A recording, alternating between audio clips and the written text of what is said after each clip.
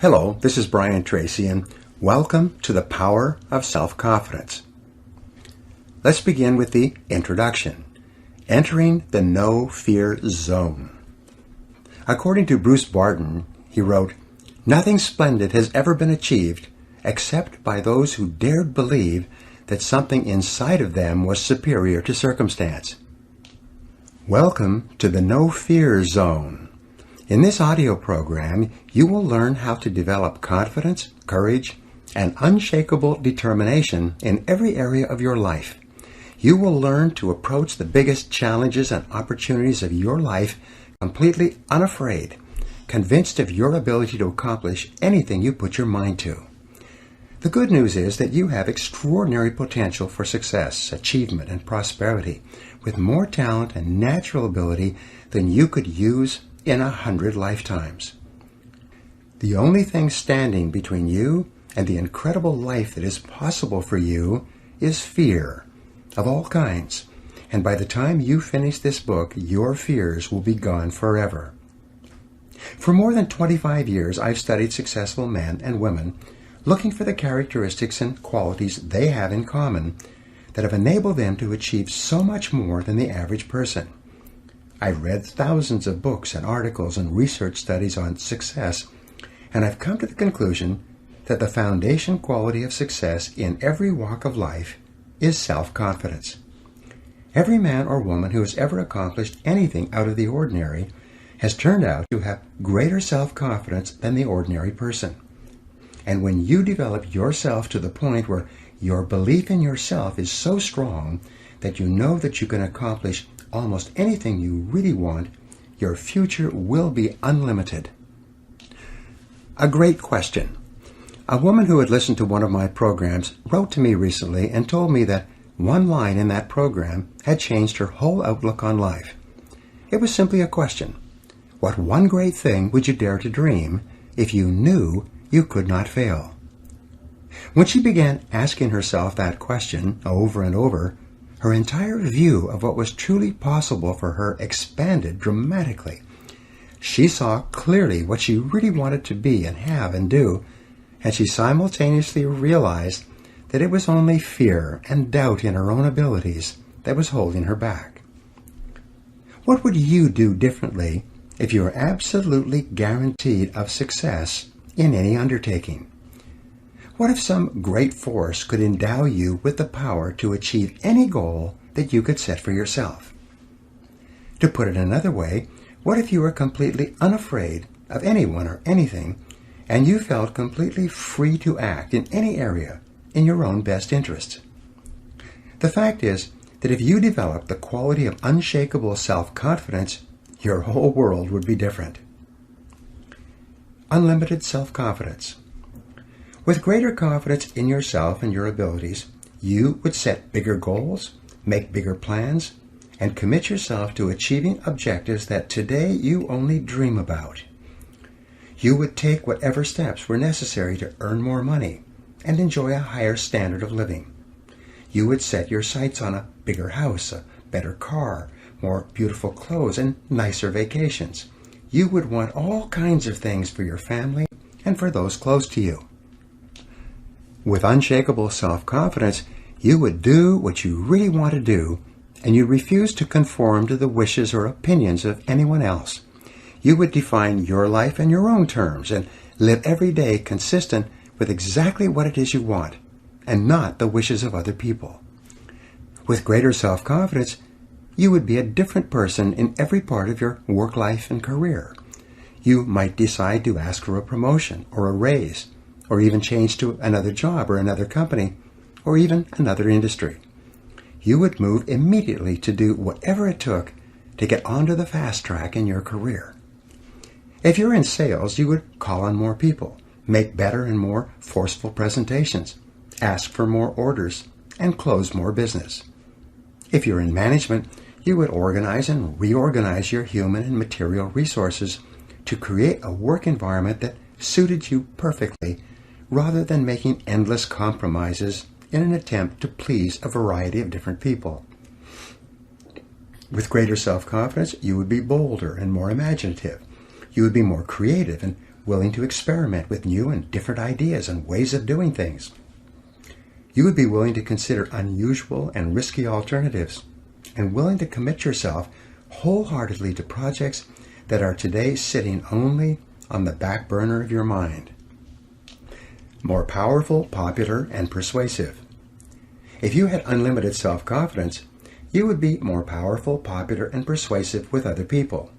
You would be more cheerful, likable, and welcome wherever you went.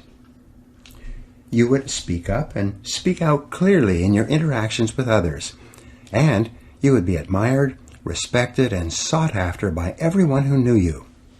Recognition and responsibilities would flow to you because of people's belief in your ability to do whatever it took to get the job done.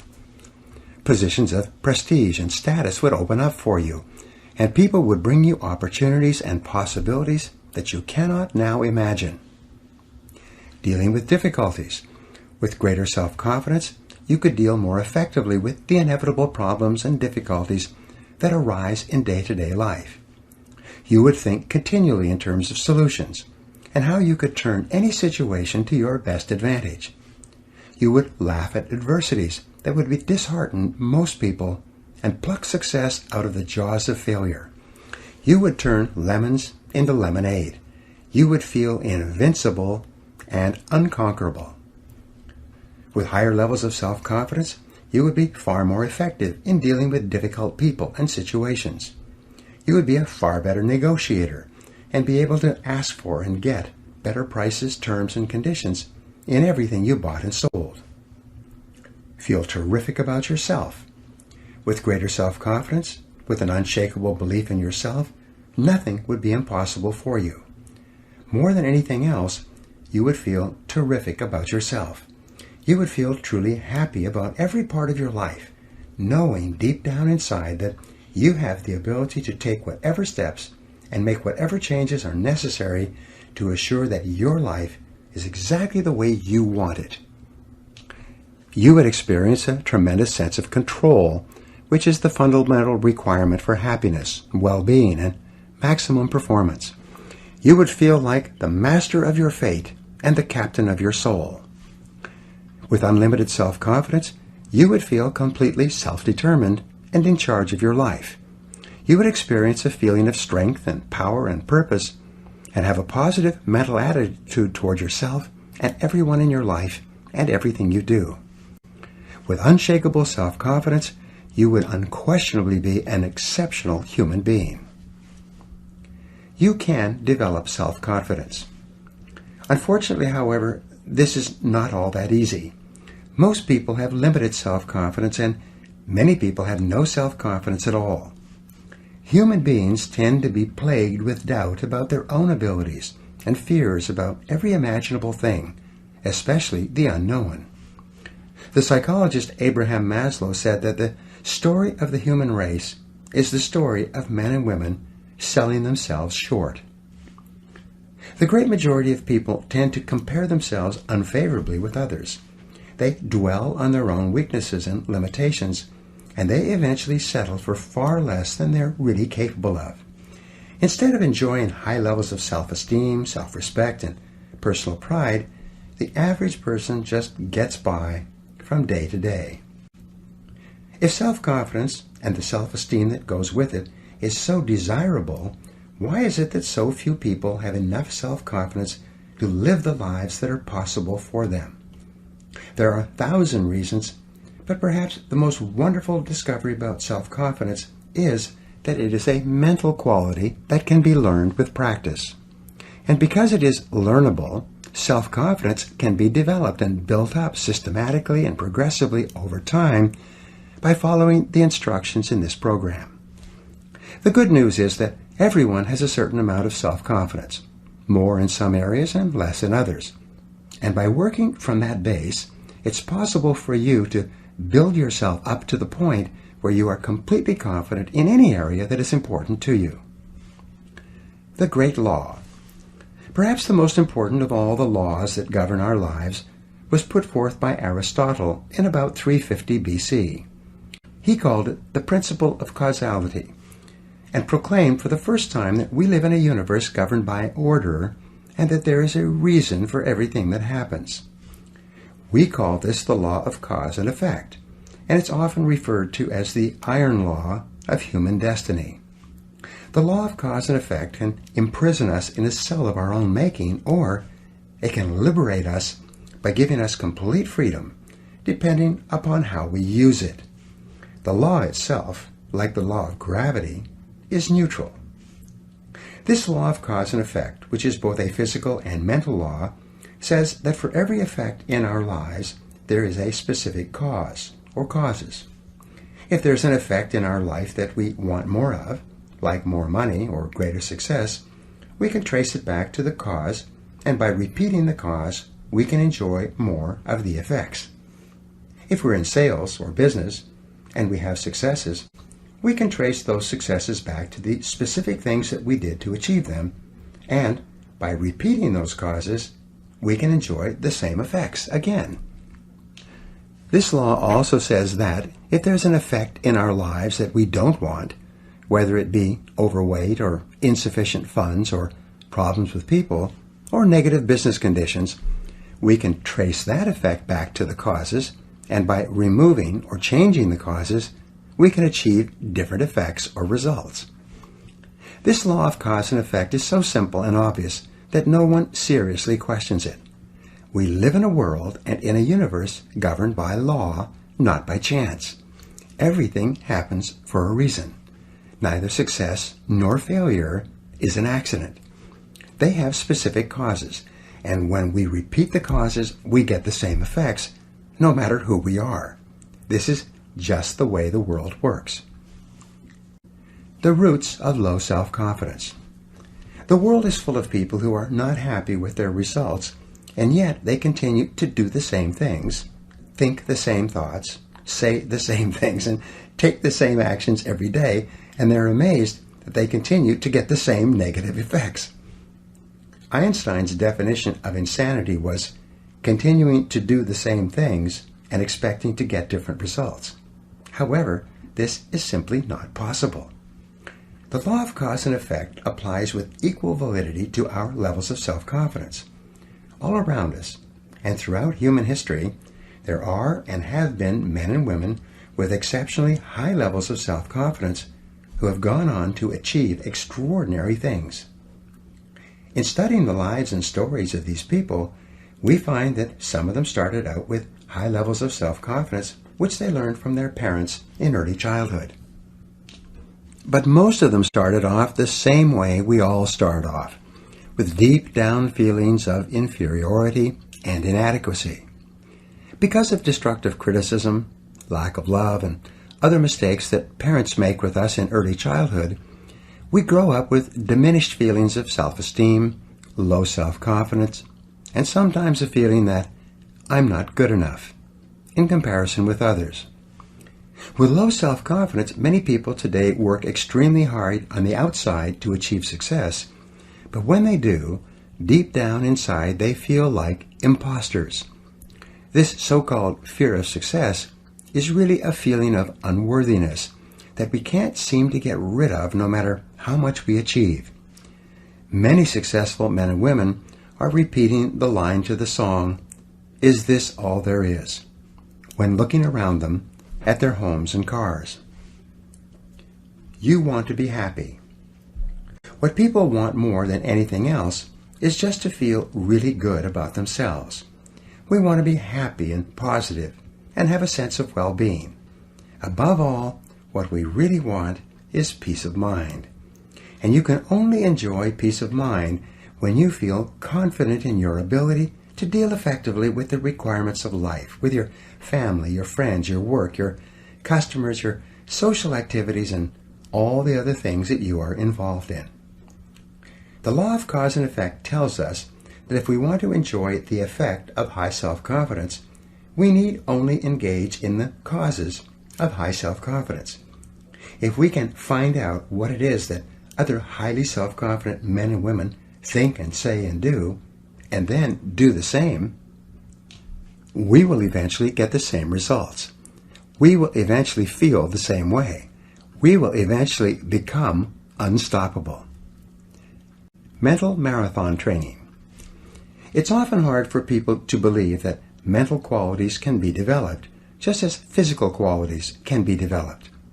If this were a program on how to run a physical marathon, and I was offering to train you day by day over the next 6 months to run a marathon, you would come to realize that even a non-runner can go from being physically unfit to running a marathon of 26.4 miles in 6 months of disciplined training. Today, there are even men and women in their 50s and 60s who are running marathons for the first time with this kind of training. What this program will do for you is to put you through a mental marathon. This marathon will not be as arduous or painful physically as a physical marathon, but it will still require a tremendous amount of work. And the amount of work that you put in will exactly determine the results that you get out. If you follow these proven and practical principles, drawn from the lives and behaviors of the most successful men and women alive today, and all of which are scientifically validated by extensive research and experience, you can develop the self-confidence that you desire so that you can achieve anything you really want. So let's begin. Chapter 1. The Foundation of Self-Confidence. William Shakespeare said, "There is nothing either good or bad, but thinking makes it so." Your thoughts and feelings about yourself and what you can do or not do are the sum total result of a lifetime of experience and conditioning, and usually have little relationship to what is truly possible for you. In personal development, there is a principle or a law of becoming that simply says that each person is in a continual process of becoming or evolving and growing in the direction of his or her dominant thoughts. Your body is also in a state of becoming. At a normal rate of cell death and replenishment, you have a brand new body every 7 years. But whereas your physical evolution in becoming is affected by the food that you put into your body, your mental evolution and becoming is largely determined by the thoughts that you put into your mind. You become what you think about. The law of concentration says that anything you dwell upon grows in your reality. Anything that you think about long enough and hard enough eventually becomes a part of your mental processes, exerting its influence and power on your attitude and your behavior. If you constantly think thoughts of boldness and courage and self-assertion, you become progressively bolder and more courageous and more self-assertive. The more you dwell on the person you would like to be with the qualities that you would like to have, the more you implant those deep into your subconscious mind, where they become part of your ongoing evolution. What you habitually think about eventually becomes a part of your character and your personality. In this sense, you are a self-made man or woman. You are where you are and what you are because of the thoughts that you have allowed to preoccupy your mind. Whatever you have dwelled upon over the past months and years, you have become, and you are, right now, today, the result of all those thoughts.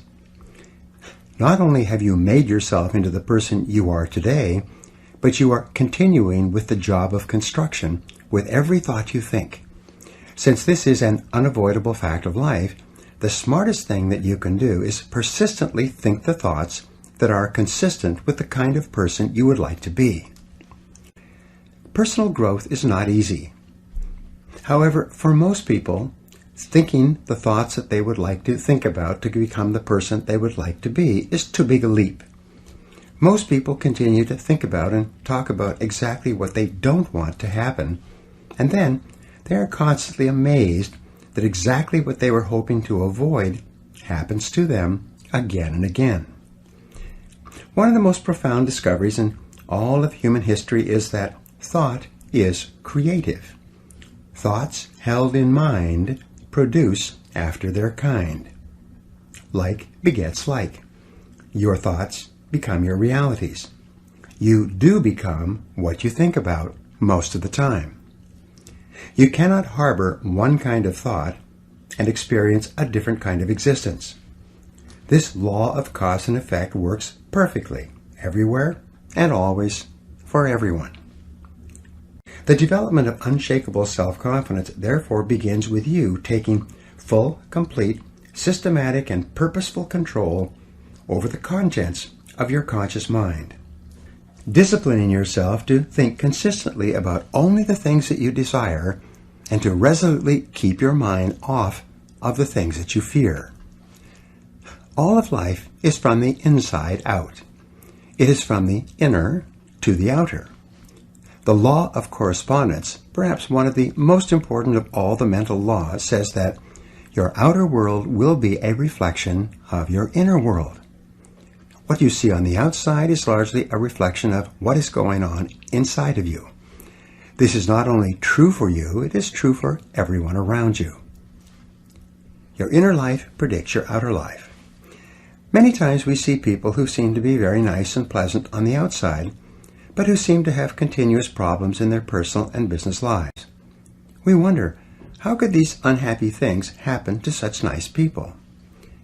The unavoidable fact is that, with few exceptions, most of what a person experiences in his or her outer life corresponds exactly to something that is going on in their inner life, something which you seldom know. And it cannot be otherwise. True happiness and success comes from living your life in harmony with the laws that govern your being. Even though these laws are invisible, they are like the law of gravity, which is also invisible, but is to be violated only at your own peril. Happy people are those who obey and follow the laws of nature and live their lives consistent with those laws. Start with your inner life. If you want to enjoy self-confidence on the outside, you must practice complete integrity on the inside. The foundation of self-confidence is for you to live your life consistent with your innermost values and principles, while thinking and acting in harmony with your highest aspirations. Men and women with the most rock-solid self-confidence are those who are absolutely clear about what it is they believe to be right and good and worthwhile, and who live their lives consistent with these values. Everything they do or say is an expression of their innermost convictions. Your whole world can fall down around you, but as long as you know that you are doing the right thing, you will have a deep inner sense of calm that will manifest itself in an attitude of confidence and self-assurance in any situation. You'll have many ups and downs in life, but what is most important is that you remain true to yourself. And then, as Shakespeare said, "Thou canst not then be false to any man." Determine your values. The starting point of developing high levels of self-confidence and becoming a superior human being is for you to think through and decide upon your values. Superior men and women are those who have taken the time to decide clearly what it is they believe in and in what order, and they have then organized their lives so that everything that they do reflects those values. Recently, I addressed about 150 members of the national sales force of a very successful company. This company had started from an idea and had grown very rapidly in an extremely competitive market, and the company was very profitable. All the people at the meeting were remarkably positive and upbeat and had a special quality of goodness about them. When I commented on this, the president of the company showed me the value statement that the executives of the company had worked out before they had begun operations. There were 2 pages of values and principles which were given to everyone in the company when they began. These 2 pages had been subsequently reduced onto plasticized cards that each person could carry in their wallet or purse. The president told me an interesting story. He said that whenever 2 or more people in the company were wrestling with a decision of any kind, even over the telephone, they would pull out their plasticized cards describing the corporate values. They would then review the values together one by one and compare the various options available to them with each value. Whatever decision they finally made would always stand the values test without question. Values in business. In a recent study covering 25 years of business history, the researchers found that the companies that had very clear written values to which everyone in the company ascribed had earned an average of 700% greater profit over the 25 years than other companies in the same industries that did not have written codes of values. As within, so without. Whenever I conduct a strategic planning exercise for a corporation, the executives of the corporation always select integrity as their highest value and most important organizing principle for the entire corporation. In my experience, almost every corporation will select the value of integrity as one of their foremost organizing principles. Now, the word integrity, according to the dictionary, means perfect, undivided, complete, unified, a single whole, without blemish or fault. It's a fine value to choose. This is a good choice, but in reality, integrity is more than a value. It is the one value of mind that assures or guarantees all the other values that you select. The economic and personal results of individuals and corporations with clear values always tend to be far superior to those of companies and individuals whose values are vague or unclear. Clarify your personal values. Your starting point toward higher self-confidence and personal greatness is to, first of all, clarify your values for yourself. It is for you to decide for yourself the values that you believe in. What do you stand for?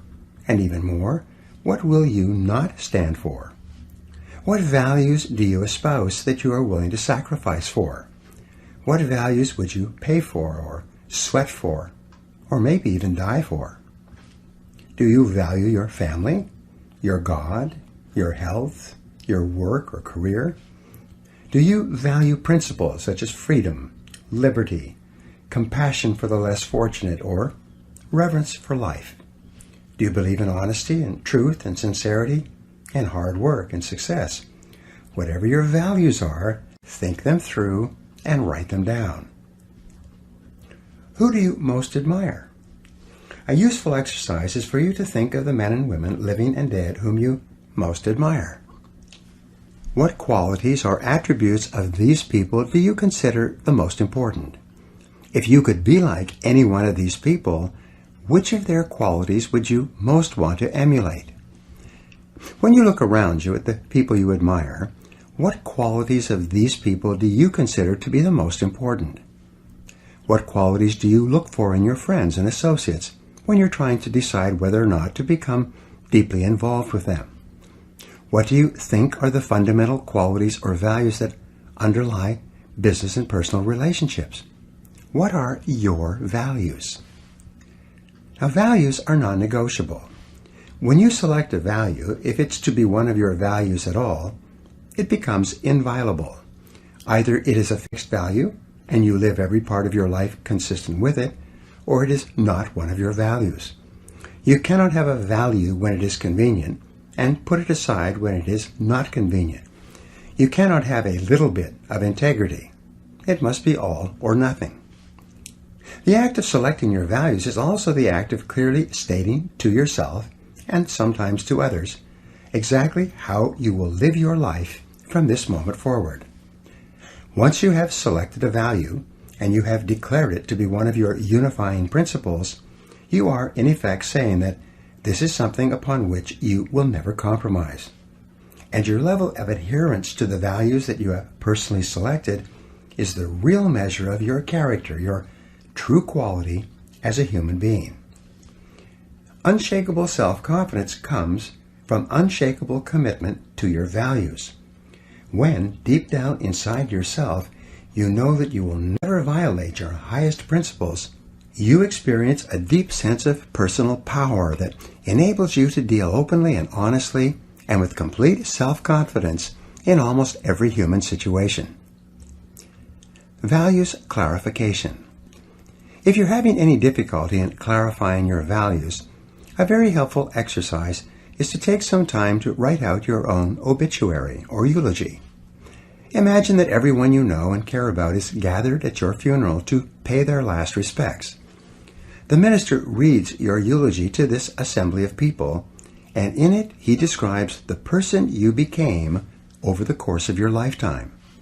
He describes not only what you accomplished and what you contributed to the lives of others, but he reads out the virtues, values, and qualities that you were known for by the people around you.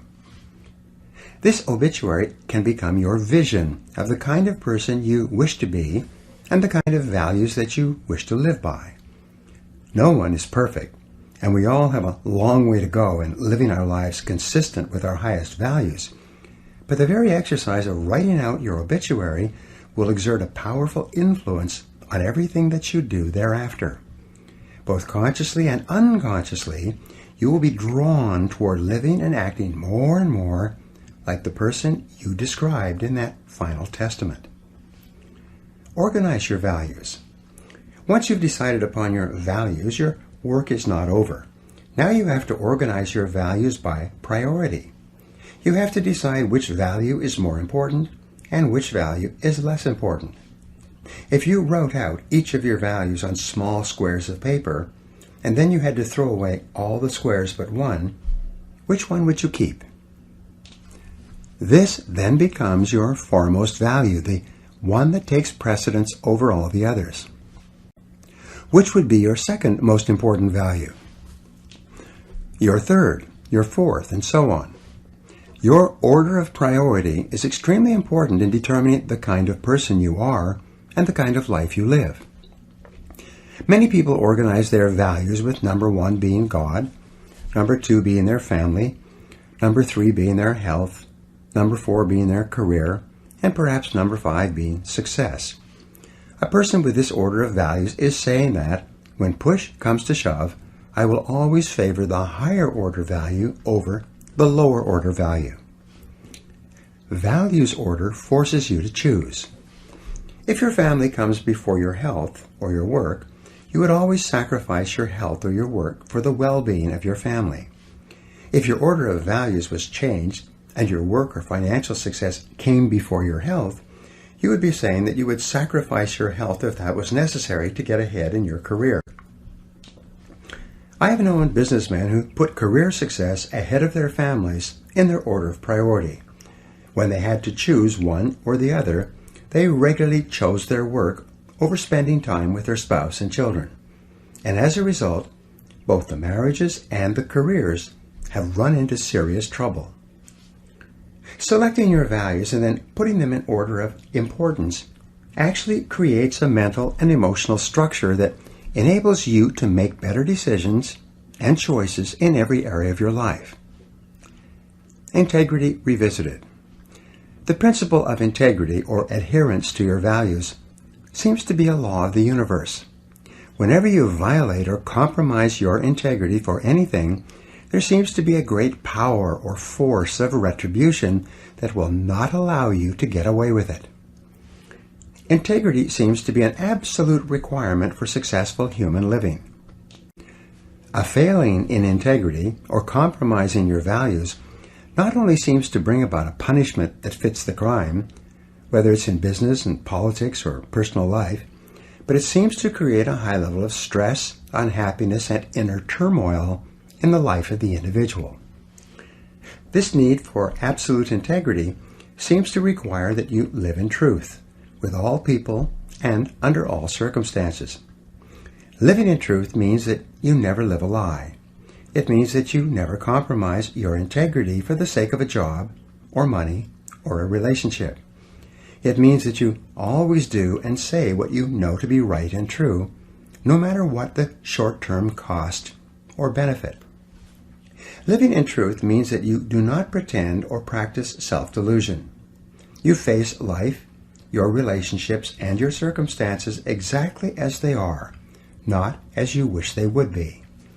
Living in truth means that you never stay in a situation that makes you unhappy or which you feel for any reason is wrong for you. Set peace of mind as your highest principle. Living in truth means that you set peace of mind as your highest goal and as your core organizing principle. You select all your other goals to be consistent with it. You never compromise your peace of mind for anyone or anything else. You do and say only those things that feel perfectly right for you. you accept your own thoughts and feelings completely, whatever they are, and you systematically change each part of your life that is not giving you peace of mind. Only in this way can you enjoy the high levels of self-confidence that are experienced by the superior individual. Only by insisting that everything you do allows you to live in peace with yourself can you feel really terrific about yourself and get along wonderfully in all your relationships. Your values are only expressed in your actions.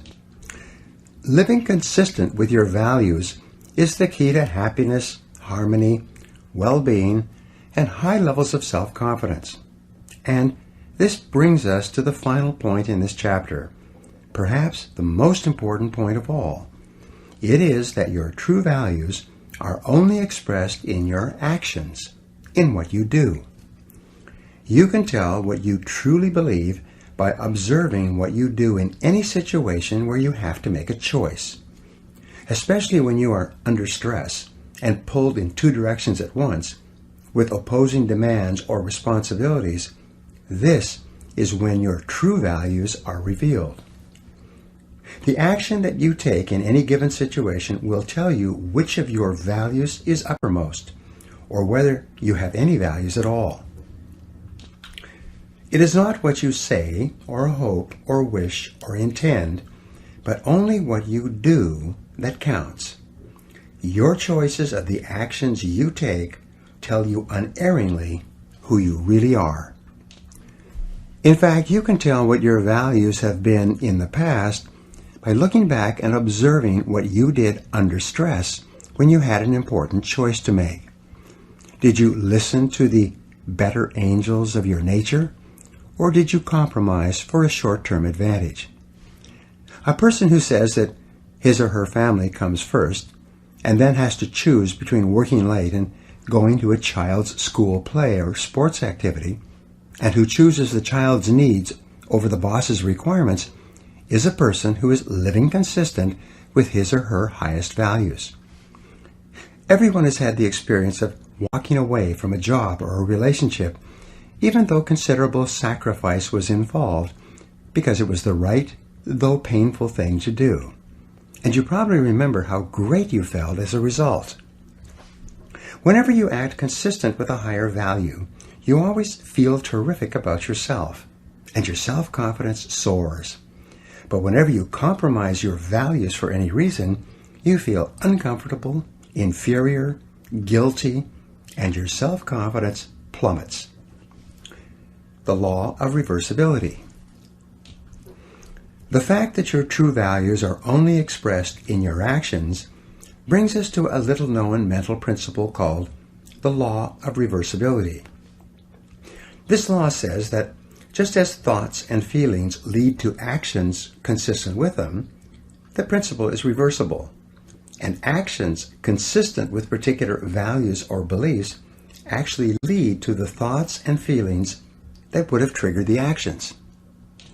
What this means is that even if you start off lacking a particular quality, if you deliberately act as if you already have the quality, you will eventually create within yourself the mental quality that corresponds to the action.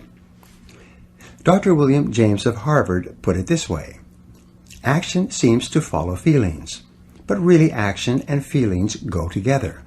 And by regulating the action, which is under the more direct control of the will, we can indirectly regulate the feeling, which is not. The act-as-if principle. You can develop within yourself a superb set of values by acting as though you already had those values. You can develop integrity and courage and compassion and confidence by behaving as though you already had these qualities. And the more you act the part, especially when you demonstrate these qualities under stress, or when you feel like doing or saying something else, the more rapidly these qualities become a permanent part of your mental makeup. The more you practice good values, the more rapidly you become a truly superior person. The keys to developing the unshakable self-confidence that will make everything else possible for you is self-control, self-mastery, and self-discipline.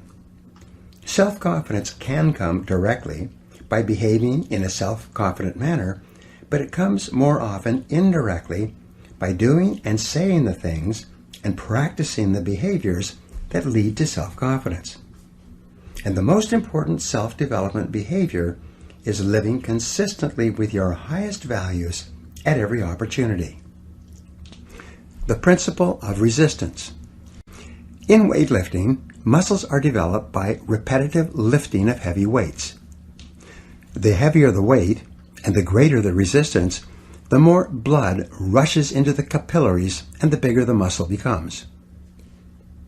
In mental development, there is a principle of resistance as well. In developing mental muscles, especially the mental muscle or quality of self-confidence, you can use this principle to accelerate your own development. Whenever you exert self-mastery and discipline yourself to do or say the right thing, especially under stress, you create resistance to your natural tendencies. This resistance generates friction.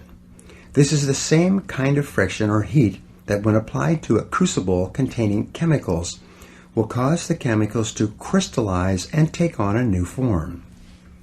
When you create mental friction by resisting your natural tendencies and instead doing what you know is right and true and consistent with your highest values, especially in a difficult situation, the mental heat causes your values to crystallize at a higher level and eventually become a permanent part of your character. Developing inner strength. Each human quality is subject to this same formulation. Once you have persisted through great adversity, you are always capable of persisting through lesser difficulties. Once you have acted courageously in a major confrontation, you are always able to act courageously in the face of lesser confrontations. When you behave honestly when there are large amounts at stake, you are always able later on to behave honestly when you're dealing with lesser amounts. The foundation of self-confidence, the basis of boldness and self-assertion, is a deep inner trust based on living a life of perfect integrity and then disciplining yourself to live consistent with your highest values in every situation. Each time you do this, you will feel positive and happy and wonderful about yourself. Your behaviors will further crystallize in your personality and become a more permanent part of the exceptional human being that you are in the process of becoming. Now here are some action exercises for you to apply what we just talked about. Number 1, list your 3 most important values governing your personal life. Number 2, list the 3 most important values that you practice in your work and business life. Number 3, list the 3 people, living or dead, who you would most like to spend an afternoon with. Number 4, why would you want to spend an afternoon with these people? What would you ask them or talk about? Number 5, why would these 3 people want to spend an afternoon with you? What are your most admirable qualities? Number 6, list 3 times where you have lived consistent with your highest values when you could have compromised. And number 7, what are you going to do differently from now on to assure that your values and actions are in harmony? Chapter 2, Purpose and Personal Power. Orison Swett Marden wrote, "There can be no great courage where there is no confidence or assurance, and half the battle is in the conviction that we can do what we undertake." The development of unshakable self-confidence will open up such possibilities for you as you cannot now imagine. You will be able to dream bigger dreams, set bigger goals, make greater commitments, and plunge into life more wholeheartedly than you ever have before. Self-confidence is the hinge upon which turns the gate of individual achievement. When your self-confidence becomes unlimited, you'll be able to realize more of your potential than you could under any other circumstances. More than 2,000 years ago, Aristotle wrote that happiness is a condition. It is not something that is achieved by pursuing it directly, but rather comes as a result of our engaging in purposeful activities. The law of indirect effort. In a way, these words by Aristotle are a restatement of the law of indirect effort. This law states that almost everything we get in life involving people and emotional experiences comes to us more indirectly rather than directly. They come to us as a result of doing something else. For example, if we pursue happiness directly, it eludes us. But if we get busy doing something that is really important to us and begin to make real progress in the direction of our dreams and aspirations, we find ourselves feeling very happy indeed. Self-confidence is also subject to the law of indirect effort. We achieve higher levels of self-confidence not by wishing for it, but by setting and achieving ever higher goals and objectives. As we move forward step by step, as we feel ourselves advancing in life, we feel better and stronger and more capable of taking on even bigger challenges. Become more confident and competent. We develop the confidence to tackle larger goals by applying our energies to the accomplishment of smaller goals. We build up our confidence as we move forward until we reach the point where there is nothing that we won't take on. In fact, the habit of setting and achieving ever larger goals is absolutely indispensable to the development of ever higher levels of self-confidence and personal power. You can only really believe in yourself when you absolutely know that you have the ability to do what you set out to do. True self-confidence comes not from positive wishing or positive hoping or positive thinking. It comes from positive knowing, based on having proven to yourself over and over again that you have what it takes to get from wherever you are to wherever you want to go. Self-confidence is a state of mind. It is an attitude. And as an attitude, it is more important than facts. But it must be based on facts to be the kind of self-confidence that you can rely upon in a crunch. Your job is to do whatever it takes to convince yourself in your heart that you are absolutely unstoppable and that you can achieve anything that you put your mind to. Thought is creative. If self-confidence is an attitude of mind, it is based on mental principles and mental laws, foremost amongst which is thought is creative. You are not what you think you are, but what you think you are. As you systematically and deliberately change your thinking about yourself, your outer reality changes to conform with it. Your thoughts create your life, including and especially your thoughts with regard to your feelings of self-confidence.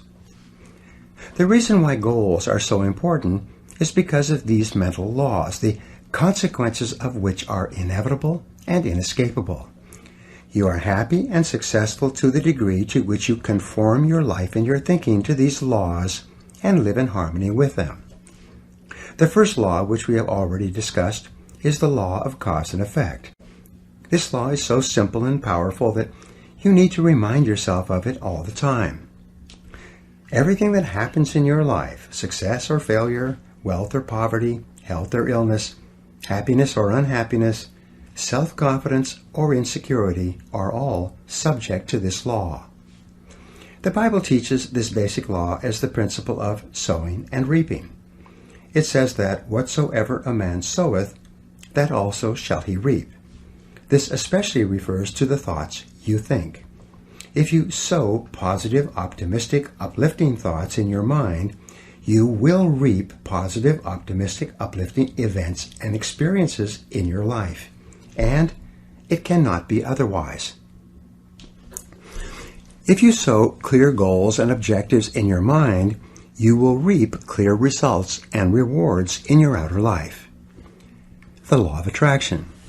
A corollary of the law of cause and effect is the law of attraction. This is one of the most important of all mental laws in explaining what happens to you.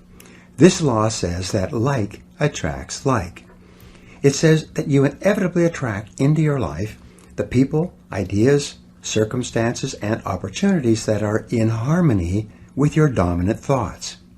Just like a magnet attracts iron filings, you attract whatever is consistent with whatever you are thinking about most of the time. Because this is a law, you cannot think one thing and attract something else. Whatever you are thinking about most of the time, you are drawing into your life from all directions. This is why fuzzy goals bring fuzzy results. Clear goals bring clear results. And since your level of self-confidence is directly tied to how effective you feel you are in achieving your goals, it's very important that you know exactly what it is you want and that you think of nothing else. The law of correspondence. Another mental law, also a corollary of the law of cause and effect, is the law of correspondence. This law says that your outer world tends to correspond to your inner world. Your outer world of health, wealth, and relationships will be a reflection of the way you think about each of these subjects. There is a saying that thoughts held in mind produce after their kind. Your thoughts and goals are like seeds, and your mind is like fertile soil. Whatever seeds, positive or negative, clear or unclear, you are planting into your mind will grow in your reality. Whatever you are reaping or experiencing today is the result of what you have sown in the past. Since your mind is not a vacuum, it doesn't remain empty. Like a garden, either flowers or weeds will grow.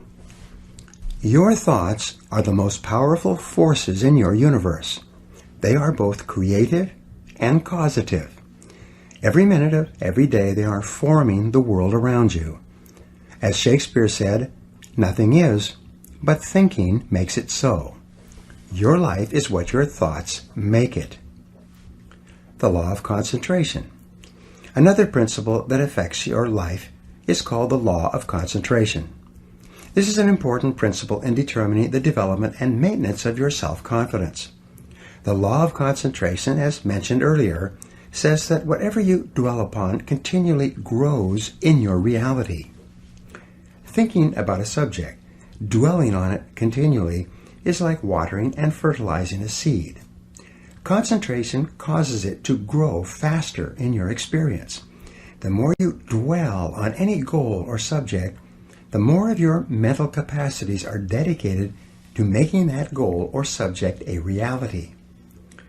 The law of concentration explains why unwavering dedication to a single purpose goes hand in hand with all great accomplishment. The ability to concentrate without diversion on a single subject to the exclusion of all others explains why ordinary people achieve extraordinary things. Peter Drucker once said that whenever you find something getting done, you find a monomaniac with a mission. Because of this mental law, an average individual with average capabilities, by bringing all of his or her mental powers to bear on the achievement of a single goal, can often accomplish far more than a seemingly more fortunate person whose energies are dispersed by having several goals at once, or, as quite commonly happens, no goals at all. The law of substitution. The law of substitution states that your conscious mind can only hold one thought at a time, positive or negative. And whatever thought is held continuously in your conscious mind will eventually be accepted by your subconscious mind as an instruction or command.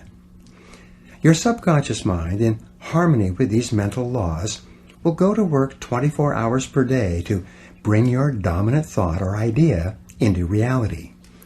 Your subconscious mind is inordinately powerful. It is the repository of all of your emotions and beliefs and values and attitudes and feelings.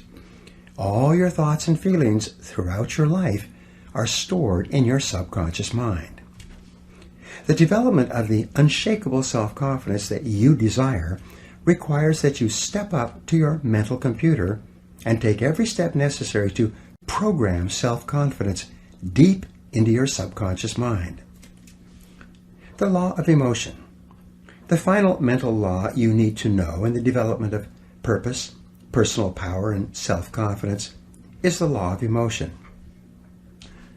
This law says that every decision you make, every thought you think, every action you take is based on an emotion of some kind. And the two primary emotions are either the emotion of fear at one end of the spectrum of emotions, or the emotion of desire at the other end of the spectrum. When you hold an emotion-charged thought in your conscious mind, it is rapidly accepted by your subconscious. Your subconscious then activates all your mental powers and begins to turn that inner thought into a result or experience in your outer world. The more powerful the emotion, the more effect it has on your thinking and actions, the more rapid the change in your experience. If the emotion is strong enough, the change can be instantaneous. The power of decision. I had a friend who smoked for 30 years. He claimed that he couldn't quit smoking because it was a deeply entrenched habit, going back to early adulthood. One day, he had some chest pains and went to his doctor, who performed a series of tests on him. When the results of the tests were in, the doctor sat my friend down and told him that he had a serious heart condition and that if he continued to smoke, he would be dead within 6 months. Samuel Johnson once wrote, "When a man is to be hanged on the morrow, it clears his mind wondrously." The idea of dying was so emotionally charged to my friend that he took out his cigarettes, threw them in the wastebasket, and never touched one again. In a positive vein, if you're absolutely convinced that you are meant to be a great success in life, and that there's nothing in the world that could stop you from achieving great things, as long as you threw yourself wholeheartedly into every activity and persisted until you succeeded, you would become an irresistible force of nature. The depth of your belief and the strength of your conviction would dramatically increase the power of your personality. If you really believed in your ability to succeed greatly, you would become unstoppable. The 4 C's of inner confidence. You can develop this kind of belief, this inner confidence, by developing what I call the 4 C's. The number 1 C is clarity. Decide exactly what it is you want to accomplish and exactly the kind of person you wish to become. The second C is conviction. Develop the unshakable belief that you can do anything you put your mind to. The third C is commitment. Resolve to do whatever is necessary. Develop the willingness to pay the price in advance for any success you desire. And the fourth C is consistency. Resolve to work on your goals every day, morning, noon, and night, until they are accomplished. When you back your goals and actions with clarity, conviction, commitment, and consistency, you're on your way to developing the kind of confidence that will make everything possible for you. The importance of goals. The reason goals are so important in the development of self-confidence is because the very act of setting a major goal for your life activates all the mental laws in your favor. When you set a big goal, it will be as though all the switches were flipped on in your engine of accomplishment and the afterburners were turned on to your potential. Clear goals free you from the law of accident, the tendency for things to happen in a random and unpredictable way. Goals give you a clear sense of direction and the knowledge that your life is self-determined. Goals give you a sense of power, purpose, and focus.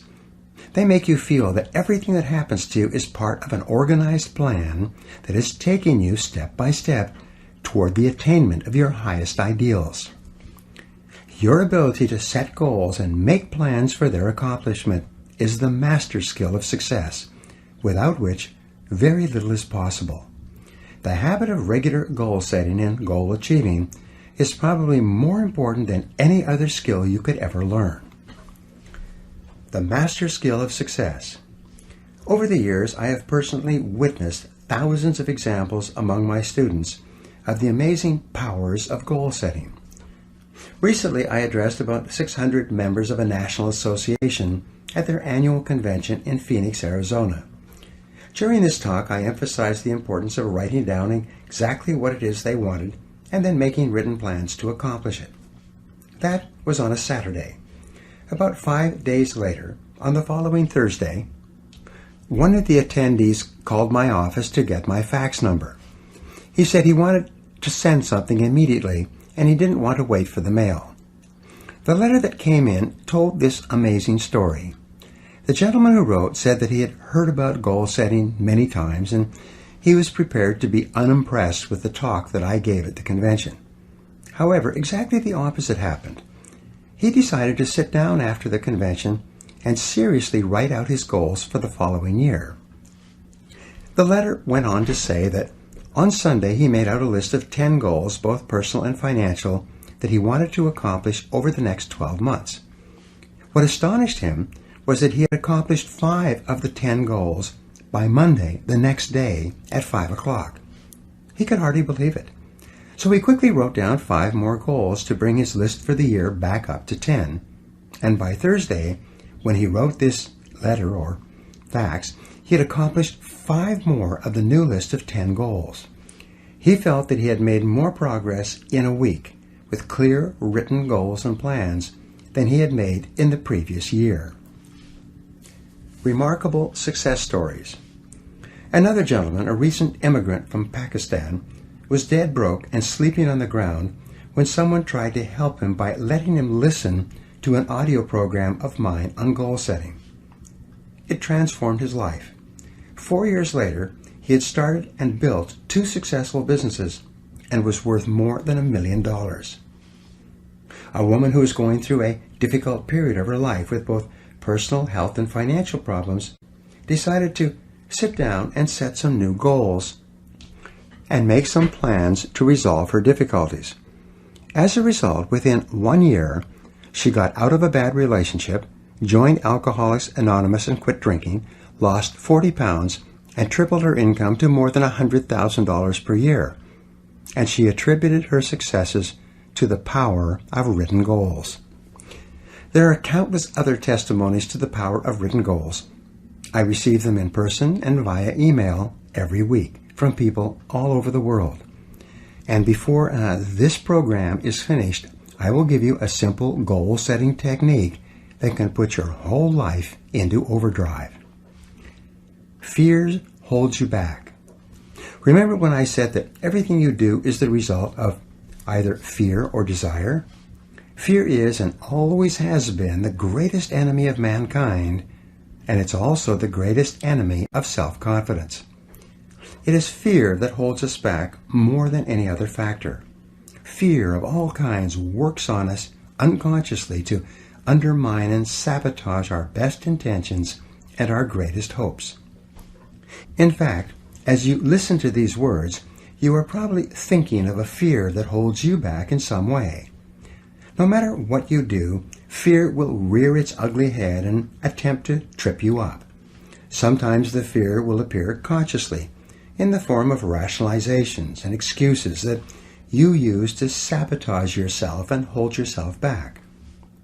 Sometimes you will find yourself avoiding goal setting by saying that, "Oh, I already know what my goals are. I don't need to write them down."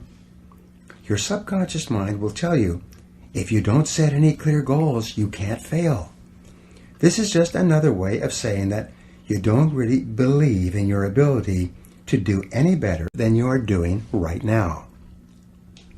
Fear will often appear as procrastination about writing down your goals in the first place. You will resolve to write out your goals and plans on the weekend, or on your vacation, or during the summertime, or when you can dedicate a few hours to it, or sometime in the indefinite future. Then, like 97% or more of adults, you'll never do it. You will start to rationalize and say, "Well, considering my situation, it probably wouldn't make any difference anyway." The comfort zone. If the greatest enemy of self-confidence is fear, then the greatest enemy of human achievement is the comfort zone.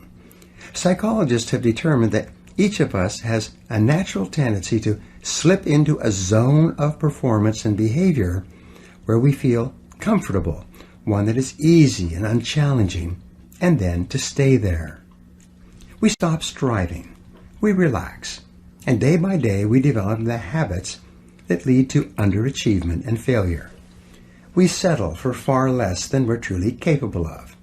We engage in social networking, watch television, listen to music, socialize, and generally waste our time, and then we eventually convince ourselves that this is the very best that we can do. Most people are in comfort zones of their own making. Your attitude and personality, your habitual way of responding to people and to life is your comfort zone. The amount you earn, your standard of living, and your level of performance in your work is your comfort zone. Your level of mental and physical fitness is your comfort zone. Resistance to change. The natural tendency once a person gets into a comfort zone is to resist change of any kind, even beneficial change. And if you're forced out of your comfort zone, like the collapse of a relationship or the loss of a job, your natural tendency will be to attempt to recreate the same comfort zone with the same type of person or doing the same work. Everyone has had the experience of losing a job that they disliked, only to go out looking for a similar job doing the same work. We get into a relationship that doesn't work out, and our natural tendency is to try to form a new relationship with a similar type of person.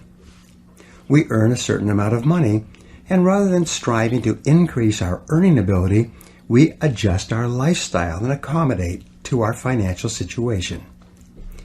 The tragedy of the comfort zone is that it first of all starts off by being comfortable, but it leads rapidly to complacency.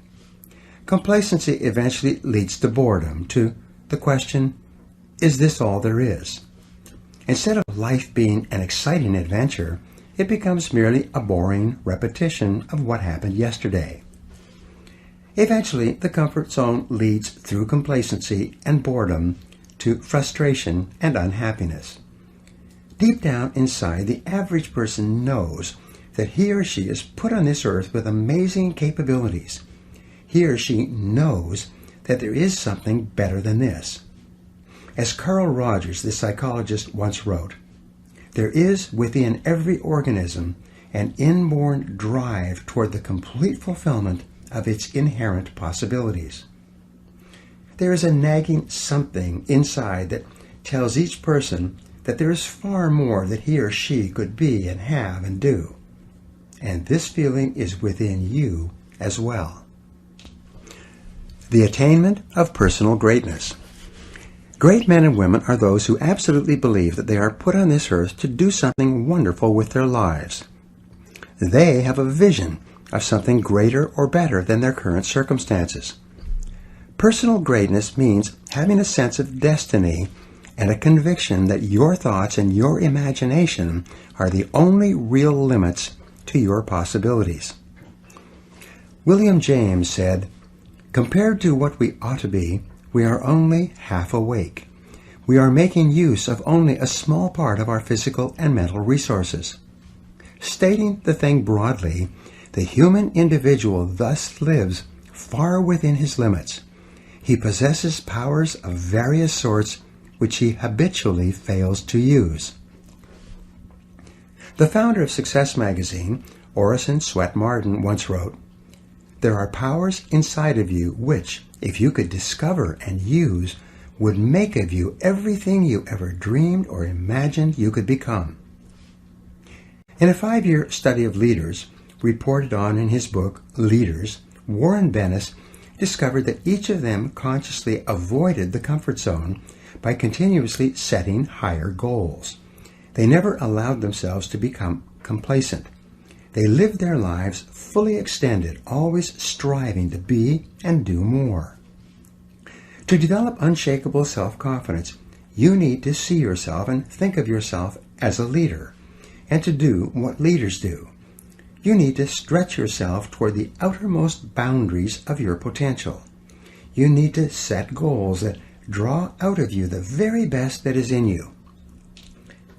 You need to work toward objectives that cause you to feel a sense of mastery and peak performance. And it all begins with a pad of paper, a pen, and you. Imagine no limitations. The starting point of setting goals is for you to throw off all mental limitations and let your mind roam freely across the entire universe of possibilities. Your primary job at the beginning is to allow yourself to dream big dreams and determine exactly what it is you want out of life in every area and in every dimension. Decide what's right before you decide what's possible. Imagine that you can be or have or do virtually anything that you really want to do as long as you know exactly what it is. First, make up a dream list. Temporarily imagine that you have no limitations of time or money or knowledge or contacts or experience or education. Imagine that anything that you can write down is possible for you. Remember, anything that you can clearly define and crystallize on paper is probably possible if you want it long enough and hard enough, and you're willing to make whatever efforts and sacrifices are necessary. There are no unrealistic goals, only unrealistic timelines. The very act of writing your goals down sets the whole universe to work in your favor and activates all the mental laws to help you. In fact, many people have had the experience of writing out a list of goals on New Year's Day, putting the list away and not referring to it again till the end of the year, and then finding that 80% of the goals have been achieved, sometimes in the most amazing ways. The very act of writing down big, challenging goals causes three things to happen. First, your self-concept improves and your self-confidence goes up immediately. The act of setting goals requires self-confidence and simultaneously builds self-confidence.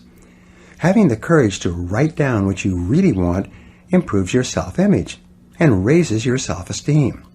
The action itself generates a feeling of greater personal power and ability. Release your energy. Second, when you write down goals, you tap into your mental and emotional powers. Goal setting actually gives you a burst of physical and mental energy. Your heart rate and your respiratory rate speeds up. The very act of goal setting is inherently exciting. It sounds a little bit corny, but someone once said, "Feeling listless? Make a list." It's true. It's like stepping on the accelerator of your own mental and physical potential. And if you do it every day, the results can be amazing. Write it down. Third, commit it to paper. The very fact that you have committed a goal to paper dramatically increases the likelihood that you will achieve that goal. Your mind is structured in such a way that you cannot write down a goal clearly on paper, not on a computer screen, without simultaneously having the ability to somehow attain it. The most important question is, how badly do you want it? There are several mental exercises that you can use to set your goals. Number one, imagine that you have just won $1 million cash and that you can do or have anything you want with the money. What would you do first? Where would you go? What changes would you make in your life? If you had complete financial freedom, what would you do differently from what you are doing now? Number two, describe your ideal lifestyle. Imagine that you could live your ideal of the perfect life. What part of the country would you choose to live in? What kind of a company would you choose to work for or to start and run as your own? What kind of a home and car would you want? How would you like to spend your time and live your life? What kind of relationships would you want? Number three, ask yourself what you would do if you learned today that you only had 6 months left to live. If you had no limitations, how would you spend your last 6 months on Earth? This is another way of asking, what is really important to you? Who would you want to spend time with? What would you want to accomplish? What would you like to leave behind? In other words, what do you truly value? What are the things that really give meaning and purpose to your life? Number four, List all of the worries or problems in your life and write out a goal which is the perfect solution to each of those difficulties. If money is a concern for you, write out a goal that clearly defines how much you want to earn, how much you want to accumulate, and what you want to achieve financially over the next 3 to 5 years. Number 5, think about your family and your relationships. Describe the perfect situation between you and the important people in your life, and then make out a series of goals to achieve that ideal situation. Number 6, look at your health. Describe what perfect health and physical fitness means to you, and then make out a plan to achieve that level of fitness. Number 7, define the kind of person that you would most like to become, both personally and professionally. Then, work out a plan of personal and professional development that will enable you to learn and grow and become the kind of person you most admire and would most like to be. Remember, as Goethe said, before you can have something, you must first be something. Categorize your goals. Once you have written out your goals, divide them into the different areas of your life that are important. There are basically 6 divisions that most people use, but you can have more or fewer. The first are financial and material goals, money and things. The second are family and personal goals, the things you want to have and the things that you want to do with your family and your friends. Number 3 are self-improvement and educational goals, the subjects that you want to learn and get better in. Number 4 are spiritual goals, which have to do with learning and growth and inner peace. Number 5 are health and fitness goals, which may have to do with your weight and your levels of energy. And number 6, social and community goals, the areas where you would like to contribute to your society in some way. To perform at your best, your life must be in balance. This means that you need to have goals in each area so that you are moving progressively forward on something that is important to you all the time. Organize your goals. The next step, once you have all your goals in writing, is to organize them in order of priority. Select the goals that are more important than others and put them at the top of each list. Then, select the goals that are second and third and fourth and so on. Finally, and perhaps the most important of all in goal setting, is for you to select the one goal out of all the goals that is more important than any other. This is the key to your success. The mental discipline to set your goals and to sort them out and to decide on your chief aim or your major definite purpose is the starting point of individual greatness. This major definite purpose is the one goal, the accomplishment of which will lead to the attainment of many of your other goals. This goal becomes the central focus for all of your other goals and activities. This goal is what enables you to bring all your mental resources to focus like a laser beam on one thing. Your forward progress on this one goal is what eventually generates the unshakable self-confidence that you desire. Focus and concentrate. This intense focus on one goal is not easy, but it is all important.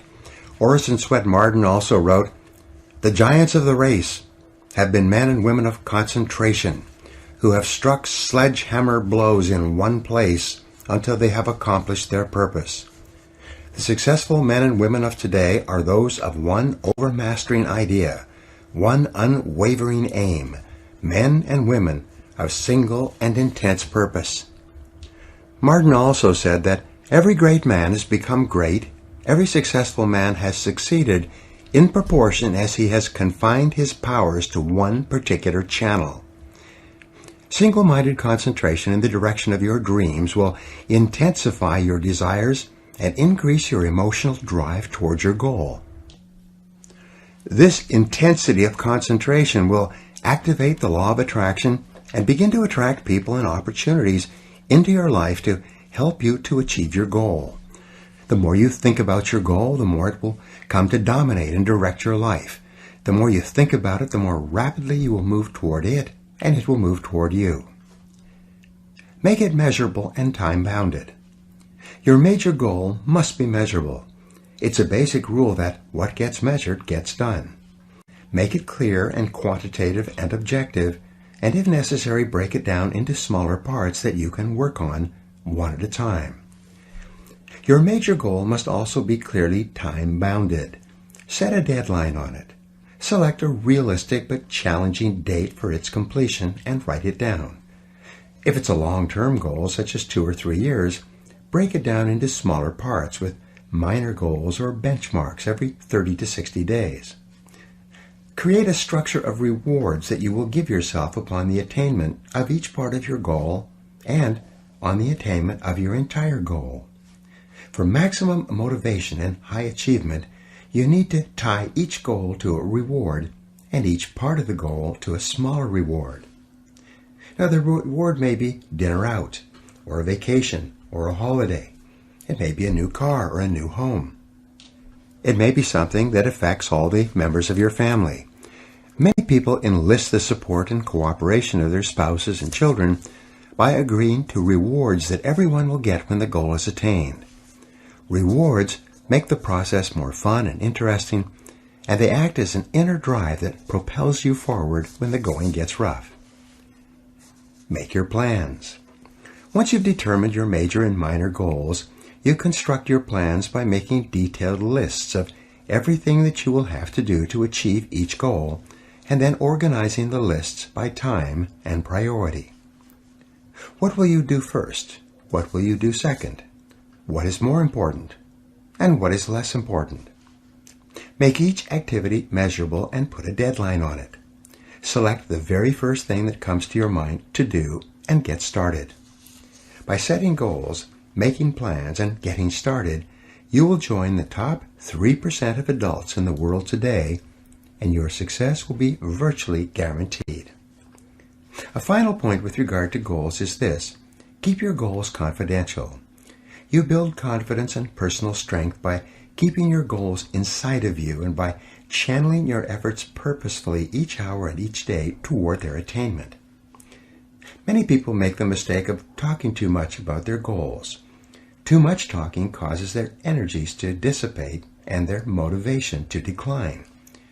It weakens their resolve. They lose the force and the power they would have had if they had kept their goals to themselves and instead concentrated on purposeful activities.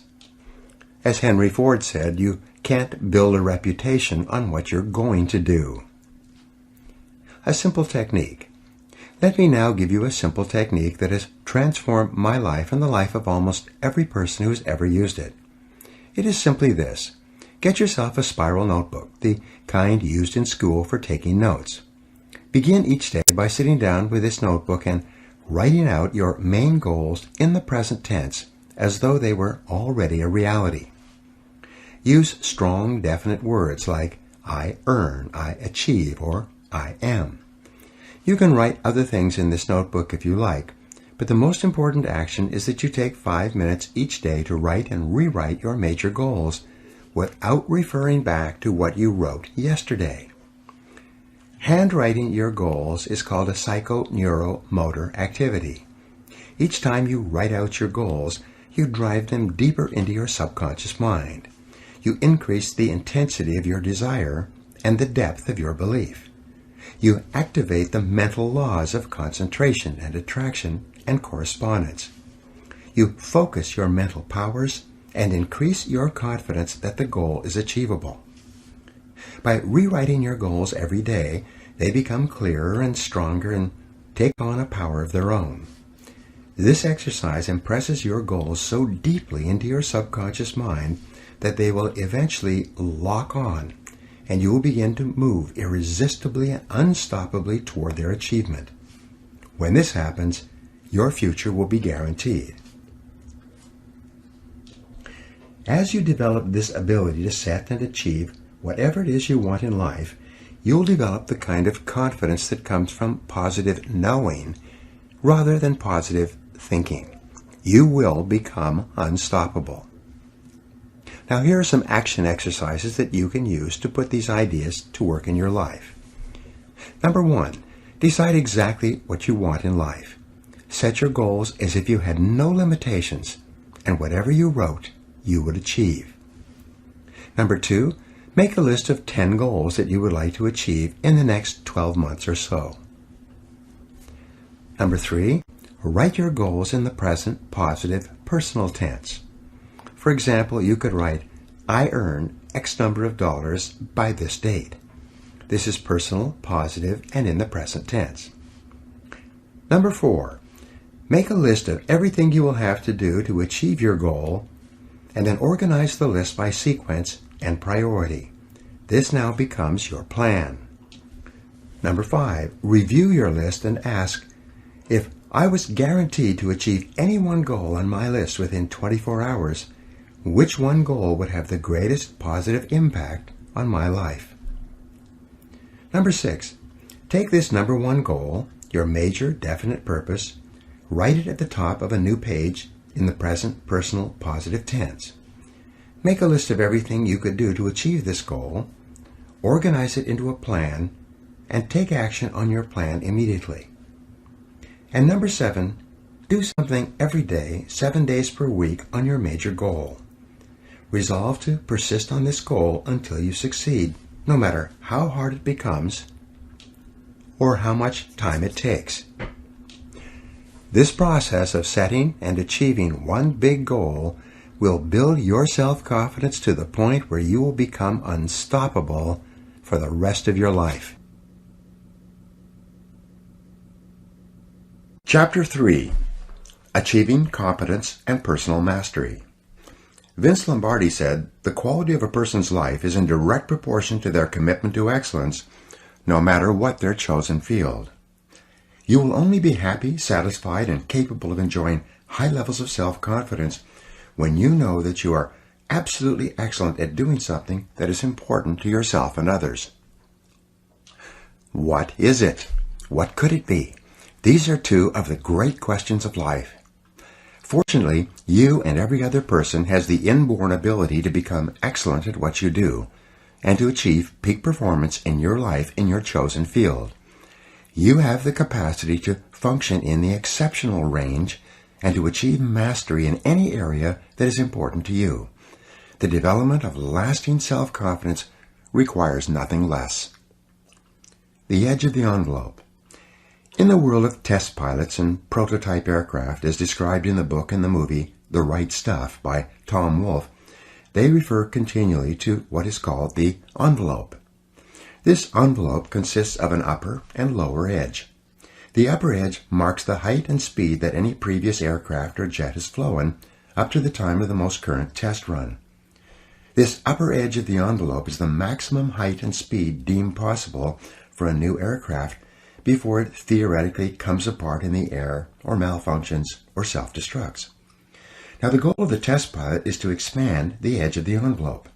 His job is to fly ever faster and higher in order to discover the outer limits of speed, height, and endurance that a particular aircraft is capable of achieving. The test pilot continually takes the aircraft higher and faster until he feels that the plane has reached its absolute outer limits. This is where and when he pulls back to avoid destroying the aircraft and even fatally crashing. This is called the outer edge of the envelope, and it then becomes the lower edge of the envelope for the next aircraft and the next round of testing. Every aircraft, no matter how well made, has an outer limit on its capabilities. It can fly only so fast and so high and no further. Very little can be done to expand the mechanical ability of something made of metal by the hands of man. Expand your envelope. The major difference between you and an aircraft is that there is no outer edge to your personal envelope. As Emerson said, the power which resides in man is new in nature, and none but he knows what that is which he can do, nor does he know until he has tried. Thomas Edison said, if we all did the things we are capable of doing, we would literally astound ourselves. Maxwell Maltz, the author of Psycho-Cybernetics, said, Within you right now is the power to do things you never dreamed possible. And this power becomes available to you just as soon as you can change your beliefs. In other words, the outer limit of your envelope, or the outer limit of your potential, is not fixed in time or space, like that of an aircraft. Your limits are determined solely by your own beliefs and by your own confidence in what you think is possible for you. Self-confidence and self-esteem. Your self-confidence is closely connected to your self-esteem and to how much you like yourself. Dr. Nathaniel Branden calls self-esteem your reputation with yourself. It is how you feel about yourself and your abilities in relation to any situation that determines how much you like yourself and consider yourself to be a valuable and worthwhile person. The more you like yourself, the better you do. The flip side of self-esteem is what psychologists call self-efficacy. Self-efficacy is a measure of how effective and competent you feel you are to perform a particular task or to achieve your goals. This is called performance-based self-esteem. What this means is that if your self-confidence and your belief in yourself are determined by your self-esteem, or how much you like yourself, then your self-esteem is determined by how capable you feel you are in any given set of circumstances. For example, if a problem comes up at work or at home, and you are so familiar with it that you can solve it quickly and correctly, your self-efficacy and your self-esteem goes up. You feel more capable and confident and more willing to take on other challenges and difficulties. You feel more positive and optimistic. You feel like an excellent person.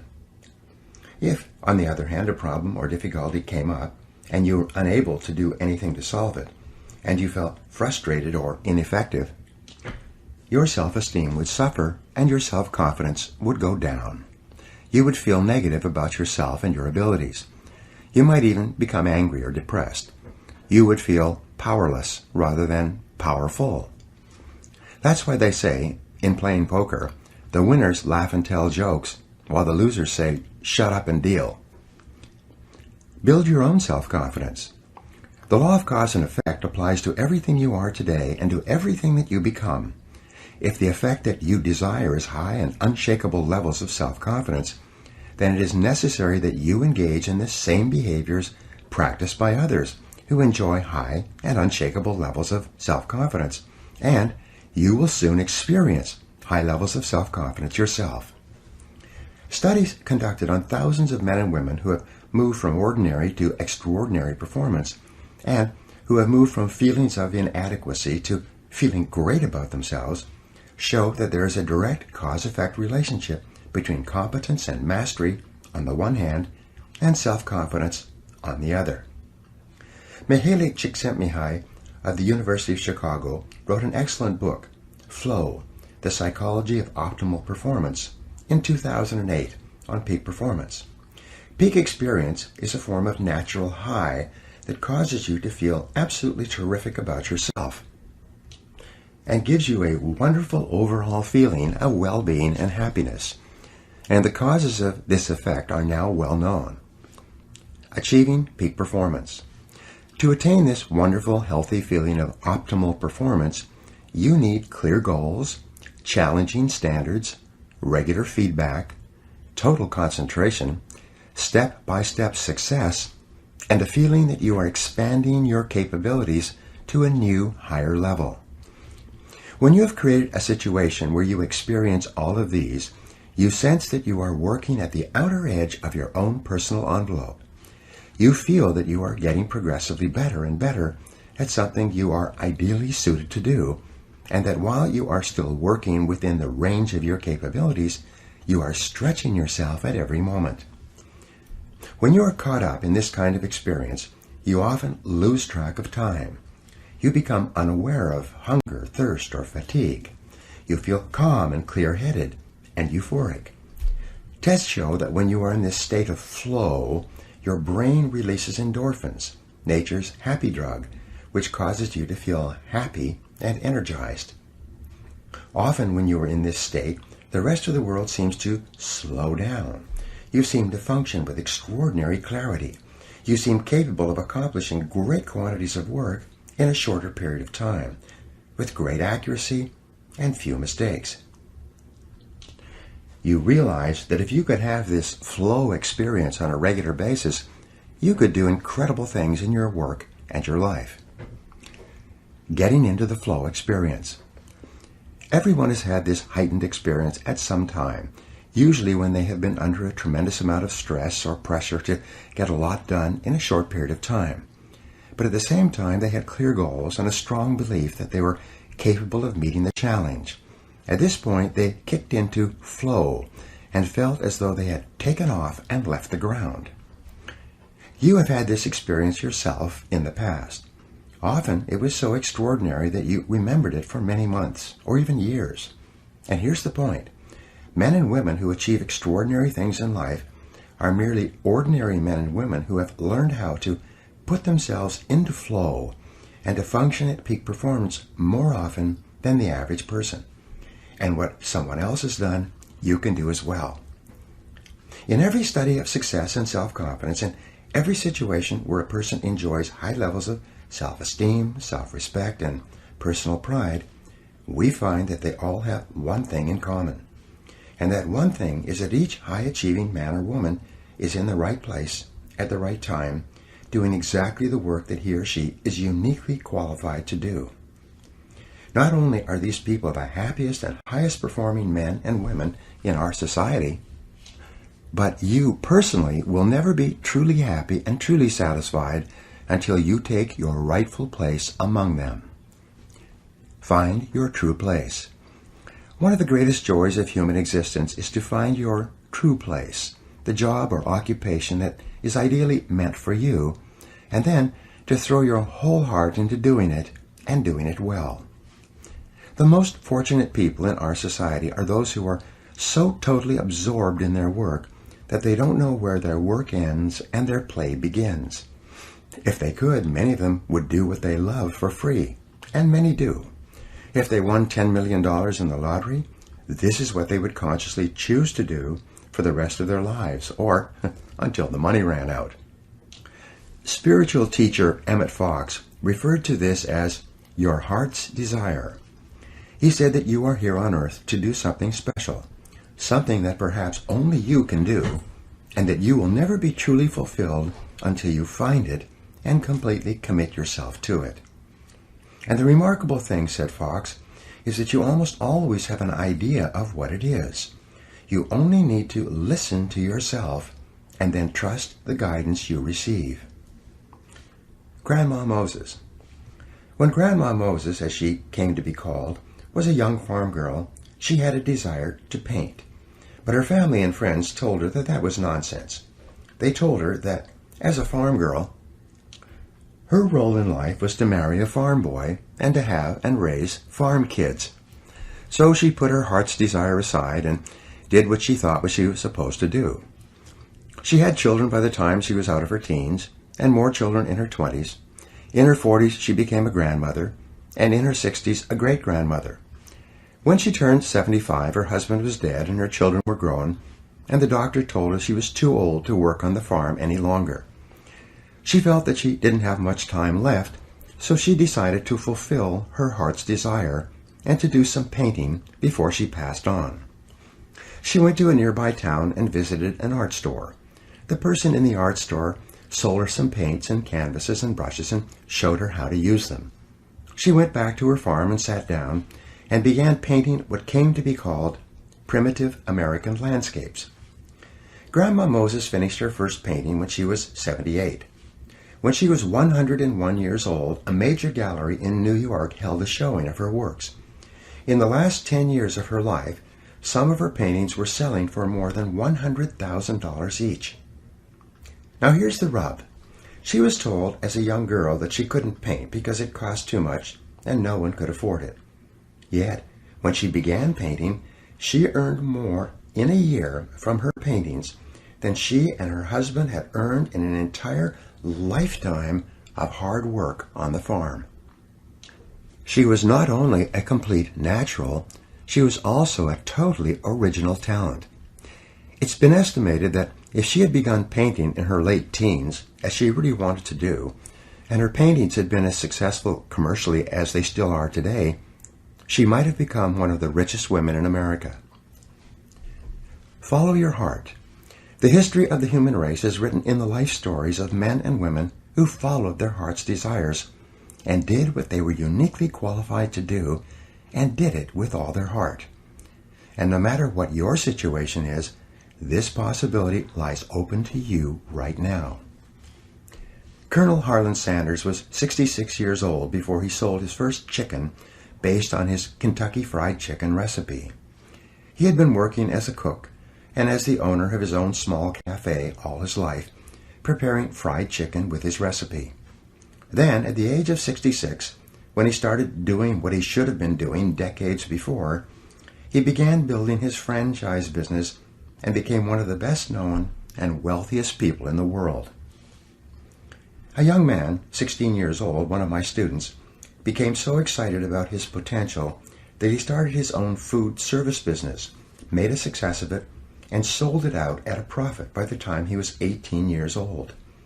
His accomplishment and his confidence as a result were so impressive that when he went to work for a major grocery chain, they promoted him up the ladder so fast that before the end of his 18th year, he became the youngest full manager of a major grocery store in America, and he loves every minute of his work. Courage and confidence are essential.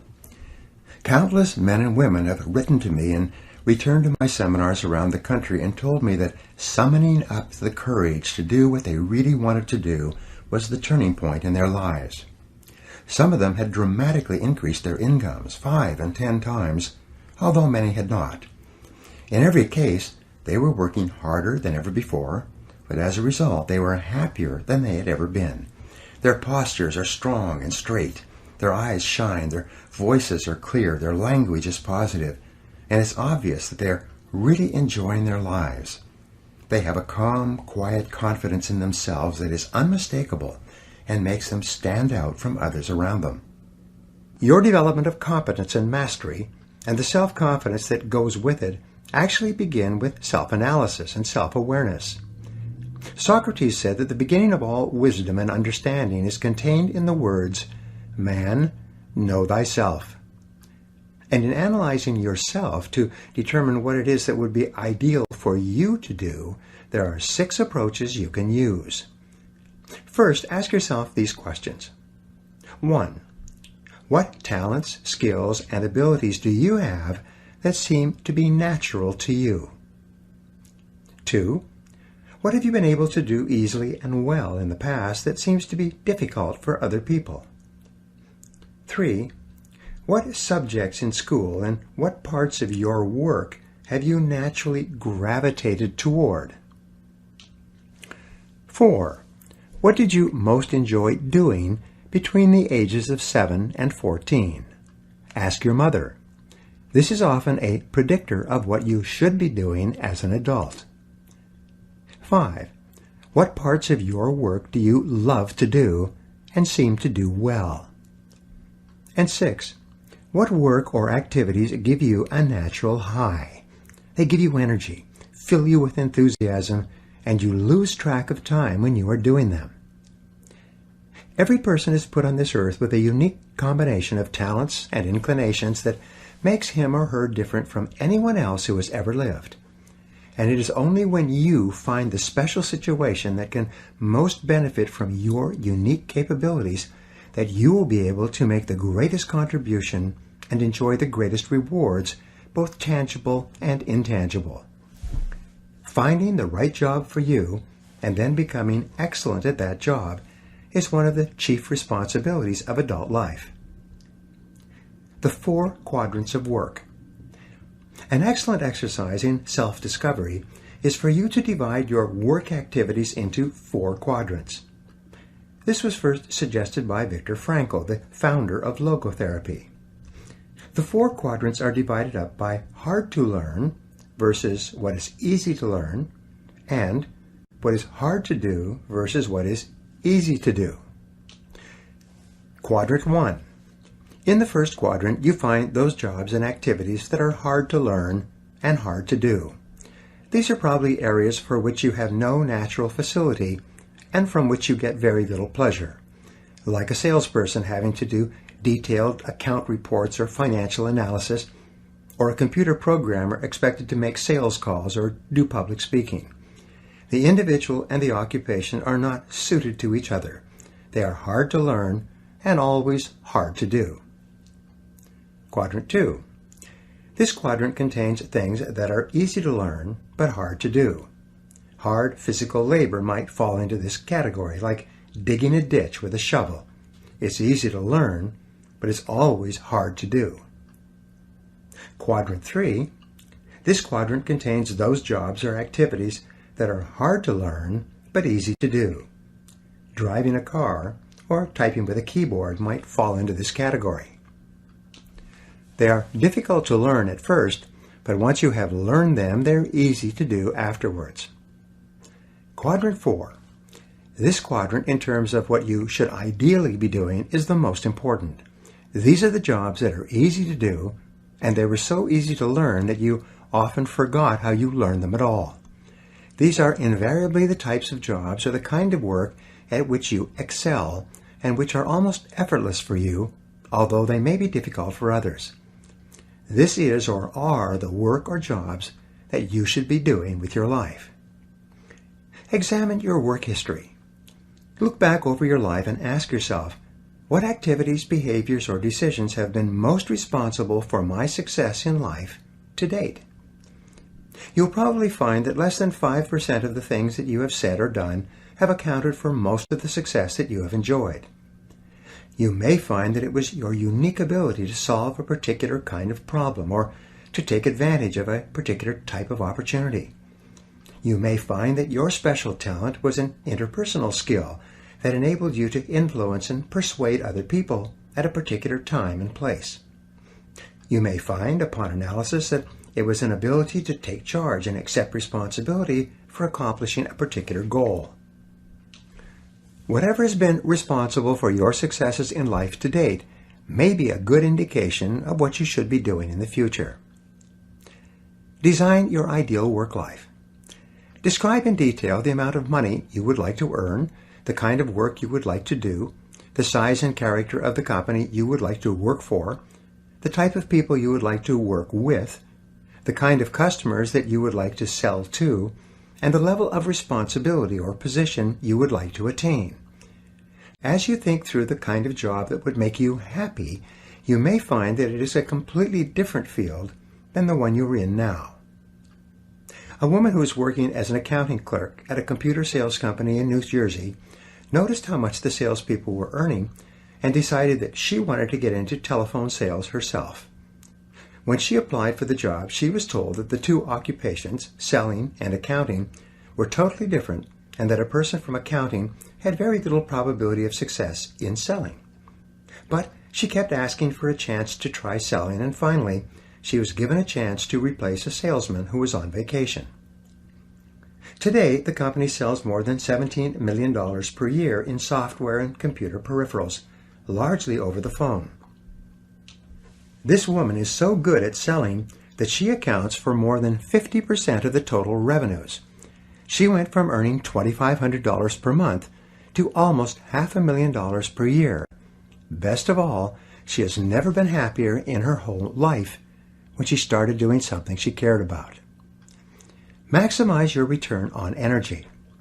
Analyze your work based on the measure that I call return on energy. Leaders in every field deliberately apply their talents and energies where they can achieve their greatest return on the amount of energy, mental, emotional, and physical, that they invest in any endeavor. They refuse to take on jobs or work in areas where they cannot perform at exceptional levels. They treat themselves as valuable resources, and they spend their energies very carefully. One of the questions that you might continually ask yourself is this: is this the best possible use of my time and energy?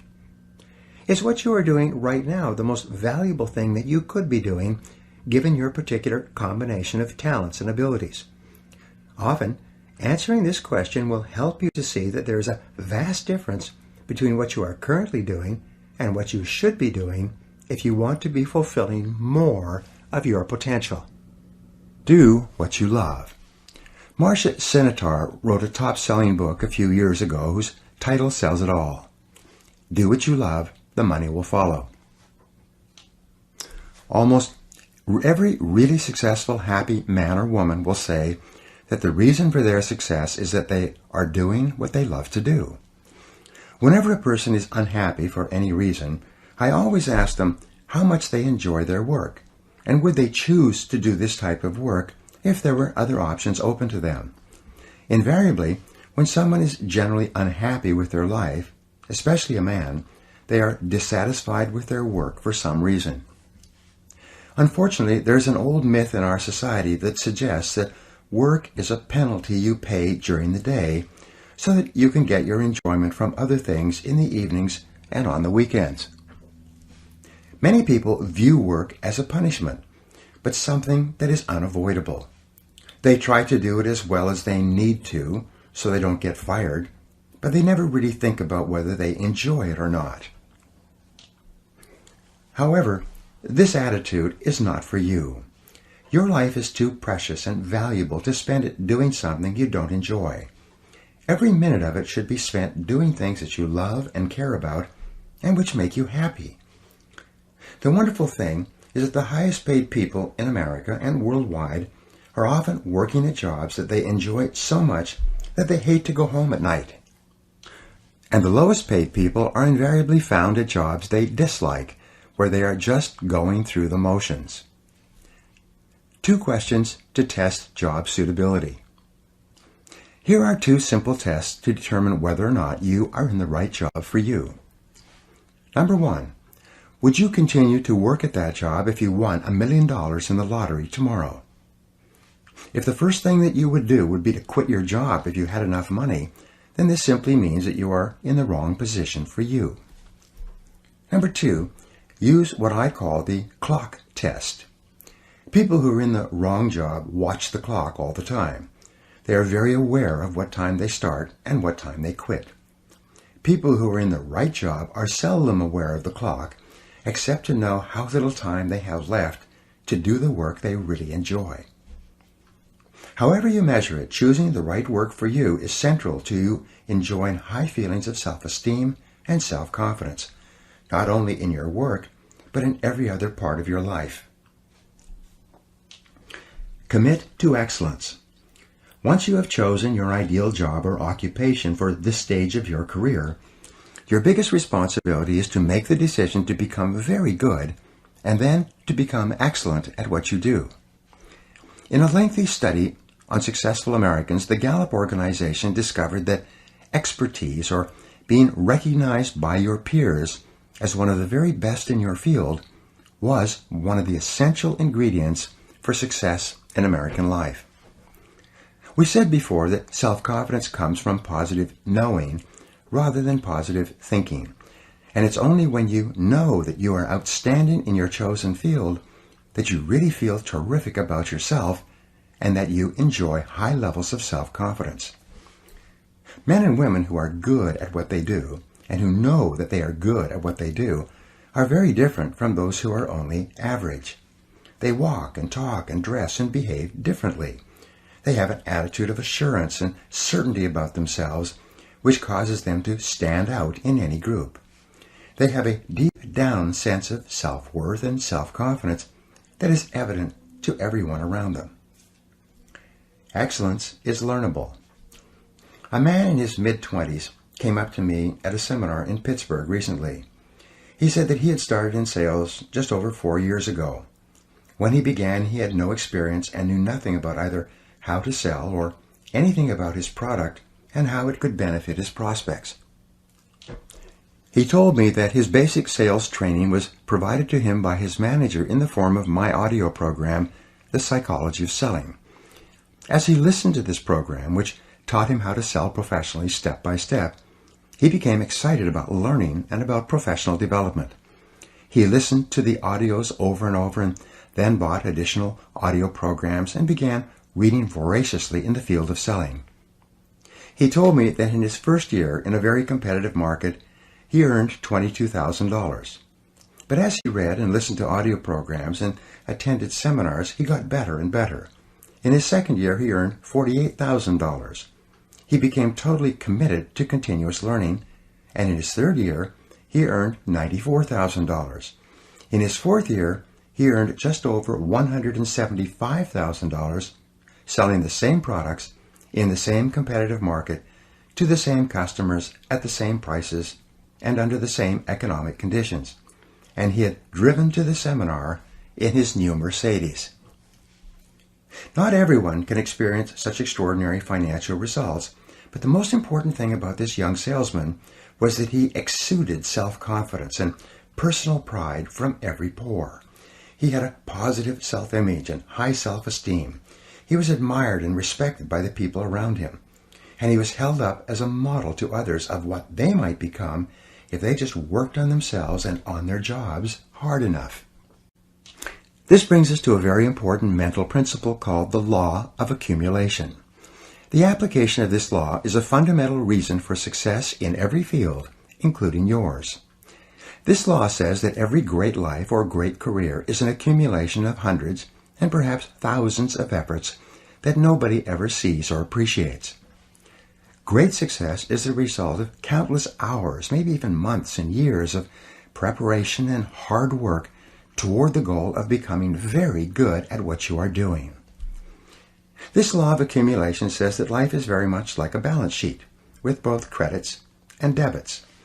Every time you do something positive to enhance your abilities and to improve your life, you get a credit on the credit side of your ledger. Every time you waste your time or neglect to take advantage of an opportunity to learn and grow, you get a debit on the debit side of your ledger. Here's the key. Everything counts. Everything that you do or fail to do is written down and totaled up on your balance sheet. Everything that you do or fail to do counts in some way. Nothing is neutral. Everything is either moving you toward a better life or moving you away from it. Everything counts. A successful, happy, self-confident person is an individual who has consciously and deliberately built up a lot of credits on his or her balance sheet. An unhappy, negative, or insecure person is a person who has a lot of debits on his or her balance sheet. And since the only things that count are your actions, it seems that every positive and constructive action you engage in adds up and increases your levels of self-confidence and self-esteem. The law of incremental improvement. Perhaps the most important corollary of the law of accumulation is what is called the law of incremental improvement. This is really the law that explains how you move from wherever you are to the top of your field.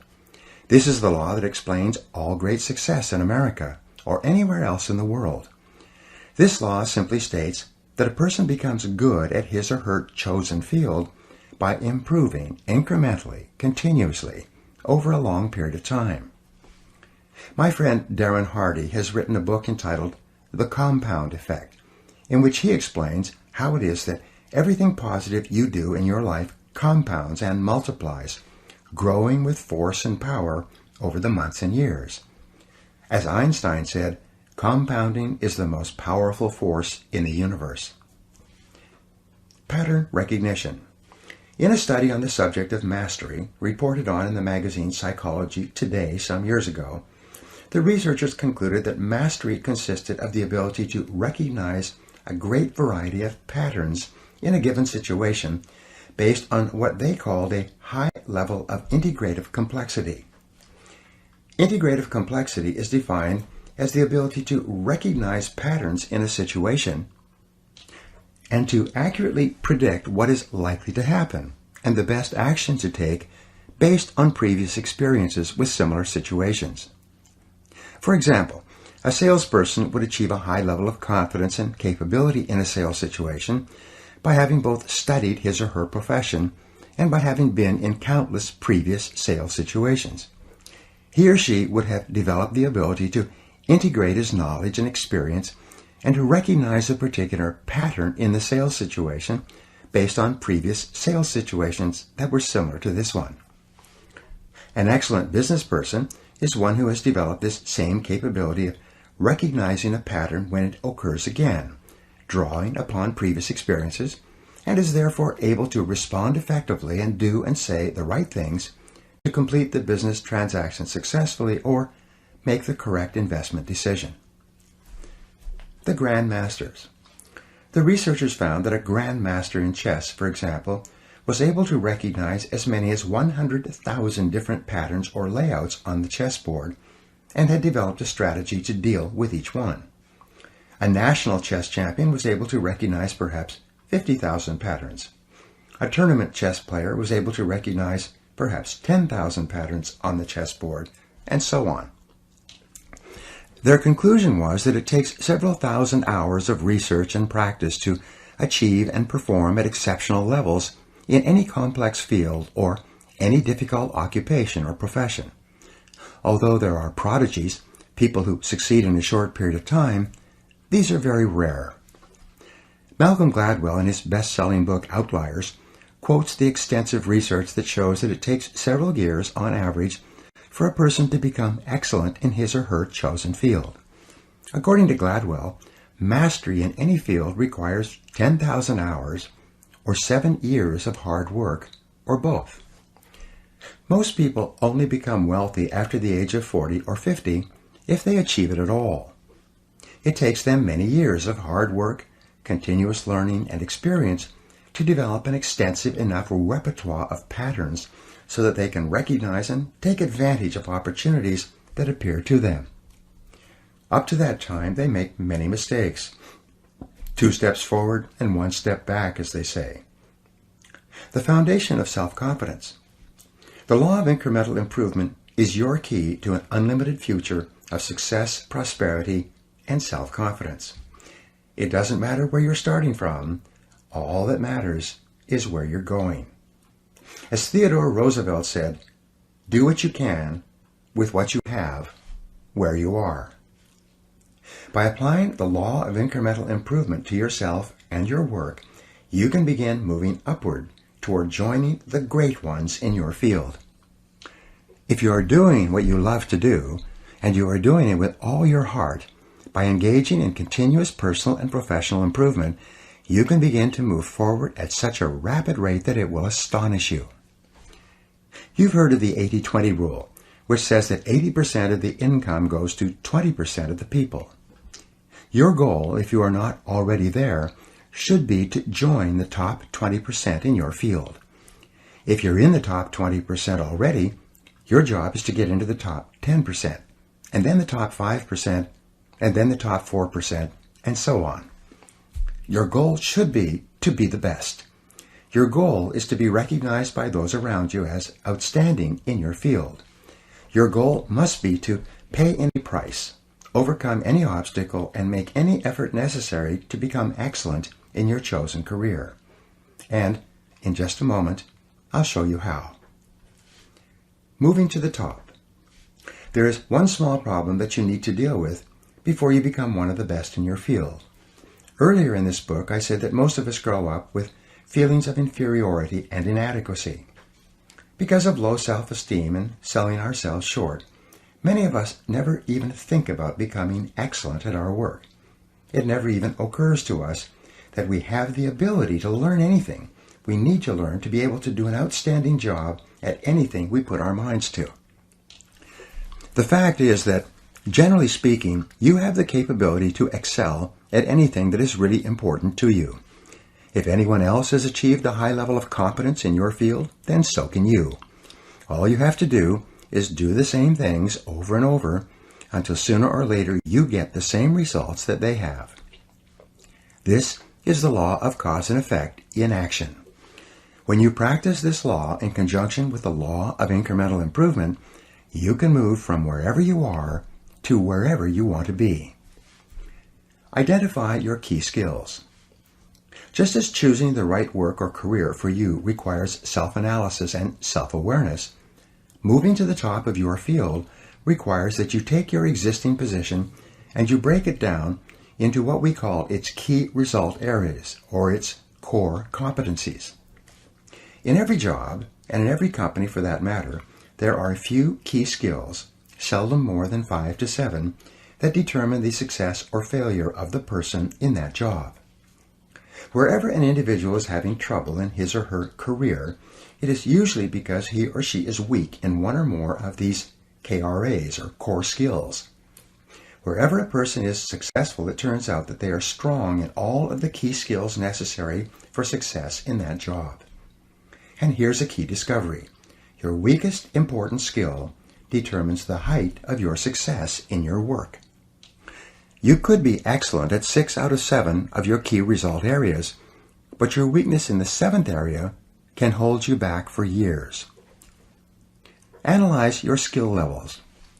Your first job is to break your work down into its component parts, its basic skills, its basic key result areas, and then honestly analyze your level of competence in each one by giving yourself a grade on a scale of 1 to 10. For example, if you are in sales, your key result areas or core skills might be prospecting, establishing rapport, identifying problems accurately, presenting solutions, answering objections, closing the sale, and getting resales and referrals from satisfied customers. A weakness in any one of these areas could be fatal to your success and your income. If you're in business, your key result areas could be leadership and management, strategic planning, marketing and sales, staffing and delegating, financial controls and administration, and production and quality controls. Each situation may be slightly different, but the same concept applies. Success begins by analyzing the individual parts of your performance and then by making a plan to become very good in each area. Deliberate practice. One of the most important breakthroughs in personal performance and career success is described in Jeffrey Colvin's top-selling book, Talent is Overrated. Colvin shows that most people start their careers with limited marketable skills and then develop from there. It turns out that those executives who got to the top early in their careers developed the habit of identifying the most important skill they could develop at that stage of their career. They would then dedicate themselves to mastering that skill, one skill at a time. Once they had developed a key skill, they would then identify the one skill that could help them to advance even further. Their entire career ladder consisted of mastering each key skill, one at a time, until the compound effect took over and they moved rapidly upwards in their jobs. Identify your key skill. A good exercise is to ask yourself, what is my limiting skill? What is it that I do or don't do that is determining the speed at which I succeed and move ahead in my job? What is the performance bottleneck or choke point in your work? What limits you or holds you back from getting to where you want to go? Sometimes taking the time to develop one limiting skill will put your entire career onto the fast track. A manager in one of my seminars asked me privately why it was that he was continually passed over for promotion at his engineering firm, even though his boss acknowledged that he did excellent work. I asked him about the qualities and activities of the highest paid engineers in the company. It turned out that they, along with accountants, architects, and many other professionals, were rainmakers. They had the ability to make presentations to clients and to sell them on the idea of giving work to their firm. He then told me that he was terrified of public speaking and any kind of selling. I told him that if he wanted to move up in his firm, he should take a course in public speaking, overcome his fears, and begin bringing in business to his company. A year later, I was giving another management seminar which he attended. He had taken my advice, joined Toastmasters, and taken a Dale Carnegie course, and had become a fluent and popular spokesman for his company. He had been promoted twice, his income was up 40%, and he was one of the most respected people in his firm. His whole life and career had been transformed by the development of a key skill. All skills are learnable. Once you have defined your ideal job and then broken that job down into its constituent parts or core skills, and then made a plan to become very good in each part of your job, then your final key to self-motivation and a feeling of growth is to commit yourself to continuous, never-ending self-improvement. Make a decision right now to dedicate yourself to a lifetime process of personal and professional development.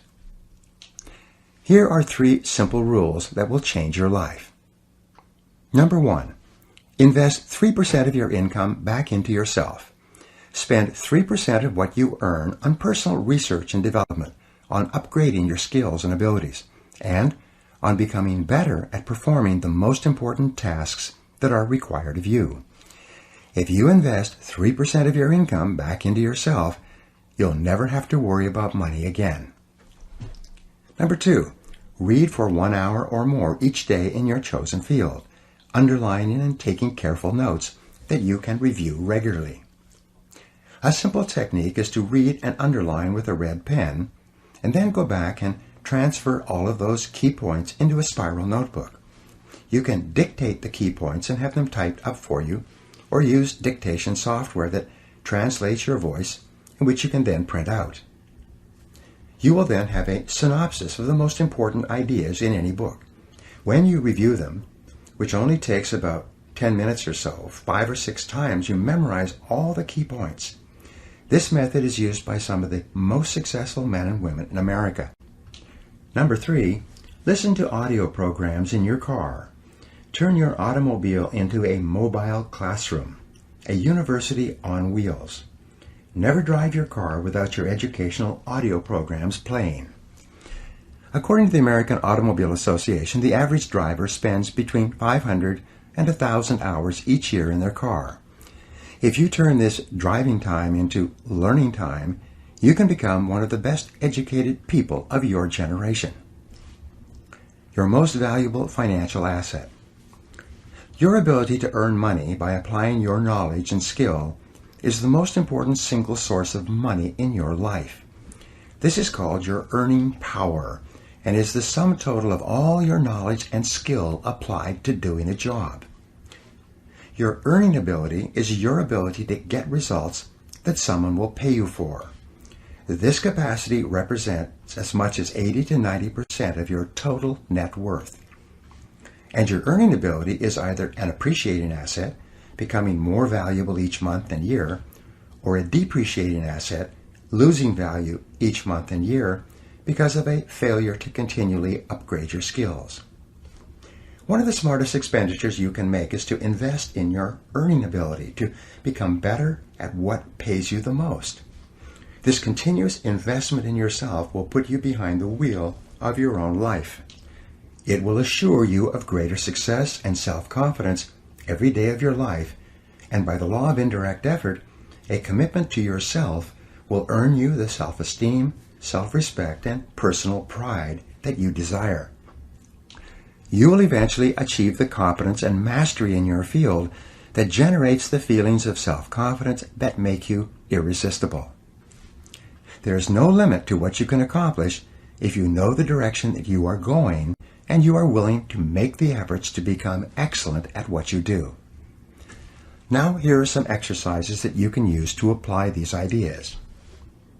Number 1, make a decision today to become excellent at what you do. Set it as a goal, make a plan, and work on it every day. Number 2, identify the jobs or parts of your job that you most enjoy, and then seek a way to do more and more of those jobs. Number 3, identify those jobs in your career that have been easy to learn and which are easy to do, and look for ways to do more of them more of the time. Number 4, identify the key result areas of your work and give yourself a grade of 1 to 10 in each one. Remember that your weakest key skill sets the height of your success. Number 5, what one skill, if you are excellent at it consistently, would have the greatest positive impact on your career. Number 6, develop a continuous learning plan for yourself and dedicate yourself toward getting better and better at what you do. And number 7, identify the most important result or results for which you are paid and resolve to get more and better of those results every day. Chapter 4, the inner game of self-confidence. Confidence doesn't come out of nowhere, said Roger Staubach. It's a result of something, hours and days and weeks and years of constant work and dedication. Aristotle wrote in his famous Nicomachean Ethics that the common aim of mankind is to be happy, however each person defines happiness. One thing we know is that the more confident and the better we feel about ourselves, the happier we are and the more effective we seem to be in everything we do. Self-confidence, however, is really a state of mind based on your belief systems. Belief, or faith, enables you to act boldly in the face of uncertainty. Confidence enables you to face changes and difficulties and unexpected setbacks with calmness and clarity, and allows you to respond more effectively under any circumstances. The law of belief.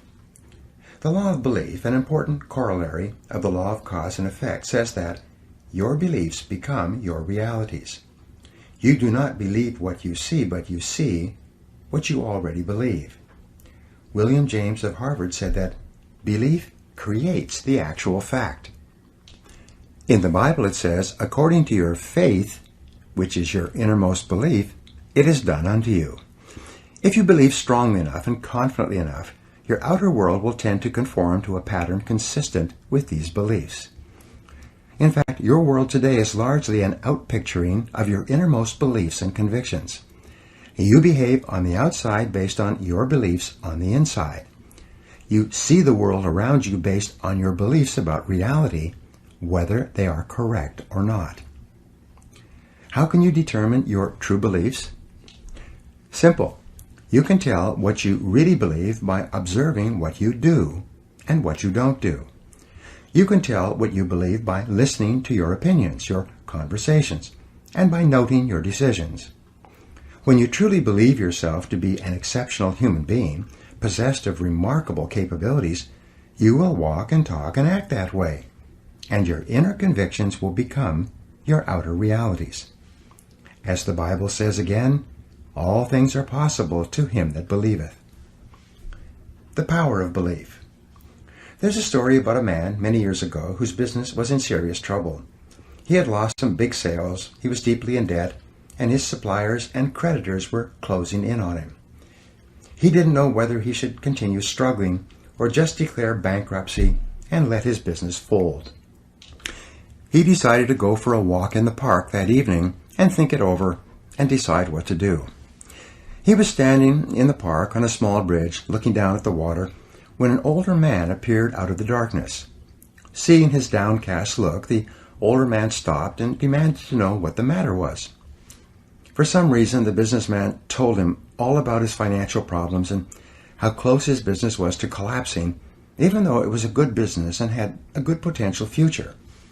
The older man listened intently and then said, "I think I can help you." He pulled a checkbook out of his pocket, asked the man his name, and wrote out a check for him, pushed it into his hand, and said, "Take this money. Meet me here exactly 1 year from today, and you can pay me back at that time."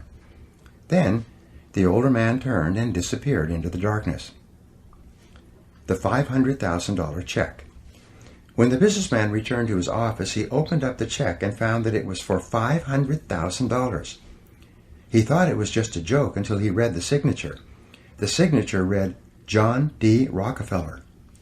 He had received a check for $500,000 from the richest man in the world at that time, the man who had formed the Standard Oil Company and who was well known for giving money away to others.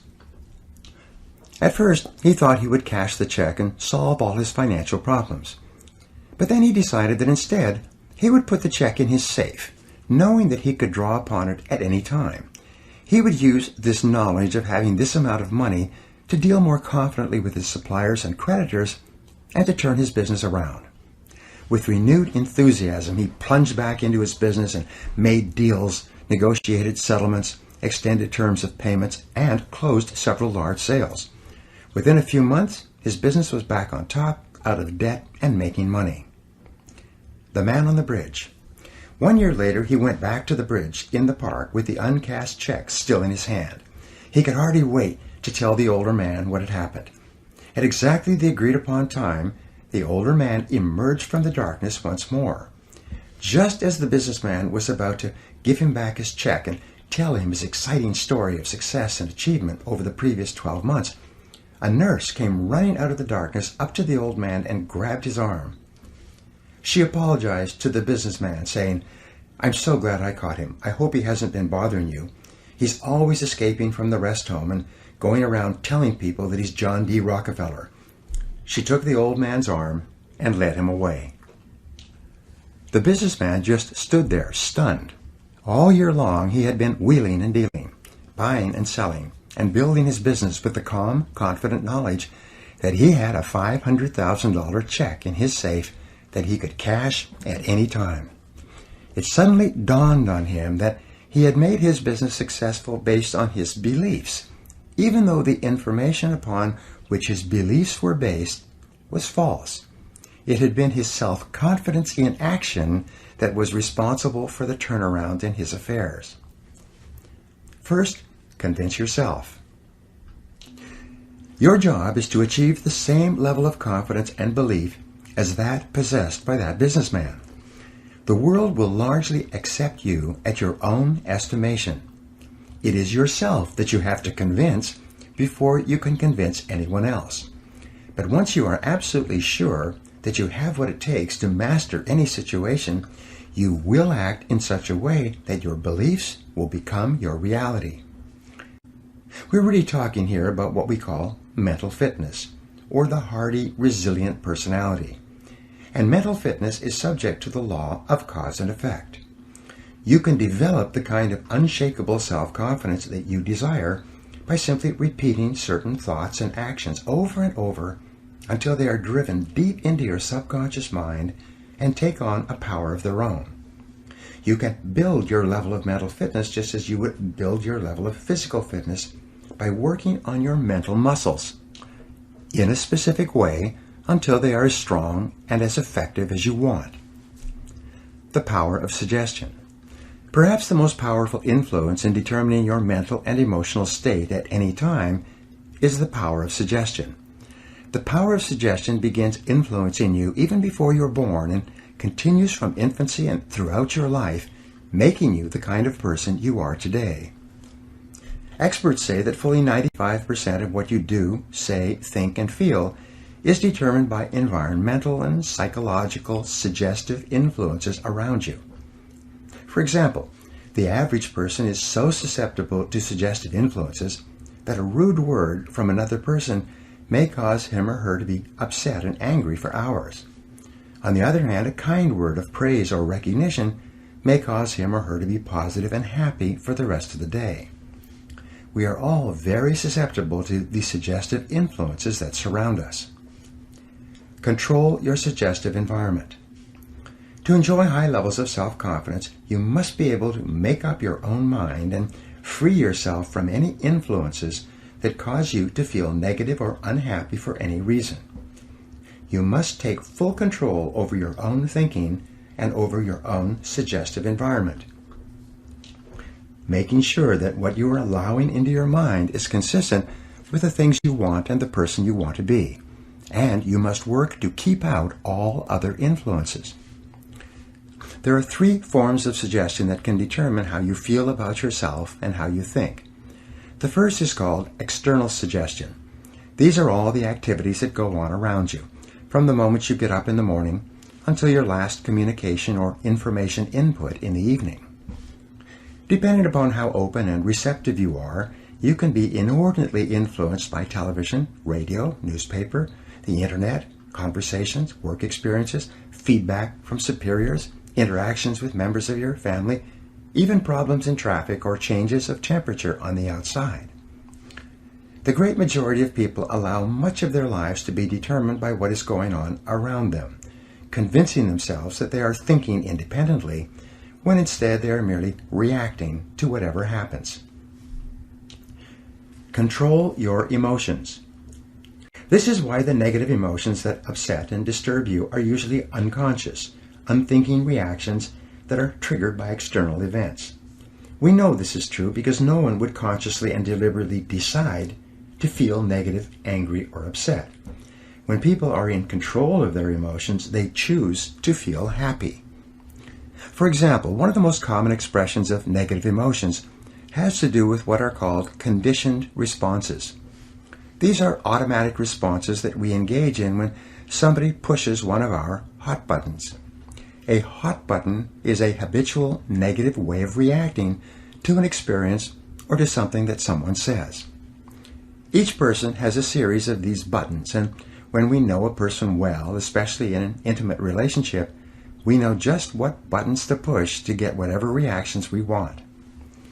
When one of your buttons is pushed, such as when someone mentions someone or something that you feel very strongly about, you respond with anger and defensiveness.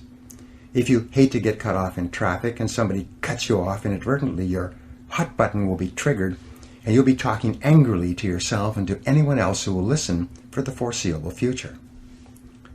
Think before you react. One of the ways to take control over your mind is to identify the various external factors that cause you to become angry or upset in advance.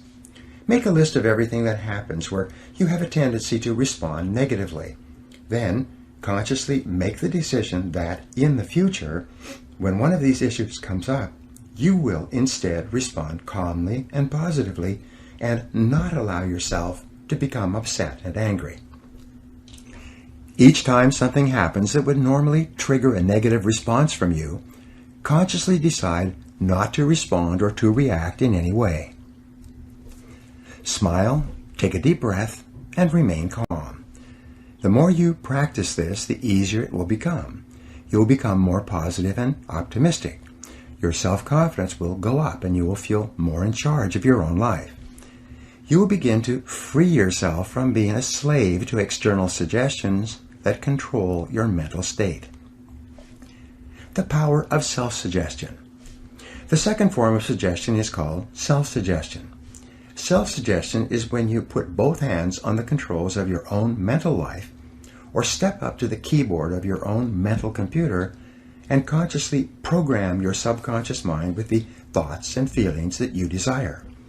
Self-suggestion is your key to building the kind of belief system deep within yourself that leads to unshakable self-confidence. And the reason that self-suggestion works so well is because of the law of substitution. The law of substitution says that your conscious mind can only hold one thought at a time, positive or negative. If you consciously choose to hold a positive word or picture in your mind, you simultaneously block out the various inputs from external sources that might cause your thinking and feeling to be negative or inconsistent with your true desires. For example, if whenever you begin to feel tense or uneasy or angry about something, you instead switch your mind and start thinking about your goals, your mind will switch from negative to positive instantly, and you will feel good about yourself again. The thought of a goal, which is positive and future-oriented, is inherently uplifting. You cannot think about your goal and be upset or angry at the same time. By using the law of substitution, you take full control over your suggestive environment and over the information that reaches your subconscious mind. Make self-control into a game. When something negative or unexpected happens to you, immediately seize upon the moment as an opportunity to demonstrate calmness and self-control. Make it a game. Instead of allowing yourself to feel negative, deliberately force yourself to substitute something positive. Here's an affirmation that's been very helpful to me. I repeat it over and over until it becomes automatic in almost every situation. When something goes wrong, I immediately catch myself by saying, every situation is a positive situation if viewed as an opportunity for growth and self-mastery. Whatever it is, I take a deep breath, relax, smile, and say, every situation is a positive situation if viewed as an opportunity for growth and self-mastery. I then look within the situation for something that I can learn that will help me to grow and develop greater self-mastery. This is a simple mind game that enables me to stay relaxed and in control of my emotions, and it will work for you as well. Just give it a try. The power of autosuggestion. Autosuggestion takes place when you have repeated messages to your subconscious mind so often that they take on a power of their own. They function automatically. We have found continually that happy, optimistic people have programmed themselves to respond in a happy and optimistic way to almost every situation. And you can do the same thing. All of life is bound up and determined by your responses. It's not what happens to you, but how you react to what happens to you that counts. It's not the cards that you are dealt, but the way you play the cards that determine how well you do in the game of life. Your job is to consciously decide to use your willpower to keep your mind clear and to keep yourself positive and functioning at your best. A quick review. In Chapter 1, we talked about how important it is for your self-confidence for you to have clear values and to organize your life so that it is consistent with those values. In Chapter 2, we talked about the importance of having goals for every part of your life and assuring that your goals and your values are congruent. In Chapter 3, we talked about how important it is for you to commit yourself to achieving mastery in your chosen field, consistent with your goals and values.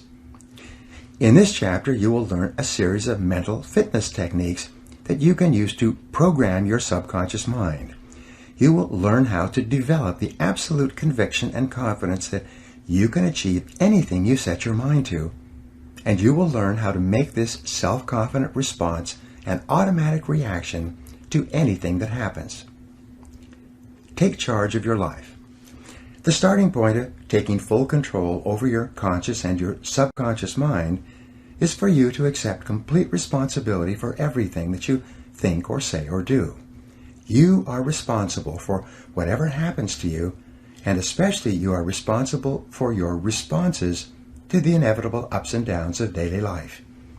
As Eleanor Roosevelt said, no one can make you feel inferior without your consent. I used to think that setting goals and making plans was the starting point of success in life.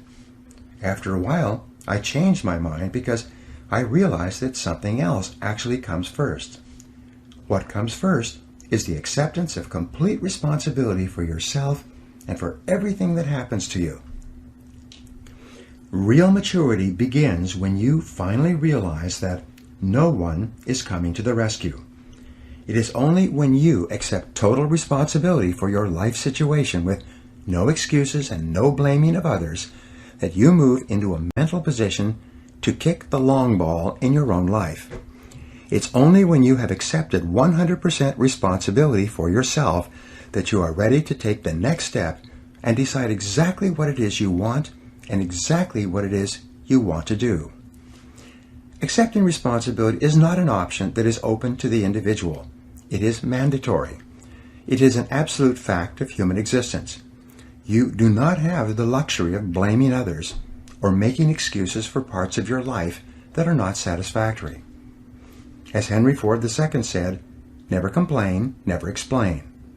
No one makes you do anything or feel anything. You are where you are and what you are because you have decided to be there. Everything that you are or ever will be is entirely up to you. If there is any effect in your life that you're not happy about, it is solely up to you to change the causes. You are completely responsible. Actions have consequences. Fully mature people accept that their actions have consequences. A fully functioning adult knows that he or she can choose an action, but that once the action is taken, both predictable and unpredictable consequences will follow. The true adult accepts that for every cause there will be an effect. For every action, there will be a reaction. You can choose the action before you act, but you cannot choose or control the consequences or reaction afterwards. Intelligent adults are very careful about the thoughts they think and the actions that they take. They do not fool themselves or engage in self-delusion. They don't pretend that things might happen differently, nor do they trust to luck.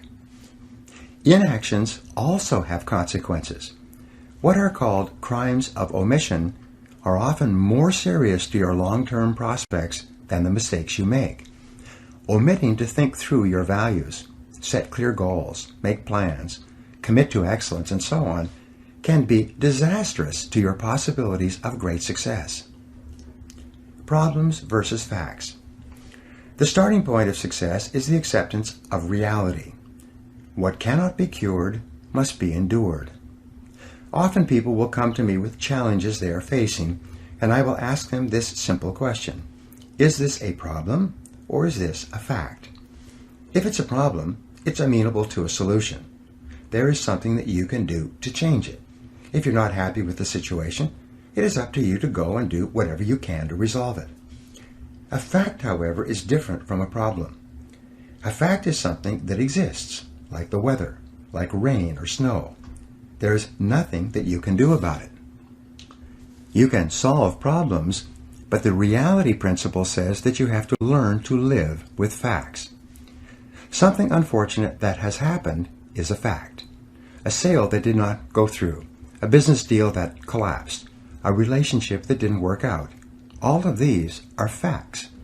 Many people waste an enormous amount of emotional energy struggling with facts when they would be much better off concentrating on doing better in the future.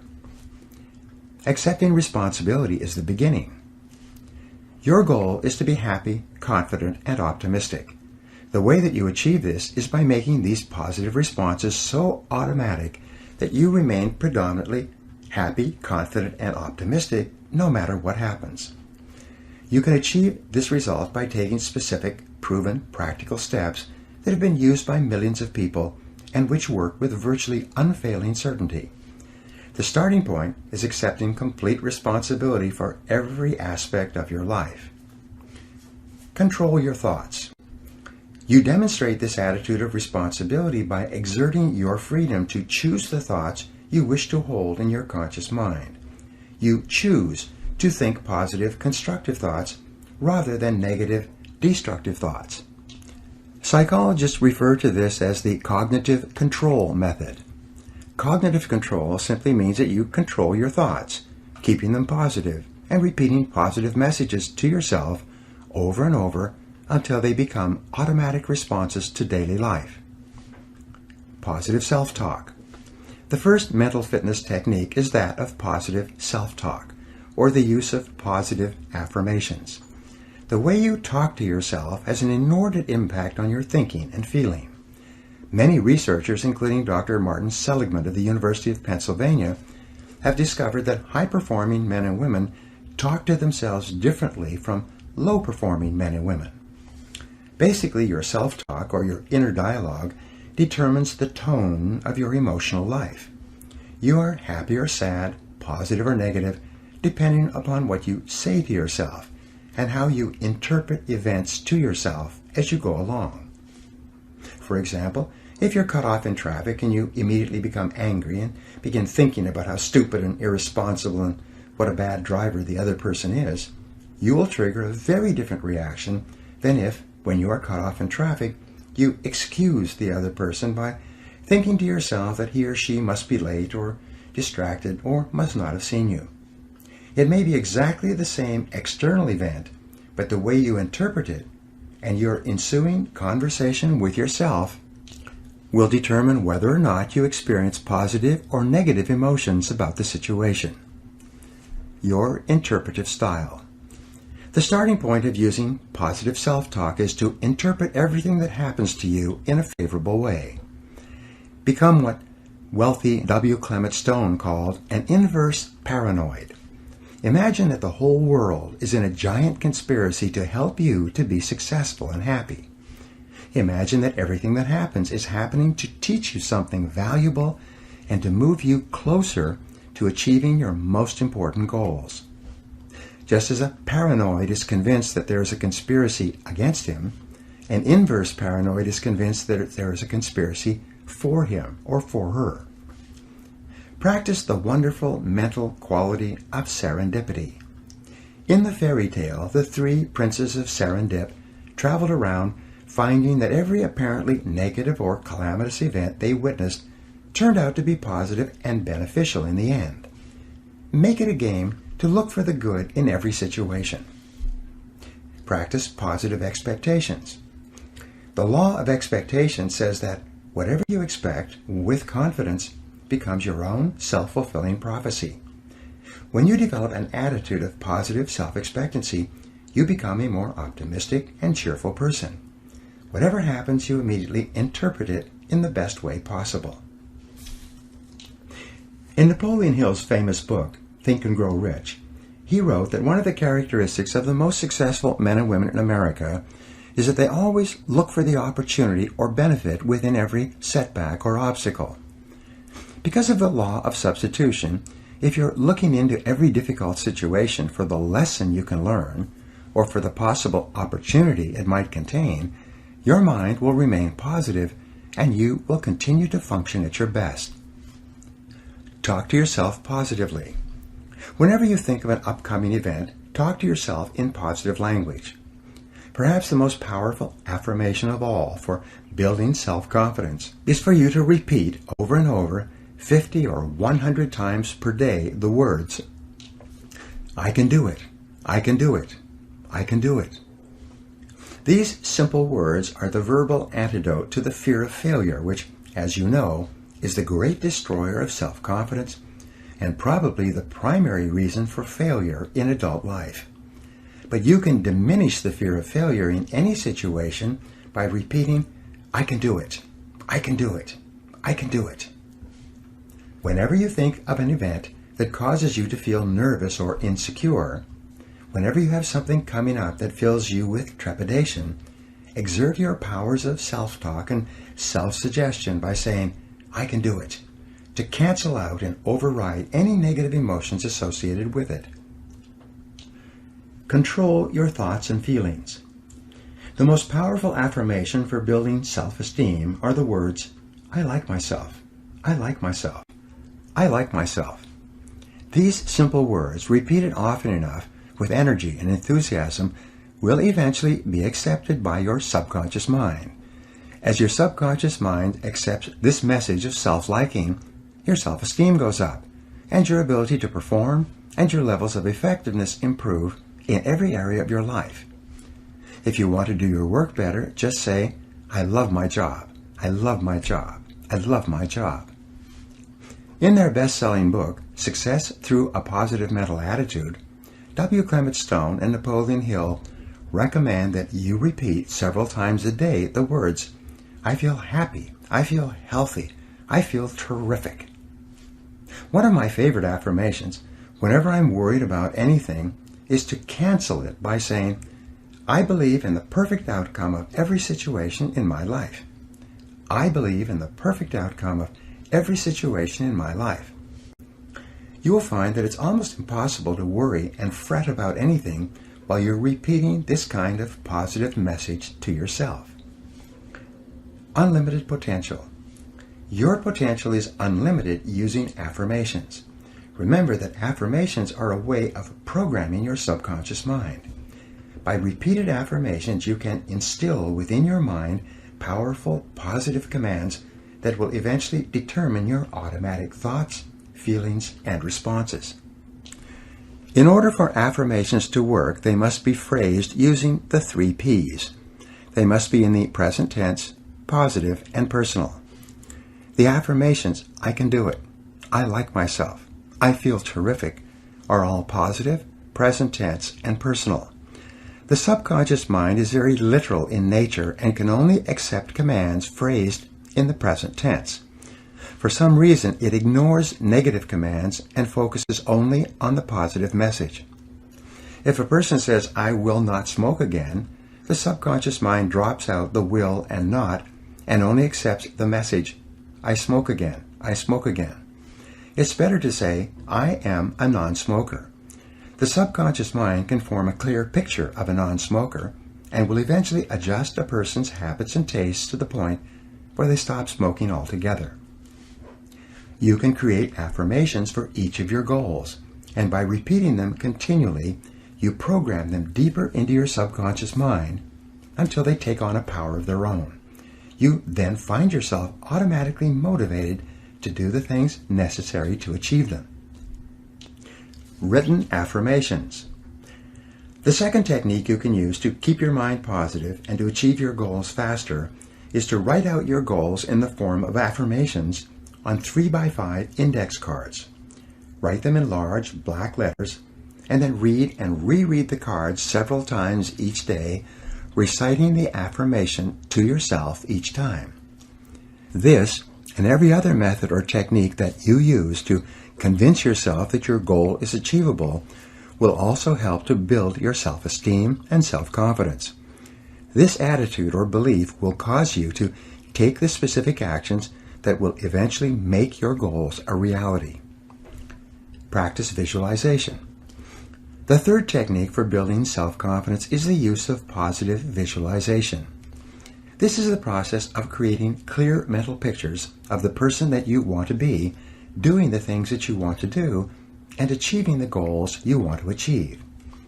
Because your subconscious mind cannot tell the difference between a real experience and one that you vividly imagine, it will give you the thoughts and feelings that would accompany your realization of your mental pictures. What determines the impact of visualization is the amount of emotion that you combine with the picture when you hold it in your conscious mind for reception by your subconscious. The more emotion with which you visualize, the faster the visualization will emerge in your reality. Mental rehearsal. An effective way of visualizing is a peak performance technique called mental rehearsal.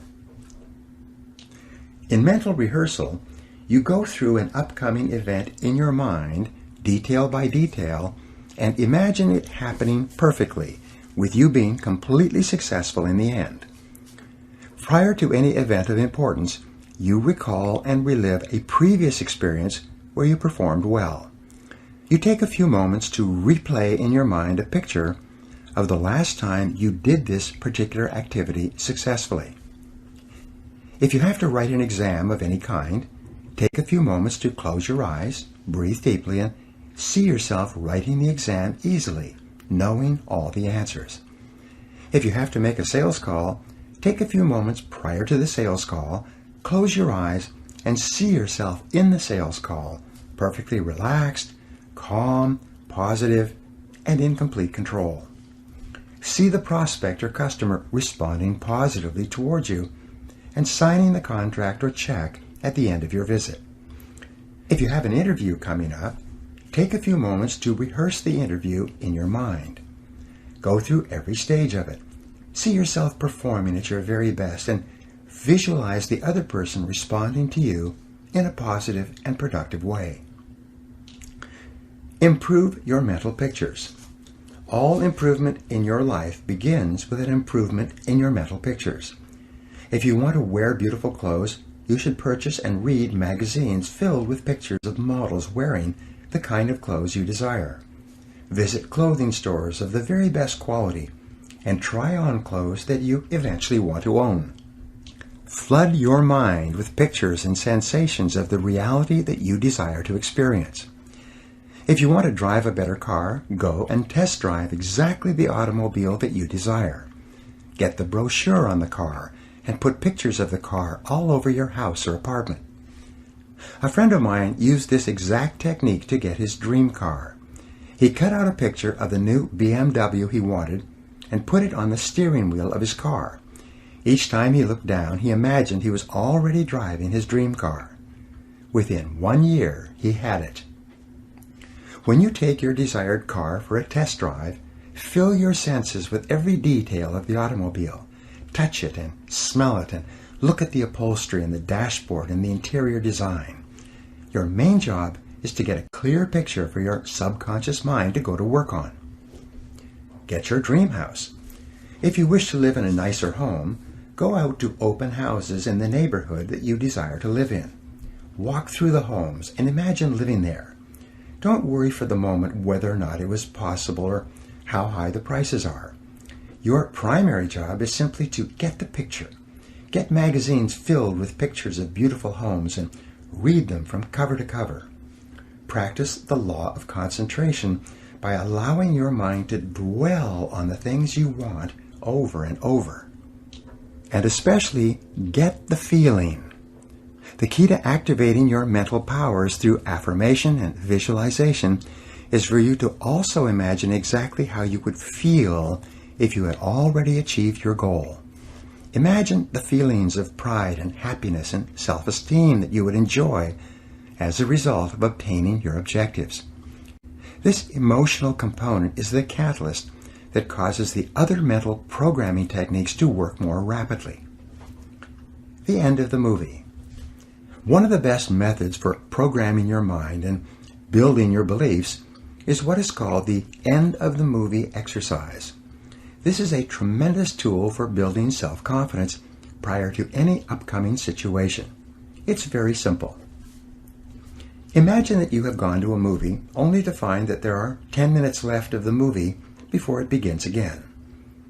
Instead of waiting in the lobby, you decide to go into the theater and watch the last 10 minutes. You see how the plot works itself out, how the drama is resolved, and how the movie ends satisfactorily. You then wait for a few minutes, and when the movie starts again, you watch the movie from the beginning. Only now, however, you know that it turns out all right. You know how each part of the plot eventually resolves itself satisfactorily. Instead of becoming caught up in the drama and uncertainty and tension, you simply relax peacefully, knowing how it all turns out at the end of the movie. You can apply this same technique to almost everything you do. You can manufacture your own self-confidence by imagining that no matter what your situation, everything turns out perfectly in the end. Create that end-of-the-movie feeling in yourself whenever you think of an upcoming event or problem that causes you any tension or insecurity at all. Prior to a meeting or a sales call for an interview, take a few moments to get that end-of-the-movie feeling. Then, just relax. No matter what happens in the interim, you don't have to worry at all. You already know that the situation resolves itself with good for all concerned. The interesting thing is that if you do this repeatedly, not only will you experience higher levels of self-confidence, but events in your life will have a tendency to turn out as well or better than you could have asked for or expected. Feed your mind. The fourth mental fitness technique, and another way to build your self-confidence, is to continually feed your mind with books, magazines, and audio programs containing positive and uplifting messages. Just as you become what you eat, you do become what you think about as well. Everything that you take into your conscious mind, positive or negative, is either raising or lowering your self-esteem or self-confidence. To practice cognitive control, you must be consciously aware of the suggestive influences around you and make every effort to assure that they are positive and consistent with your goals and desires. Get around positive people. One of the most powerful suggestive influences in your life, perhaps the single influence that decides your success or failure more than any other controllable factor, is the kind of people that you associate with on a regular basis. The fifth technique to keep yourself confident and optimistic is to get around positive people and get away from negative people. Fly with the eagles rather than scratching with the turkeys. Resolve today to get the negative people out of your life. Because you are so inordinately influenced by other people, the people you work with and socialize with and spend time with, you must do everything to assure that you are surrounded by the kind of people that you like, enjoy, and who make you feel good. Research has shown that habitual association with critical, complaining people can be enough by itself to sabotage all your chances for success and happiness. Negative people drag you down. They rob you of energy and enthusiasm. Attract positive people into your life. Fortunately, the law of attraction works very quickly when applied to people. You can begin to change your human environment by beginning, first of all, to think about the kind of people that you admire and want to be like. Think about the men and women, living or dead, whose qualities you respect and whose lives you would like to emulate. Read stories and biographies of successful men and women. Read magazine articles and interviews with people who are going somewhere with their lives. begin associating with winners by first identifying with them mentally. As you think about people you admire, you'll experience a subtle change in your thought patterns. As a result, you'll begin to attract positive people into your life. At the same time, you will activate the law of repulsion, and negative people will start to move away from you. Just as positive, goal-oriented people will start to find you interesting as you become a more positive person, negative people will tend to find you unenjoyable and uninteresting. In no time at all, your human environment will begin to change for the better. Everything counts. And by the way, if all these exercises in mental programming seem like a lot of work, remember that both actions and inactions have consequences. Like the law of sowing and reaping, whatever you sow or fail to sow is going to determine what you reap in the end. The law of accumulation reminds us that everything counts. Every positive step you take is moving you toward building a great life for yourself. Every positive word or thought or image is deepening your belief and increasing your confidence in your ability to achieve wonderful things. Finally, remember the law of reversibility. If you act in a manner consistent with high performance and high self-confidence, those very actions will generate the feelings consistent with them. Every positive, constructive action that you take in the direction of your dreams and goals will reinforce your belief in yourself and in your ability to accomplish your ideals. Take action continually. Keep your vision clearly before you and take continuous positive action every hour and every day. Develop a sense of urgency. Move quickly when opportunity presents itself. Maintain a bias for action. Fast tempo is essential to success. And the faster you move, the better you will feel. The faster you move, the more energy you will have. And the faster you move, the higher will be your self-esteem and self-confidence. The world can really be divided into two categories, the talkers and the doers. The world is full of talkers who seem to be convinced that if they talk about it enough, it's the same as actually doing it. But you are a doer, and it is always the doers who have been the movers and shakers throughout all of human history. It is the men and women who think, plan, and then take consistent, persistent action who make things happen. And when you engage in continuous action, not only will you feel terrific about yourself, but your ability to do whatever you want to do will grow by leaps and bounds. You will eventually become unstoppable. Now here are some action exercises you can do to apply these ideas. Number 1, create a clear, exciting mental picture of your most important goal as if it already existed in every detail. Number 2, each day, act as if you were already the positive, self-confident, successful person that you're going to be. Number 3, practice mental rehearsal prior to every event of importance. Close your eyes, take a deep breath, create a mental picture of complete success, and get the feeling of calmness and confidence that you desire. Number 4, resolve today to accept complete responsibility for your life, for everything you are today, and for everything that you will ever be in the future. Number 5, write your main goals on 3x5 index cards and review them twice each day until they're programmed deeply into your subconscious mind. Number 6, make a decision to associate only with positive people and get the negative people out of your life. Number 7, feed your mind daily with a steady stream of positive books, audios, conversations, and other suggestive influences that are consistent with the very best person you could possibly be. Chapter 5, Capitalizing on Your Strengths.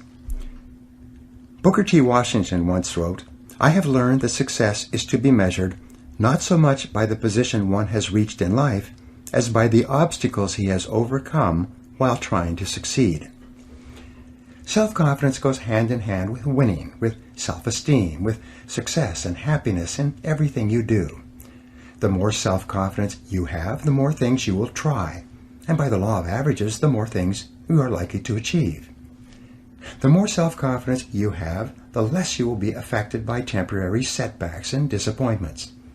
The more self-confidence you have, the more likely it is that you will have a long, exciting life full of riches and rewards and self-satisfaction. And achieving these goals is the whole aim of this program.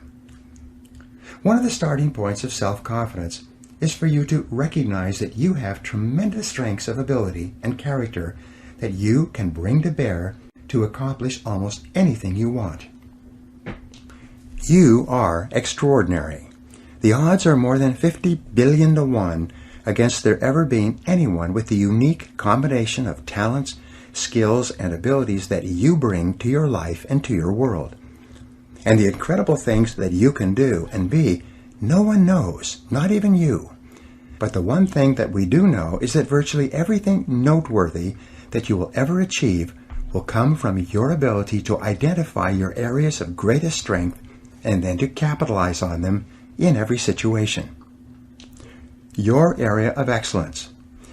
Each person has one or more areas of excellence that, if properly exploited, would enable them to be, have, and do almost anything they could possibly want. Each person, as the result of years of education and experience, has developed possibilities that make him or her different from all other people. And the men and women who are achieving the most in every field are invariably those who have taken the time to identify their areas of greatest strengths and then to capitalize on them continuously. We said earlier that life is the study of attention. Where your attention goes, there will your heart be also. The people, things, and events that hold your attention are indicative of your entire mental makeup. The things you are interested in are an indication of what you should be doing more of. Choose the right field. In one longitudinal study examining 1,500 men and women who started out eager and ambitious at the beginning of their careers, they found that only 83 of them, over the course of 20 years, became millionaires. When they went back and studied the attitudes and decisions of these people, as they had evolved over 20 years, they found that every millionaire had one thing in common. They had all chosen a field they enjoyed and then become totally absorbed in what they were doing. They had gone to work in an area of endeavor in which they were extremely interested and which held their entire attention. They had then thrown their whole hearts into becoming very good in that area, developing the strength necessary to succeed in that field. They had then capitalized on those strengths by becoming better and better progressively over time. The conclusion of the study was that success, wealth, and happiness seemed to occur when a person was completely preoccupied doing something else. The wealthy people in this study never set out to make a lot of money. Instead, they set out to find a field that they really enjoyed, and then devoted themselves to it. The money came as an afterthought. Happiness and satisfaction. The flip side of this equation is that you will never really be happy or satisfied until you have found a way to apply your unique human capabilities to your life and to your career. In the book Working by Studs Terkel, he reports that more than 80% of Americans do not feel that their full potential is being utilized in their work. They may be busy and they may be reasonably satisfied, but way down deep, they feel that there is far more that they could do if given the right situation and the right opportunity. You probably feel this way yourself from time to time. This is called the feeling of divine discontent. It is a feeling of uneasiness and dissatisfaction that arises whenever you are not fully challenged by what you are doing. To enjoy high levels of self-confidence and self-esteem, you must be working at the outer edge of your envelope. You must be stretching your capabilities continually. You must have a feeling that you are growing day by day with the challenges that your work is putting on you. Without that feeling of challenge and growth, you'll experience a nagging discontent. And this is a good sign. Discontent and dissatisfaction almost always precede a constructive change that forces you to change and starts you growing once more. living congruently. In Chapter 1, we spoke about how important values are to your self-confidence. Men and women with clear values who are living their lives consistent with their highest aspirations are those who have a deep-down sense of self-confidence and well-being. We also said that the most important value you can have is the value of integrity. Integrity is the value that guarantees all the others. Having integrity means that you will not compromise on what you believe to be right in any area. Integrity is absolutely essential if you want to capitalize on your strengths. It means more than anything looking at yourself honestly and making your decisions based on the fact that you are an extraordinary human being. Your feelings are very valuable clues to your choices and behavior. Your peace of mind and personal satisfaction is perhaps the most accurate guide you will ever have to doing what is right for you. Courage is essential.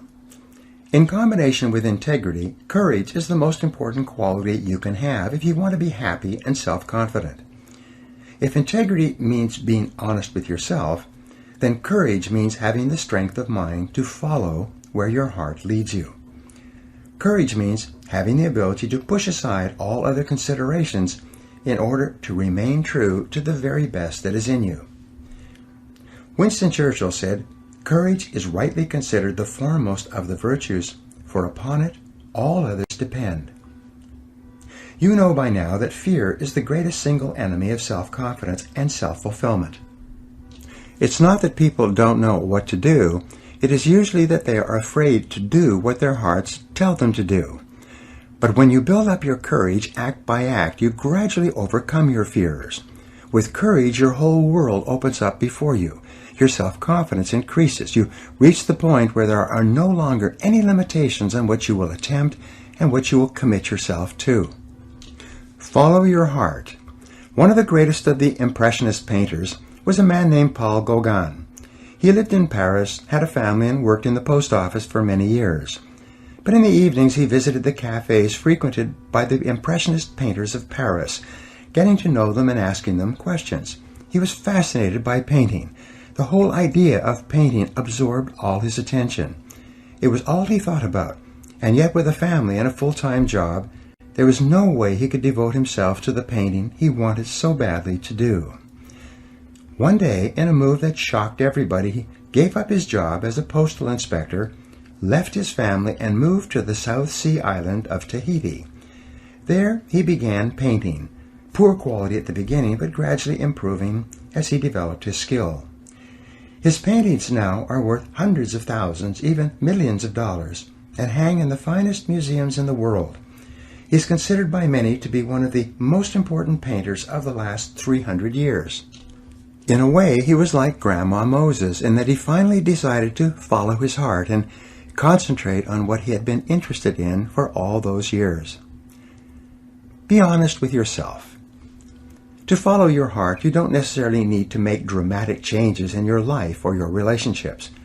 What you do need to do is to see yourself honestly, as you really are, and have the courage to channel your energies and focus your strengths into your areas of greatest potential. And when you do this, you will soon realize that you have made one of the best decisions of your life. Each person has great strengths and potentialities, and each person is put on this earth to harness those strengths and apply them to benefiting themselves and mankind. The life stories of the great men and women of history are usually stories of people who discovered their strengths and utilized them to the fullest degree. Churchill was a great statesman and orator. Florence Nightingale was a tremendous organizer. Florence Chadwick was an incredibly strong swimmer. Abraham Lincoln was a far-sighted and compassionate politician and president. Mother Teresa was a truly loving human being with an infinite capacity to care for and support the sick and dying people of Calcutta. Joe Montana was a quarterback with an incredible throwing arm with the San Francisco 49ers. All around you, you see men and women who have grabbed their major talents, like catching a pass in a football game, and are running for the goalposts. And you can do the same if you have the courage to follow your heart. compensating for weaknesses. No discussion of strengths would be complete without a discussion of weaknesses. Strong people have strong weaknesses as well. In fact, most people have far more weaknesses than they have strengths. You may be strong in a few areas, but weak in hundreds of other areas. Weaknesses are an inevitable and unavoidable fact of life. As Peter Drucker said, all innovations must be simple if they are to work, because there are only incompetent people to carry them out. The one thing that we will always have in abundance is incompetence. Drucker wasn't being unkind. He was being realistic and pointing out that most people are incompetent, or at best average, just in different areas. The challenge with human weaknesses is that unhappy and unsuccessful people have a tendency to focus on them. They become preoccupied with their weaknesses and think about their lacks of talent and ability too much of the time. They lose sight of the fact that each person has strengths that may need to be developed, and that these strengths can and will bring them everything they want. Instead, they dwell continually on their areas of lesser competence rather than on their areas of potential excellence. Developing strength and resiliency. We are all brought up with feelings of inferiority and inadequacy. Our self-esteem and self-confidence are fragile. Our positive feelings about ourselves are like balloons, easily popped. We have to work on ourselves for a long time to build ourselves up to the point where we are tough and resilient, especially in the areas where we make mistakes and drop the ball. Every person is a combination of peaks and valleys. You have areas of great potential strength, and you have multiple areas of weakness where you perform in an average or mediocre way. Drucker also wrote, "The goal of business is to maximize strengths and to make weaknesses irrelevant." The law of concentration has an inordinate impact on the person you become. Whatever you dwell upon grows in your life. Strong, competent people are those who dwell upon their strengths and abilities. Weak people are those who dwell upon their weaknesses and their inabilities. You always have the choice of looking at your glass as being either half full or half empty. But to develop and maintain high levels of self-confidence and the success and happiness that go with it, you must consciously choose to dwell upon your strengths most of the time. You are a bundle of resources. One of the most obvious characteristics of leaders in life is that they view themselves as bundles of resources that can be utilized in many different ways, like a tool can be used to achieve different results. Leaders are adamant about applying themselves only in those areas where they can perform well and make a significant difference. They focus only in those areas where they can succeed because of their special talents. One of the best questions you can ask yourself over and over is, what can I and only I do that, if done well, will make an extraordinary difference in my situation? The law of concentration also says that all great successes in life come from single-minded, focused concentration on doing one thing or a few things extremely well. Success comes from staying at a particular task, the most valuable and important task you could be doing, until you succeed. Every great human achievement is preceded by an extended period of dedicated, concentrated effort. But there is little to be gained by digging determinedly if you're digging in the wrong place. As Benjamin Trigo, the management consultant, said, "The very worst use of time is to do very well what need not be done at all." Assess your strengths and weaknesses. This brings us to the importance of self-assessment with regard to your strengths. When we do strategic planning for corporations, we deal continually with what is called concentration of power. Where can the company focus and concentrate its resources to achieve extraordinary results in a competitive market? We start from the viewpoint that a company has a certain degree of flexibility in determining what it offers to justify its existence in the marketplace. We say that the purpose of a business is to create and keep a customer. The customer, or the person that the company is organized to serve in some way, is central to every calculation and every decision. We put the imaginary customer in the middle of the table and conduct the strategic planning process with him or her in mind. Increase your return on energy. The critical issue in corporate strategic planning is to increase the return on equity invested in the corporation.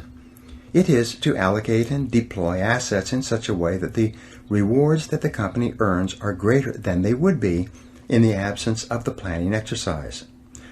We start off with establishing clear values, a clear vision of what the company wants to become in the future, and a written mission statement that describes the strategic objective and positioning for the company. Each person needs to do the same for himself or herself. The purpose of your personal strategic planning is to enable you to increase your return on energy, as we mentioned earlier. Since your time is your life, and your mental, emotional, and physical energies are your most valuable resources, your job is to organize your efforts in such a way as to give you maximum rewards and satisfaction for your energy invested. Differentiate yourself. Each company and each product or service either has or must develop a unique selling proposition. This is the key to differentiating the company and the company's products and services from the competition. Often this is called a competitive advantage. Sometimes we call it an area of superiority. In every case, it's essential to determine how and where and why and in what degree a particular company or product differs from every other company that is competing with it for the right to create and keep customers in that market niche. And what applies to competitive businesses applies to you. You are the president of You, Inc. You are the president of your own life. You are the president of your own personal services corporation. You are in business for yourself. You are self-employed. No matter who signs your paycheck, you are working for yourself from the day you take your first job until the day you retire. You may work at someone else's office or company, but you are always self-employed.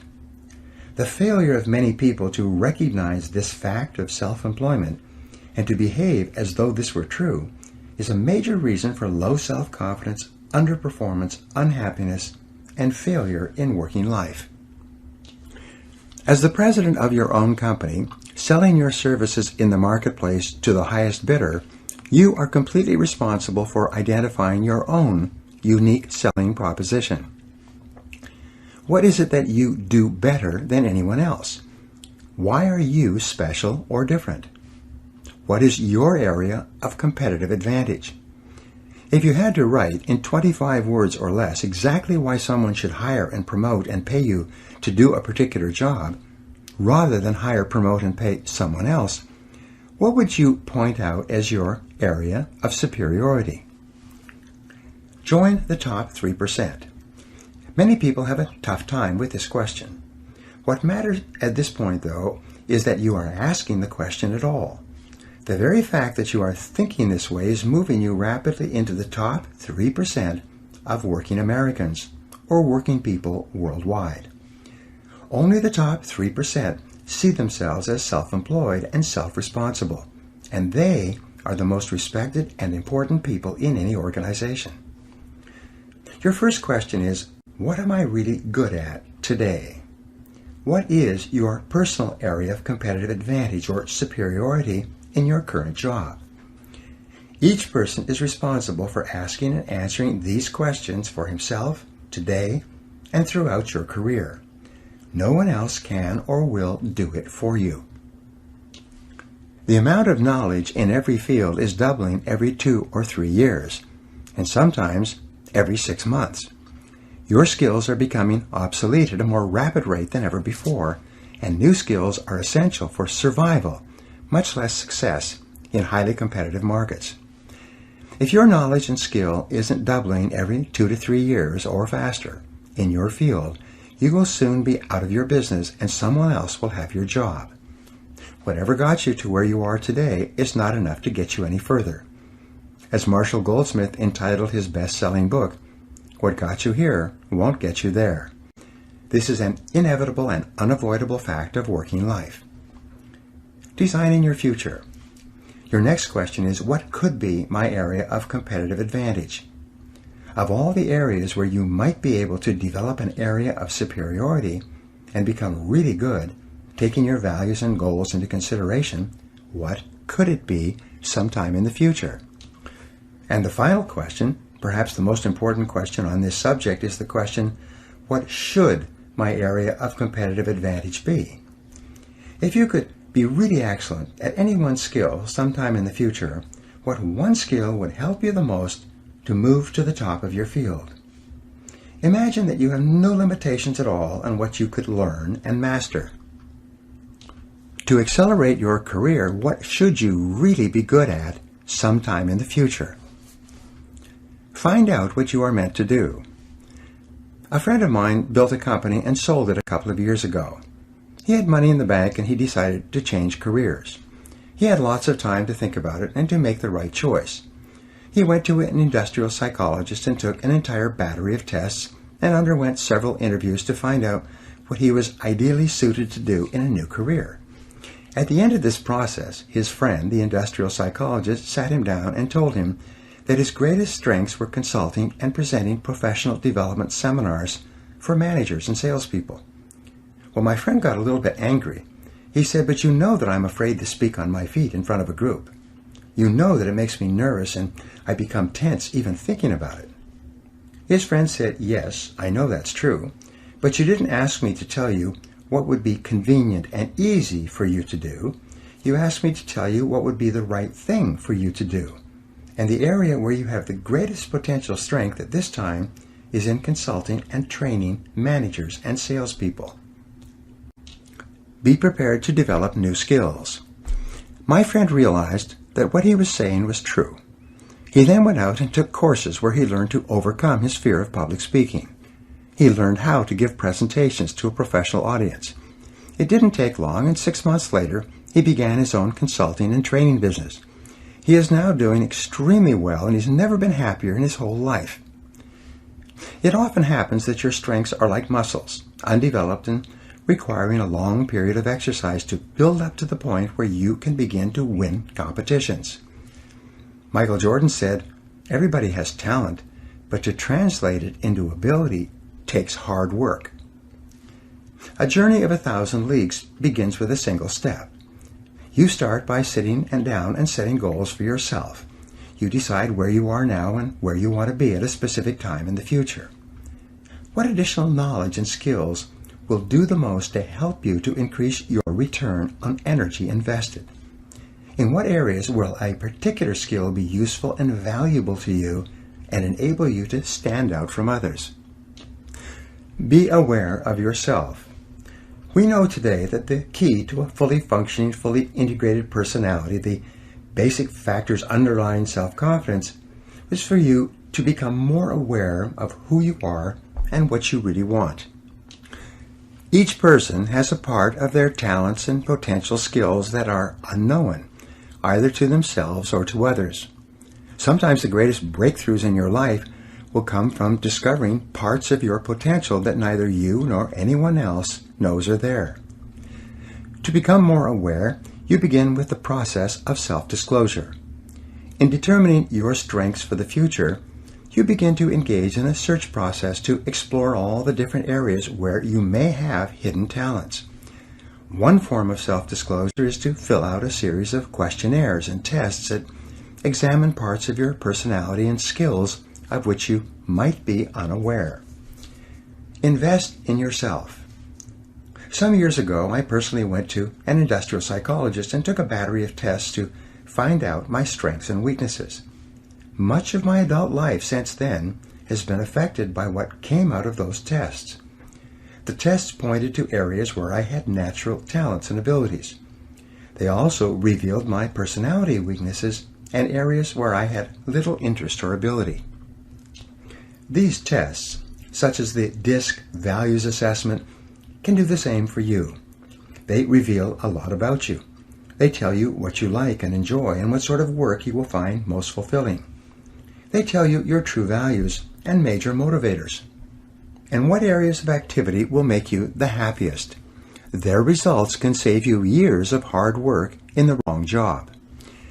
If you have the time and the money, a detailed process of personality and career counseling is a very valuable exercise that can have a major influence on the rest of your career. If you lack either the time or the money, there are many books full of self-grading tests available in the bookstores. You can take these tests yourself and they will give you very accurate feedback. There are several companies that have developed entire batteries of self-grading assessment instruments, each of which can give you insights into your strengths and weaknesses in particular areas. Self-analysis and self-disclosure. There are also a series of exercises in self-analysis and self-disclosure that you can complete yourself with just a pen and paper. These exercises can often open your eyes and help you to see possibilities that may surprise you. The first exercise is for you to realize that you have already done many things and played many roles in life. Starting in childhood, you have learned how to do and perform a remarkable variety of tasks. You have a tremendous number of skills and talents that you have developed over time, many of which you simply take for granted. Once, some years ago, I applied for a job as an extra in a movie. On the application form, one of the questions asked was, "What skills do you have that might make you more valuable as an extra in different scenes in the movie?" They gave me a checklist of about 200 different things that a person might be called upon to do in a movie. My job was to tick off all the activities with which I had a previous experience. As I went down the list, I still remember being astonished at the incredible number of things that I had learned to do without even thinking about it. They ranged from a variety of sports to driving a variety of vehicles to riding horses to holding babies to washing dishes, climbing ladders, swinging on ropes, swimming, diving, jumping, tumbling on the ground, and so on. Perhaps one of the reasons why so many people have such low self-confidence is because they never sat down to make up a list of how talented and capable they really are. List all your current skills and abilities. The first exercise for you is to write down a list of everything that you do on a regular basis. Write out all your roles and the parts you play, from the time you get up in the morning until the time you go to bed at night. If you play sports or exercise with various equipment, write it out. If you're a parent, cook, dishwasher, a driver, a shopper, a reader, a writer, a worker performing various jobs, a buyer, a seller, a negotiator, a teacher, a manager, a salesperson, a typist, a telephone answering person, and whatever else you can think of, write it down. Be as detailed as possible. Walk through your day, minute by minute and hour by hour, and write out everything that you do over the course of a day, a month, and a year. When you've completed this list, you'll be astonished at how many skills you have developed and which you use on a regular basis. Cluster your roles and activities. The second part of this self-disclosure and self-analysis exercise is for you to make a new list where you begin to cluster the various things you do into categories. One of your categories may be as a parent. Under the parent heading, write down all the things you do as a parent that are part of parenting. As a wife or husband, write down everything you do as a wife or husband that you perhaps would not do if you were not married. If you're a manager or a salesperson, or if you hold any other position, write down everything that you do in your job day in and day out. You might use a heading entitled Friend, and under this heading you would write all the things you do as a friend. You phone people, visit, write letters, socialize, go out for dinner, meet after work, and so on. If you play sports, put sports as a heading and write down all of the physical activities that you engage in. If you're interested in reading, write down all of the subjects that you read about on a regular basis. Set priorities on your roles. When you've completed clustering all of your roles and activities into groups, the final step in this exercise is to set priorities on each group. Which group of activities is most important to you? Which group of activities is second most important to you? If you were going to be sent to a desert island for an indefinite term, and you could only take 2 or 3 of these activities with you, which ones would they be? When you have numbered your clusters or groups by priority, you will have created a very clear picture of who you are and what is valuable to you in life. Your next questions might be: 1. What do I need to do in each of these areas in order to get the very most satisfaction and enjoyment from this area? 2. What do I need to do more of or less of? 3. What do I need to get into or get out of? 4. What is more important within each cluster and what is less important? And number 5, if I had to choose, how would I choose and select among the various things that I do? You will be amazed at the kind of answers you start to come up with. In my experience, you will first be surprised at the clusters that appear at the top of your list and the clusters, some of which take up an enormous amount of your time, which are not really very important to you at all. For you to really know yourself, you have to take the time to analyze yourself like this on paper. Ask for input from others. A second exercise which is very helpful in learning more about yourself and which has been a turning point in the lives of many people is to turn to someone close to you and ask him or her what they think you should do with your life. Ask a person you trust what he or she thinks are your strong points and your weak points, your strengths and vulnerabilities. What advice would someone who cares about you give to you about the kind of work you should be doing and the kind of talents you should be developing? Even people who don't know you very well will often be able to give you insights about yourself and your possibilities that will be extremely accurate and might even be in areas you hadn't even thought about. Once, I was driving with a business associate to an appointment that was some way out of town. We had a chance to talk as we were driving along, and I was wrestling with what I should do at the next stage of my career. I was seriously considering getting into the business of professional speaking and giving seminars, and eventually producing audio programs. On a lark, I turned to him and asked him, in all honesty, if I was going to change careers, what do you think I would be good at? An important insight. He sat and thought for a while, and then he turned to me and said, "Brian, I think you would be very good at speaking and training and giving seminars. You do a lot of reading and research, and you seem to enjoy sharing your ideas with other people. The best use of your time would be to be sharing your ideas with audiences." Up to that time, I had seldom spoken publicly, and I had never given a seminar before. I won't say that that incident alone was the turning point for me, but it was the final assurance that I needed to make the decision to become a professional speaker and trainer. This business associate, a casual acquaintance of mine, could see it clearly. Today, I address more than 250,000 people each year, all over the United States, Canada, Europe, Asia, Australia, and New Zealand.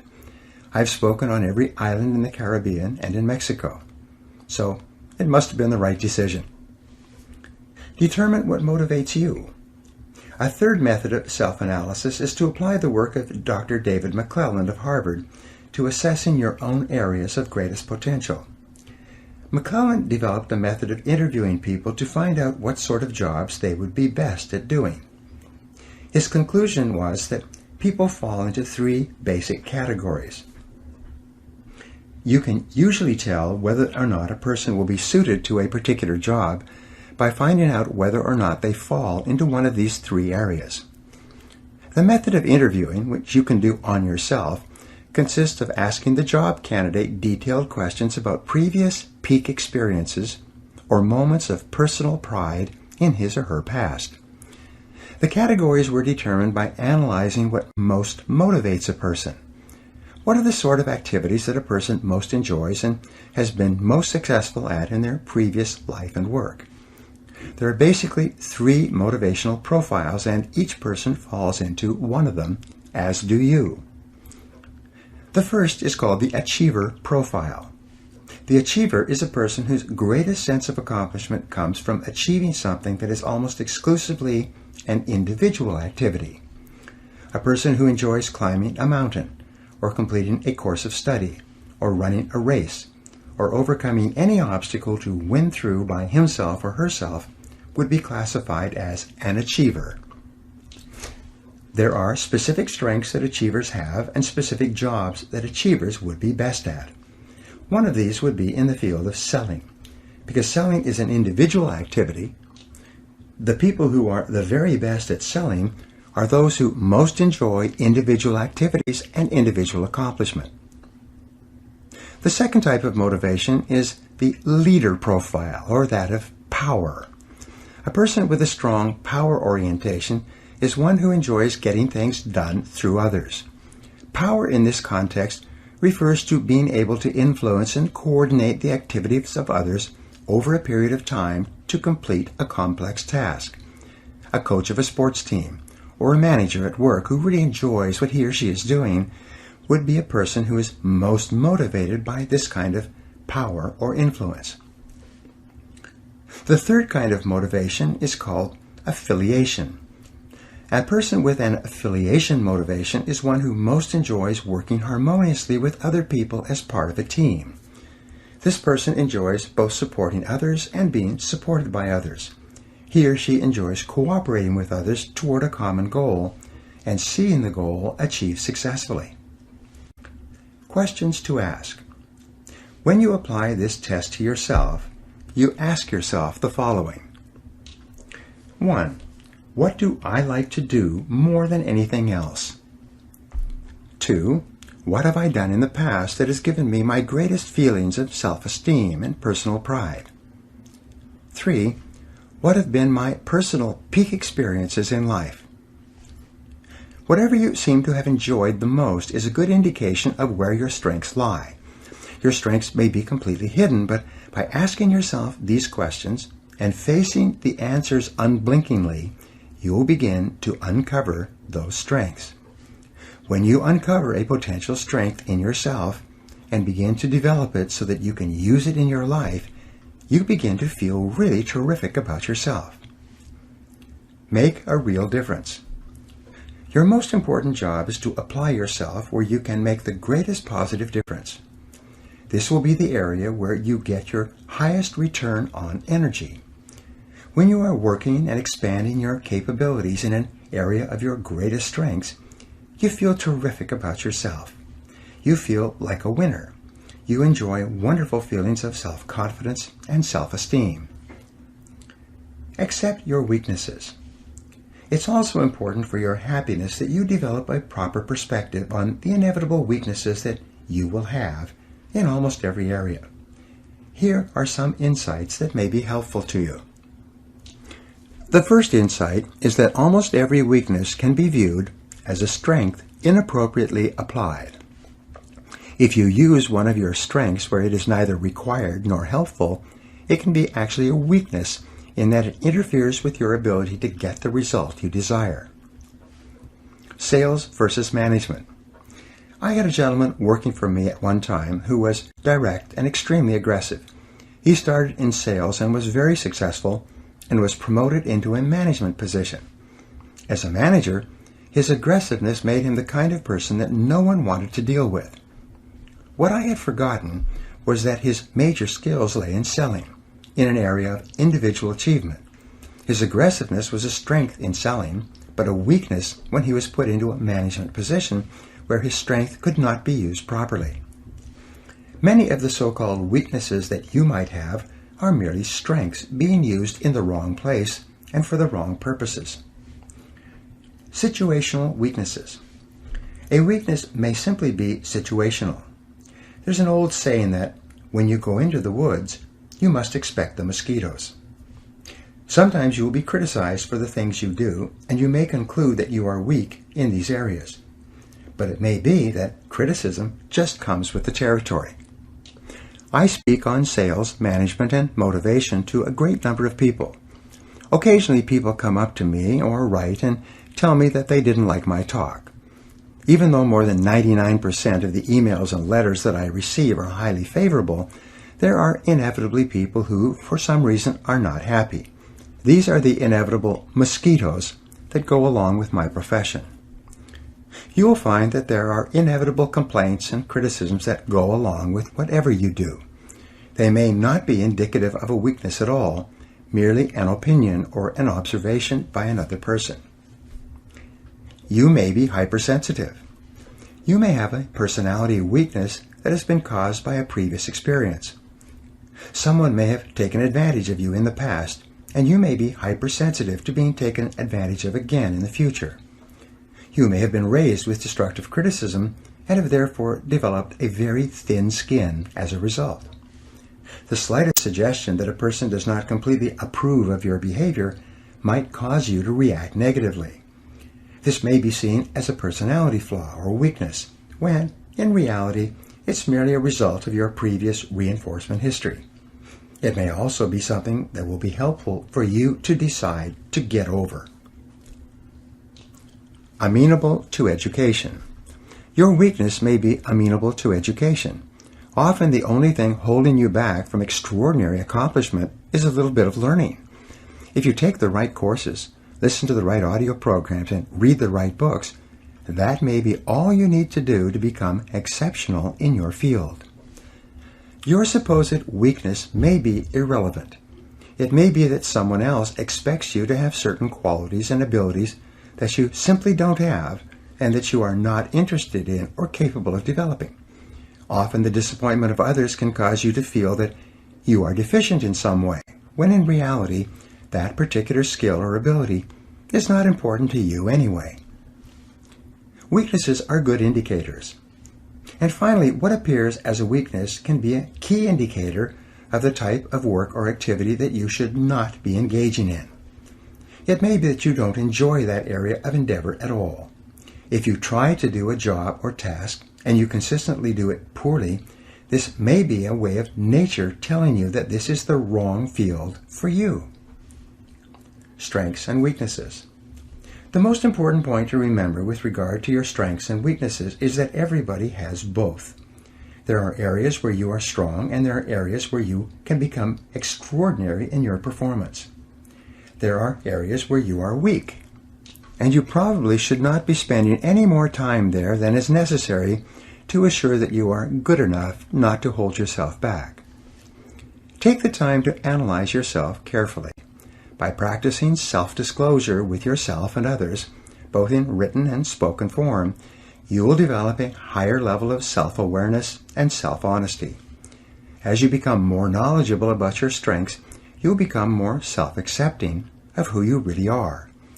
And as your level of self-acceptance increases, and you begin to respect yourself for your unique talents and abilities, your level of self-esteem and self-confidence will go up as well. When you minimize or downplay your weaknesses and simultaneously identify and maximize your strengths, you will become a peak performer in everything you decide to do. Now, here are some action exercises that you can use to apply what you've just learned.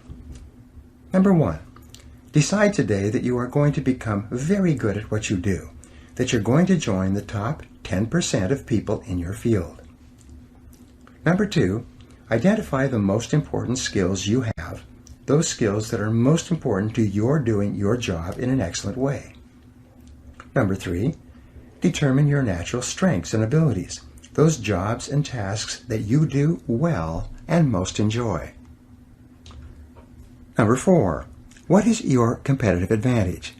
What is it that you do better than almost anyone else? What should it be? What could it be in the future? Number 5, what sort of work motivates you the most? What activities give you the greatest sense of personal satisfaction? Number 6, in what areas do you achieve your highest return on energy? What do you do that really makes a difference to yourself and your business? And number 7, take some time with a pen and paper to complete one or more of these exercises explained in this chapter, so that you can be sure that you are doing exactly the right work for you. Chapter 6, Triumphing Over Adversity. The miracle or the power that elevates the few is to be found in their industry, application, and perseverance under the promptings of a brave, determined spirit. Mark Twain. True self-confidence comes from positive knowing rather than positive thinking. Your goal should be to develop the kind of unshakable self-confidence that makes you an unstoppable force of nature. Your job is to take every step possible to make yourself so positive that you become irresistible and able to accomplish any goal that you set your mind to. And one of the most important things you need is an absolute faith in your ability to overcome any adversity that the world can throw at you. Persistence is essential. Napoleon Hill wrote that persistence is to the character of man as carbon is to steel. He also said that before success comes in any man's life, he is sure to meet with much temporary defeat and perhaps some failure. When defeat overtakes a man, the easiest and most logical thing to do is to quit. That is exactly what the majority of men do. In reality, your persistence is your measure of your belief in yourself and your ability to succeed. If you absolutely believe without question that if you persevere long enough and hard enough, you will ultimately win through, then nothing will stop you. And when you build within yourself this absolute assurance, then virtually anything becomes possible for you. Your self-confidence goes through the roof. The reality habit. Robert Ringer, in his best-selling book, $1 Million Habits, said that the most important of all the habits that lead to great achievement is what he calls the reality habit. It explains the attitudes of men and women who have achieved greatness in almost every field. Happy, successful people are intensely realistic. They do not allow themselves the luxury of self-delusion. They face the world as it is rather than the way they wish it would be. They accept the unalterable facts of life, and they work and plan their activities around them. In learning how to triumph over adversity, the application of the reality principle is to simply accept that problems are inevitable. Problems, setbacks, and disappointments are an unavoidable reality of life. Your ability to deal with these difficulties has as much to do with your self-confidence as any other factor. The test of character. It's easy to feel good about yourself and to have high levels of self-confidence when everything is going well. But the true test of a man or woman is when you can keep your head and continue to function when things seem to be falling down around you and everyone else is discouraged and often blaming it on you. These are the times when you really show the kind of stuff you are made of. The Stanford University Business School conducted extensive research into the qualities of a man or woman that mark him or her for advancement into the executive suite, and ultimately to the position of president and chief executive officer.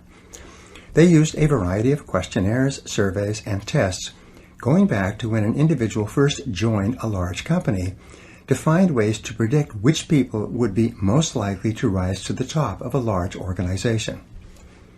After examining dozens of qualities, they were finally able to isolate 2 qualities that were most predictive of executive success in terms of assuring that the organization under their control would continue to survive and thrive in a dynamic and competitive world.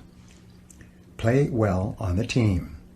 The first quality they identified was the ability to perform well as a member of a team and the ability to put together teams to accomplish common objectives. All the business and interpersonal skills that make a person valuable to an organization seem to be demonstrated in a team setting. This quality was relatively easy to observe and measure over the course of a person's career. Crisis management. The second quality they identified was harder to measure, even though it was absolutely indispensable for long-term, high-level success. This quality was the ability to function well in a crisis. Napoleon called this 4 o'clock in the morning courage, the kind of courage that is instantly available to a person woken up at that time who has no time to prepare mentally or emotionally for a crisis. He called this the rarest form of courage, and in his conclusion, very few people had it. In military terms, they call this being under fire. A question that all soldiers, sailors, and airmen wonder about is how they and others will perform under fire. They know that this is the ultimate test of the character and training of an individual. Organizations know that often their very survival will depend upon how well an individual deals with the inevitable, unexpected reversal of fortune. The Stanford study concluded that although this quality was hard to measure, because a real crisis could not be anticipated or created for test purposes, it was still critical in predicting success of an executive in the higher levels of the business. Reversals of fortune. This is also true for you. Your self-esteem and self-confidence is closely tied to your deep inner feeling about your ability to be effective when faced with problems and difficulties that hit you like a punch in the solar plexus. It is your ability to pick yourself up from the mat and keep on swinging that is the real measure of what you are made of. One of my favorite poems is The Quitter by Robert W. Service. There is a verse in that poem that goes like this. You're sick of the game. Well, that's a shame. You're young and you're strong and you're bright. You've had a raw deal. I know, but don't squeal. Buck up, do your damnedest, and fight. It's the plugging away that will win you the day, so don't be a piker, old pard. Just draw on your grit. It's easy to quit. It's the keeping your chin up that's hard. The quality of your entire personality is affected by how you deal with adversity, how well you keep your chin up. Successful and self-confident people are not those who do not have problems. They are merely those who deal with their problems in a more effective way than the average person. B.C. Forbes, the founder of Forbes magazine, wrote that history has demonstrated that the most notable winners usually encounter heartbreaking obstacles before they triumph. They won because they refused to become discouraged by their defeat. And so can you. The challenge-response theory. In 1952, historian Arnold Toynbee was awarded the Nobel Prize, largely as a result of his work in studying the life cycles of civilizations. He estimated that in human history, there had been 21 great civilizations, 20 of which had broken down over time. He considered the American civilization to be the 21st. His writings were meant to illuminate and give guidance to modern historians and politicians so that they could better assure the survival and success of their nations, and in the case of the United States, the perpetuation of the American Republic. Toynbee postulated what he called the challenge-response theory of history. He said that every large civilization began as a small group of people that eventually found itself facing a challenge from the outside. In most cases, this challenge was composed of enemy forces bent on its destruction. But in some cases, the challenges came from weather or geography. Deal with the challenge effectively. When faced with the challenge, if the small group of people responded in a positive and constructive way, they would overcome the challenge, and in so doing, they would grow. But in growing, this group or tribe would trigger another, even larger challenge, usually aggression from other tribes. Once again, the group would have to reorganize itself internally to face the even larger challenge. If it again responded in a positive and constructive way and overcame the challenge, it would continue to grow. At each stage of growth, the size of the tribe or nation or state would trigger ever greater challenges. At each stage, as long as the civilization continued to respond effectively to the challenge, it continued to grow. The turning point came when the civilization no longer had the will or ability to rise to the challenge of the time, and as a result it began to decline and was eventually swept away by the events of history. All civilizations eventually decline. Sometimes, as in the case of the Roman civilization, it took several hundred years before Rome faded as a major Mediterranean power. Once the Roman people became addicted to bread and circuses and various forms of government welfare and handouts, they lost their will to resist the external challenges represented by the barbarian tribes from the north. Sometimes the civilization fell rather quickly. In less than 5 years from his landing at Veracruz, Cortés was able to destroy the foundation of the Aztec civilization that had endured for hundreds of years. The centuries-old Austro-Hungarian Empire, weakened from within, fell apart in the 4 short years of World War I and never recovered.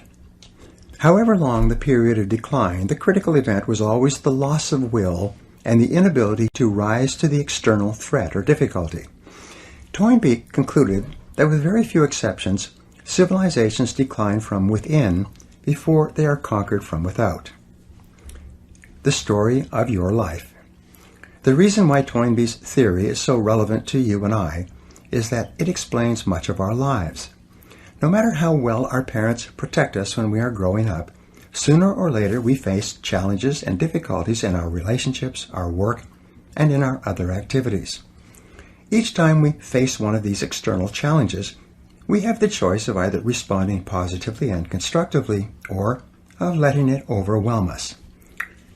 If we choose deliberately to respond in a positive and constructive way, to keep our minds calm and cool, and deal effectively with the inevitable problem, we learn and grow and become stronger.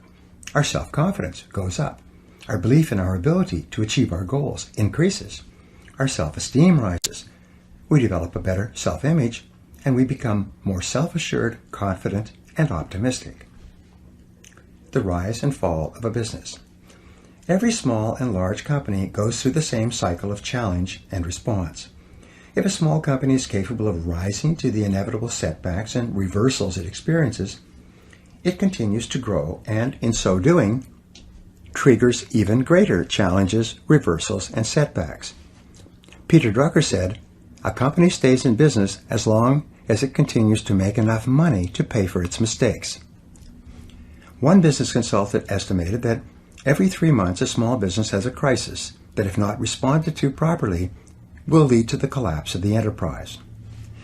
You and I are similar to small businesses in many respects. Fortunately, an inability to respond will not lead to something as final as a business collapse.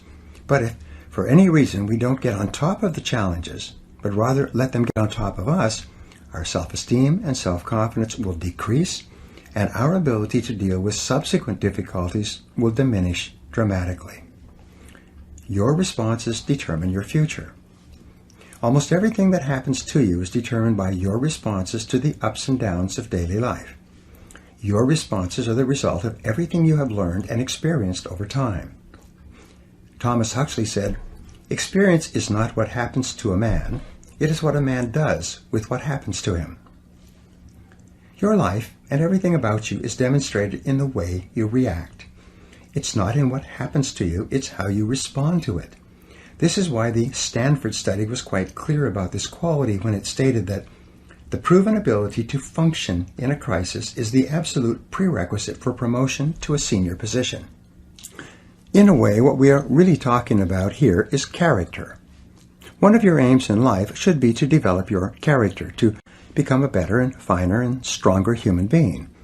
And the development of character, essential to your long-term happiness and well-being, requires that you go through the crucible of setback and temporary defeat and emerge victorious.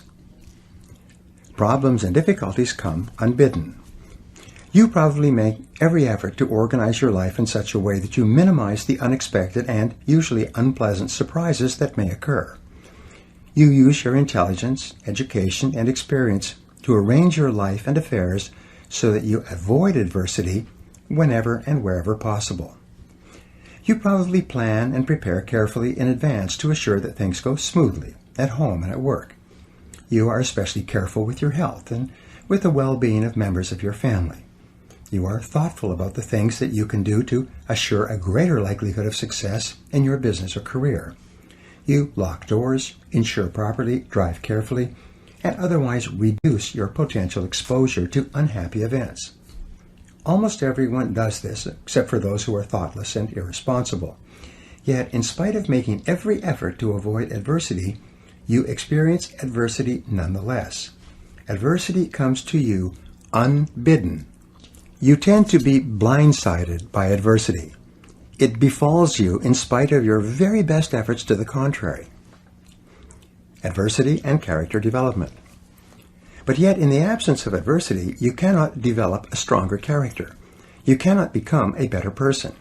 You cannot develop resilience, perseverance, and resoluteness of personality. You cannot develop into the kind of person who enjoys high levels of self-confidence and a feeling that you can meet and master whatever you are faced with. You cannot grow stronger without the adversity that you so conscientiously avoid. Caught in this conundrum, you have only one choice.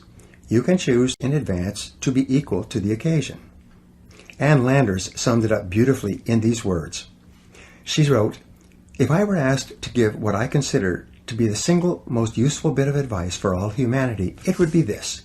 Expect trouble as an inevitable part of life, and when it comes, hold your head high, look it squarely in the eye, and say, I will be bigger than you. You cannot defeat me. Your responsibility is the key. Frederick Robertson said, it's not the situation that makes the man, but the man who makes the situation. It is not what happens to you, but how you respond to what happens to you that determines your whole life.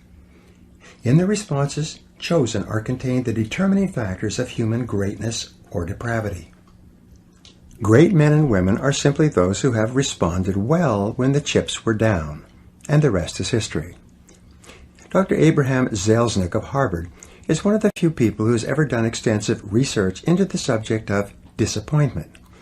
What he found in studying the way that different people respond to disappointment was that you could largely tell how high and how far a person was going to go in life by simply observing how they reacted when they faced frustration and setbacks in reaching their goals.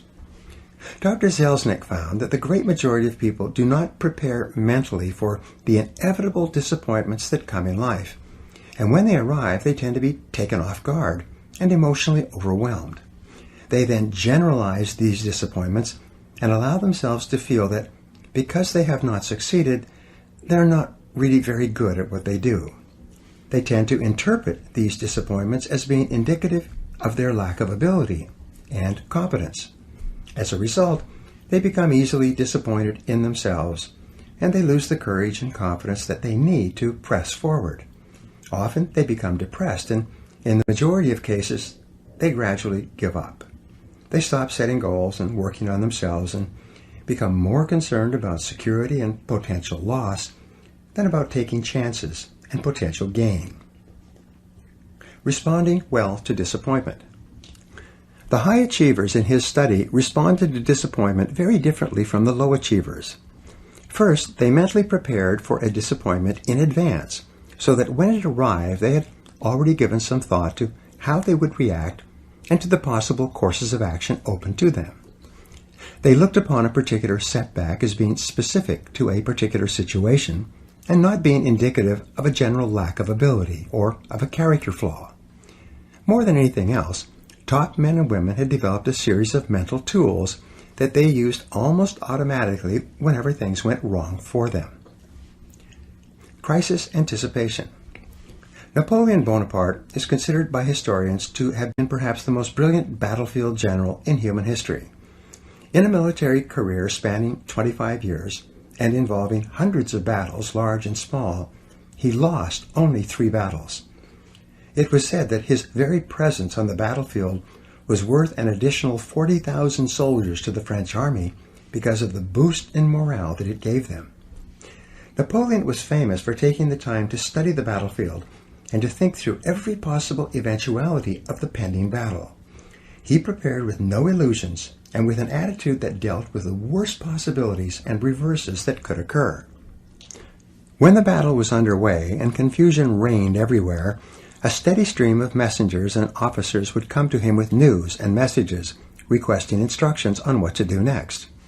His responses were always clear, concise, and immediate. No matter what happened, he had an order and an answer at the tip of his tongue. And the reason for this, and what helped to make him the master of all of Europe, was because he had thought everything through in advance. Advanced thinking and planning. This program on the power of self-confidence is meant to be practical and helpful to you. In the time ahead, I will share with you some of the best mental tools used by the most effective men and women in our society to cope with adversity. What I suggest is that you study these ideas, turn them over in your mind, and review them regularly until they become an automatic part of your thought processes. And when they do, I promise that you will take a giant step toward becoming unstoppable and toward enjoying the high levels of self-confidence that are possible for you. The concept of failure. The first mental technique is for you to reassess your entire attitude toward the concept of failure. You know that the fear of failure is the greatest single obstacle to success and happiness in adult life. You also know that this is a conditioned response which originated in early childhood as the result of destructive criticism and other mistakes that your parents made in bringing you up. Fortunately, it is a learned fear, and because of this it can be unlearned, thereby freeing you from the fears that hold you back and giving you the self-confidence that propels you forward. The starting point of eliminating this fear is for you to accept and realize that no success is possible without failure. All success is preceded by failure, usually great failure, repeated over a long period of time. Abraham Lincoln was considered one of the great failures of American politics, a man who lost his business, lost his sweetheart, and was defeated for election over and over again. However, by learning from every defeat, he won the final election and became one of the most important and respected presidents we have ever had. As Stanley Judd wrote, "Don't be afraid to fail. Don't waste energy trying to cover up failure. Learn from your failures and go on to the next challenge. It's okay to fail. If you're not failing, you're not growing." Double your rate of failure. You only learn how to succeed by failing, and no success is possible without it. Thomas J. Watson, the founder of IBM, was once visited by a young journalist who asked him how he could be more successful faster. Watson replied with these wonderful words, "Do you want to be successful? Then you must double your rate of failure. Success lies on the far side of failure." Every man or woman of great achievement has been, at one time, a magnificent failure. The greatest successes of our generation and of our history books are the stories of men and women who failed so many times that they finally learned how to succeed. On the David Susskind Show some years ago, they had 4 men who had all become entrepreneurial millionaires before the age of 35. They asked them during a break to add up and calculate the total number of different businesses that they had started or tried before they found the business where they made their fortunes. It turned out that the 4 men had started an average of 17 businesses each, an average of 16 of which had been unsuccessful. But it was the 17th business that had made them rich. Now the obvious question is this: did those young men fail in each of their previous business experiences? And the answer is clear. They did not fail.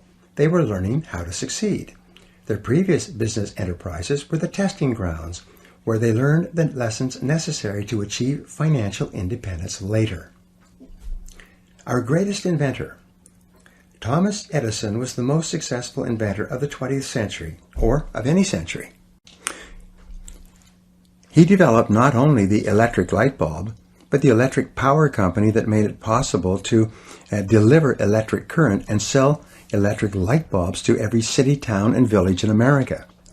He patented more than 1,000 devices at the U.S. Patent Office, almost all of which were brought into commercial production within his lifetime.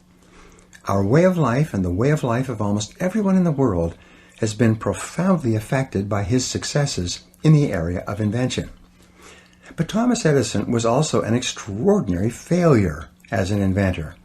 He failed more times than any other inventor of his age. He failed thousands and thousands of times in attempting to find the proper filament for the first electric light bulb.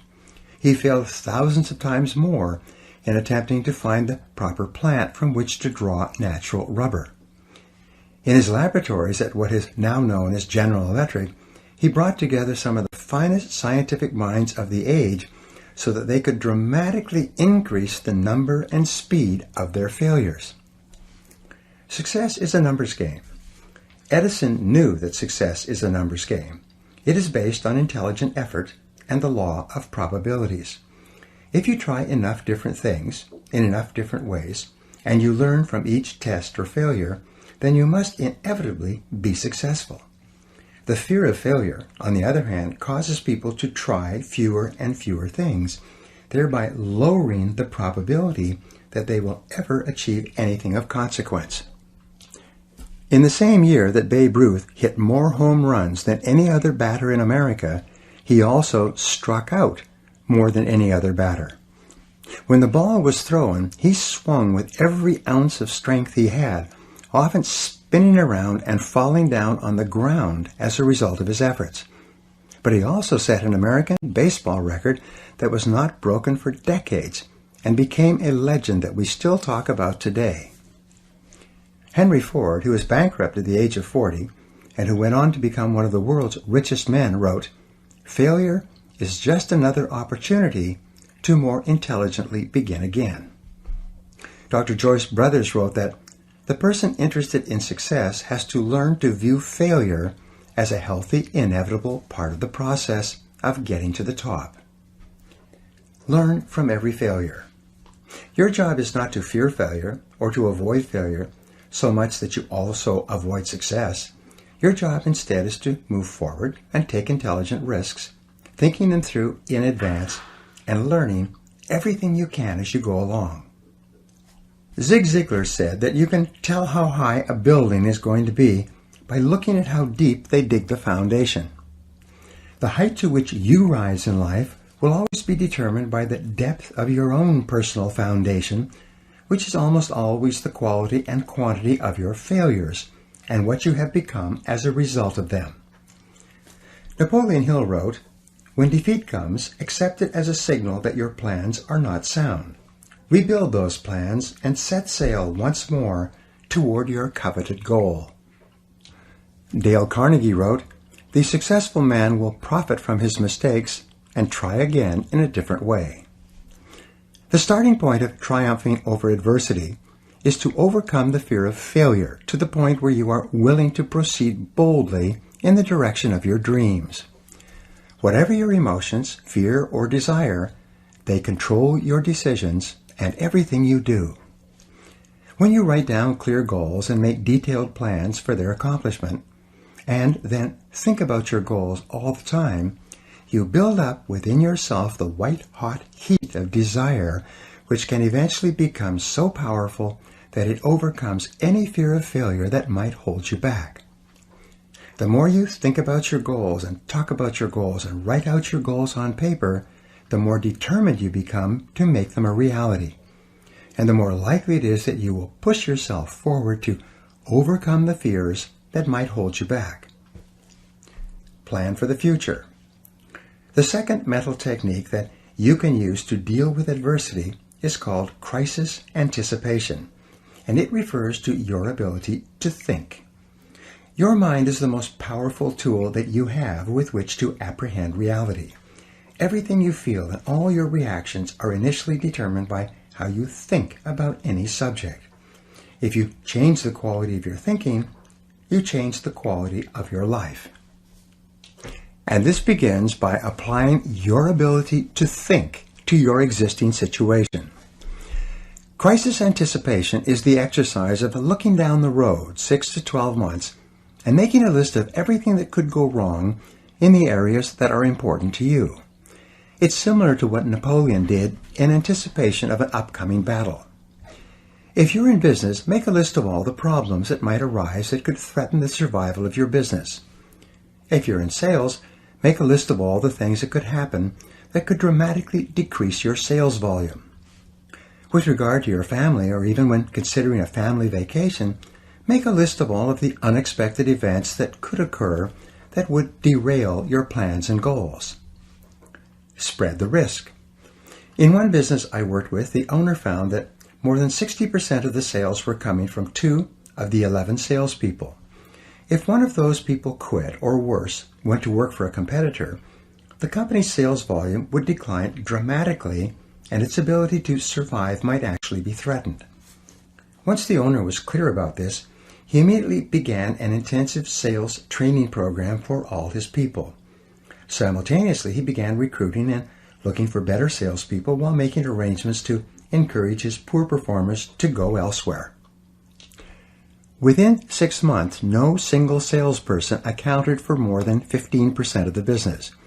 And when it happened that one of his previous top salespeople did decide to leave, the business was able to absorb the temporary drop in productivity and continue to grow. What could go wrong? What are the likely crises that might occur in your life? What if interest rates doubled or your business dropped by 50%?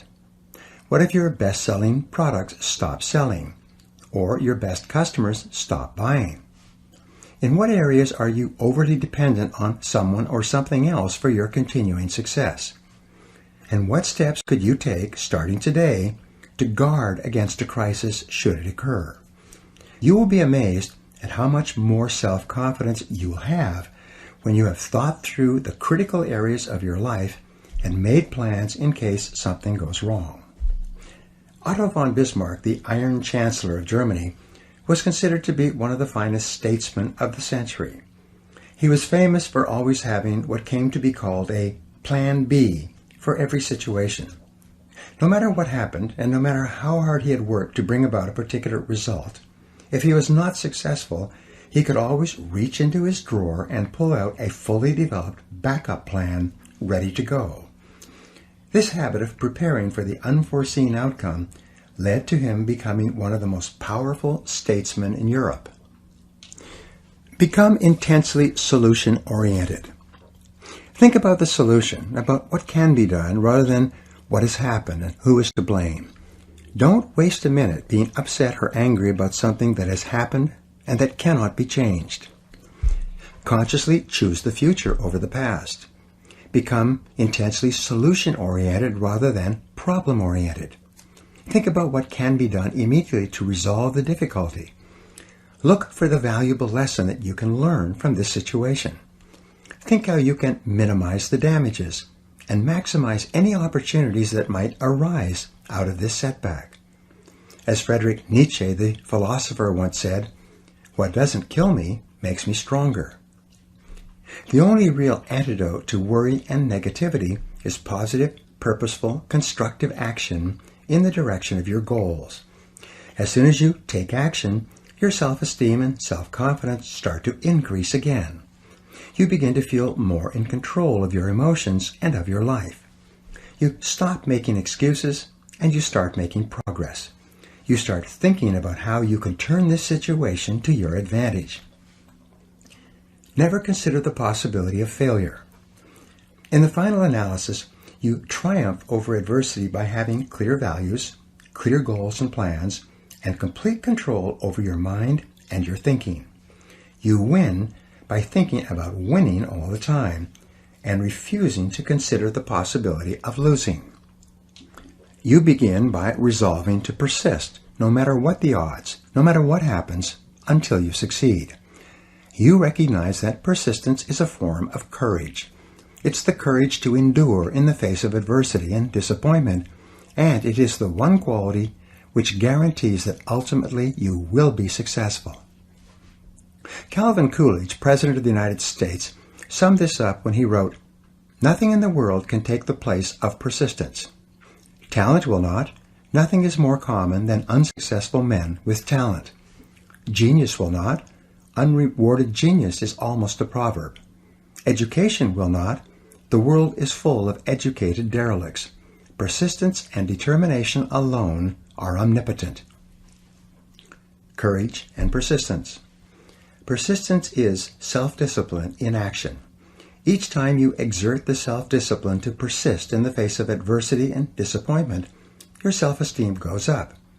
When you practice persistence, you build up your resistance to taking the easy way out. You create the friction that comes from going against your natural tendencies. You generate the heat that crystallizes your character at a new, higher level. And with this higher level of persistence, self-discipline, and character, your self-esteem, self-respect, and personal pride increase. Your belief in yourself serves as a deep foundation of confidence upon which you build a great life. You become more positive, more optimistic, and more unstoppable in everything you do. And you do this because, as Churchill said, you never give up. Never, never give up. Now here are some exercises that you can use to apply these ideas. Number 1, identify one major adversity that you dealt with and recovered from. What did you learn that has helped you to become a better person? Number 2, determine the worst possible thing that could happen in your business or career. What could you do now to minimize the negative effects if it did occur? Number 3, what are the 3 worst things that could happen in your personal and family life, and what could you do to prepare against them?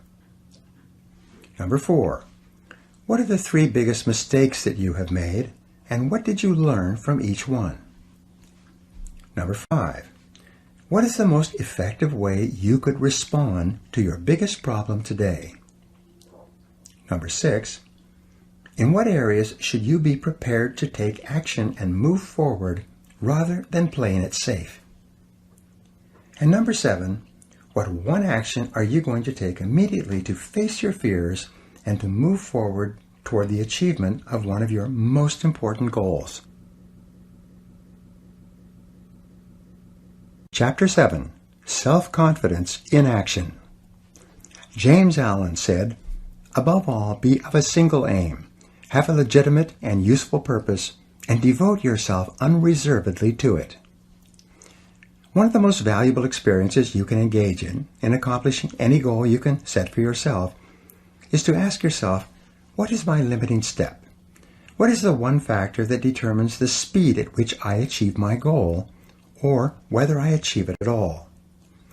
Your ability to identify your limiting step is one of the best demonstrations of your intelligence, and your capacity to eliminate this limiting step is one of the best demonstrations of your overall competence in achieving anything you want. Self-confidence is critical. In studying everything that has been written or said about personal success, the conclusion I came to was that your level of self-confidence is probably the critical factor in everything you accomplish. When you have enough self-confidence, you will try almost anything. Because success is largely a matter of averages or probabilities, the more things you try, the more likely it is that you will achieve greatly. For many years, Amoco Petroleum was famous amongst oil companies for having consistently developed and maintained higher levels of oil and gas reserves than any other major oil company. The president of Amoco was asked why his company was so successful in this area. He replied simply that, "We drill more holes." They didn't purport to be better or smarter than their competitors. They just focused on drilling more wells. And by the law of averages, they ended up drilling up more successful wells and becoming one of the most profitable oil companies in the world. Try more things. The same is true for you. When you set more goals, try more things, engage in more activities, and explore more opportunities, your probabilities of success increase dramatically. The only real limiting step that you might have is your level of self-confidence. When you reach the point where you believe in yourself absolutely, the barriers that exist in your external world will not stop you. The major obstacles to success always lie within the mind of the individual. They are not contained in external circumstances, situations, or people.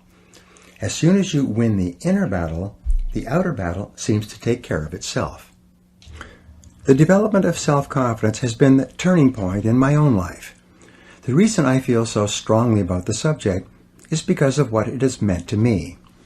The development of greater self-confidence has enabled me to go from rags to riches, from limited means and worries about money to national and international renown. I've been able to go from living in a small, rented, one-bedroom apartment and being deeply in debt to living in a beautiful home on a golf course and driving a new Mercedes. An inauspicious beginning. Talent and ambition have been very helpful, but without the development of self-confidence, my inborn abilities would have lain dormant and unused, as they did for many years. Before I gained enough self-confidence to commit completely to my goals, I was going nowhere with my life. I started with few advantages. I came from a home with 3 younger brothers, and while I was growing up, we never seemed to have any money. My father was a good man, but he was not always employed. I remember from my earliest days that we could never afford anything. My mother used to dress us by buying used clothes from the Goodwill and the St. Vincent de Paul rescue missions. We would wear pants and shirts that had been given away by other families. Sometimes the kids at school recognized that the clothes I was wearing were their old clothes that their parents had given away. Christmases and birthdays were not occasions of great celebration. We had little to give and little to share. Early behavior problems. I became a behavior problem at an early age. I see now that I was just rebelling against my upbringing, but at the time I was a real problem for everyone around me. I was constantly being kicked out of classes for misbehavior. I was suspended or expelled from 4 schools during my junior high and high school years.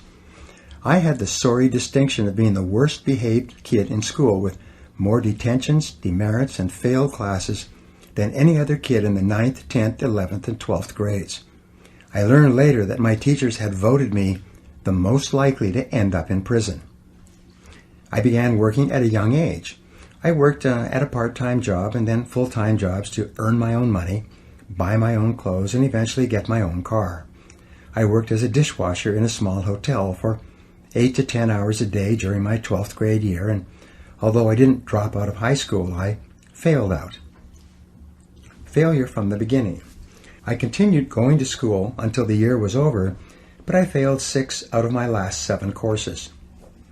During the graduation ceremonies, they allowed me to go up on the stage in a gown in front of the audience and receive a certificate from the principal. The person in front of me received a diploma. The person in back of me also received a diploma, but what I got was a leaving certificate. A leaving certificate is just a polite way for the school to say, "Goodbye, please don't ever come back." Laboring jobs. While many of my friends who had graduated from high school went on to university to complete their educations, I began working at laboring jobs. Over the next few years, I worked as a dishwasher and a kitchen helper. I worked in sawmills and factories. I worked on construction crews and as a laborer. In one job, I dug wells. That's where you start from ground level and work down rather than up. I worked at washing cars and as a galley boy on a ship. I worked in gas stations and as a mechanic's helper. When I answered employment ads in the paper, I never even got a reply from anyone. My job applications were just thrown in the wastebasket. When I was 23 years old, I was an itinerant farm worker, sleeping on the hay in the farmer's barn and getting up when it was pitch black to eat with the farmer's family before the workday started. Selling from door to door. In my mid-20s, I was still drifting, and in order to eat, I began selling office supplies from door to door. I did poorly. From there, I went to selling other things. I remember making calls for an entire month without making a single sale. I lived on loans and charity from family and friends. I had virtually no possessions, very few clothes even, no money, no high school diploma, no marketable skills, and no experience of any real value to anyone. I was going nowhere fast. Meanwhile, all around me, I saw people my own age and younger who were doing well. They were wearing nice clothes, driving nice cars, and working at well-paying jobs. They were moving onward and upward in their careers. They had offices, and some of them had staffs.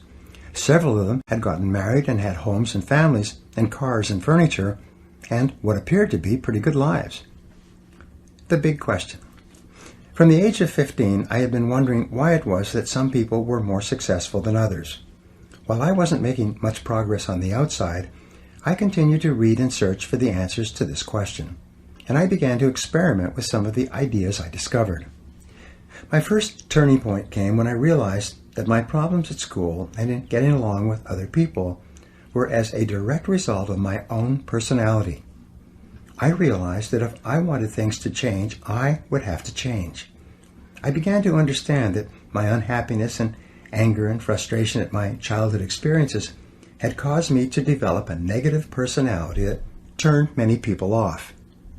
And I accepted that any change that was going to take place had to begin with me and was up to me alone. No one was going to do it for me. No one would help me.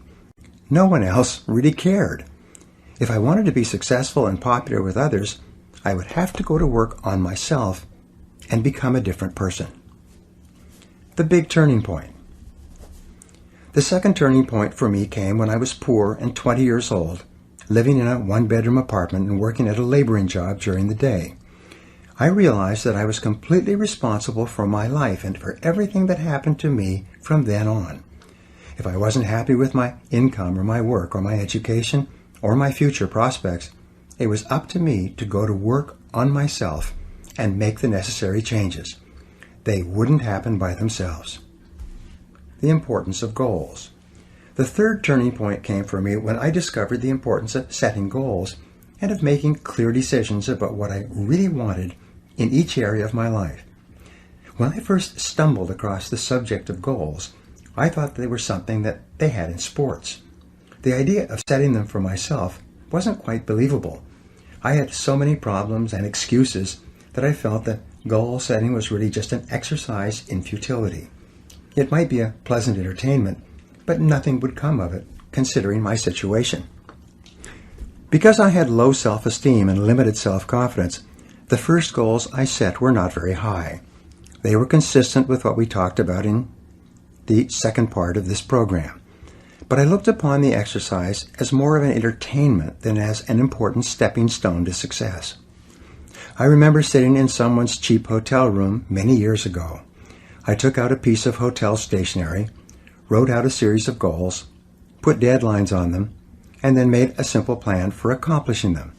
I promptly lost the sheet of paper, but exactly 31 days later, just as I had written, and as a result of a remarkable series of coincidences, my goals were all achieved.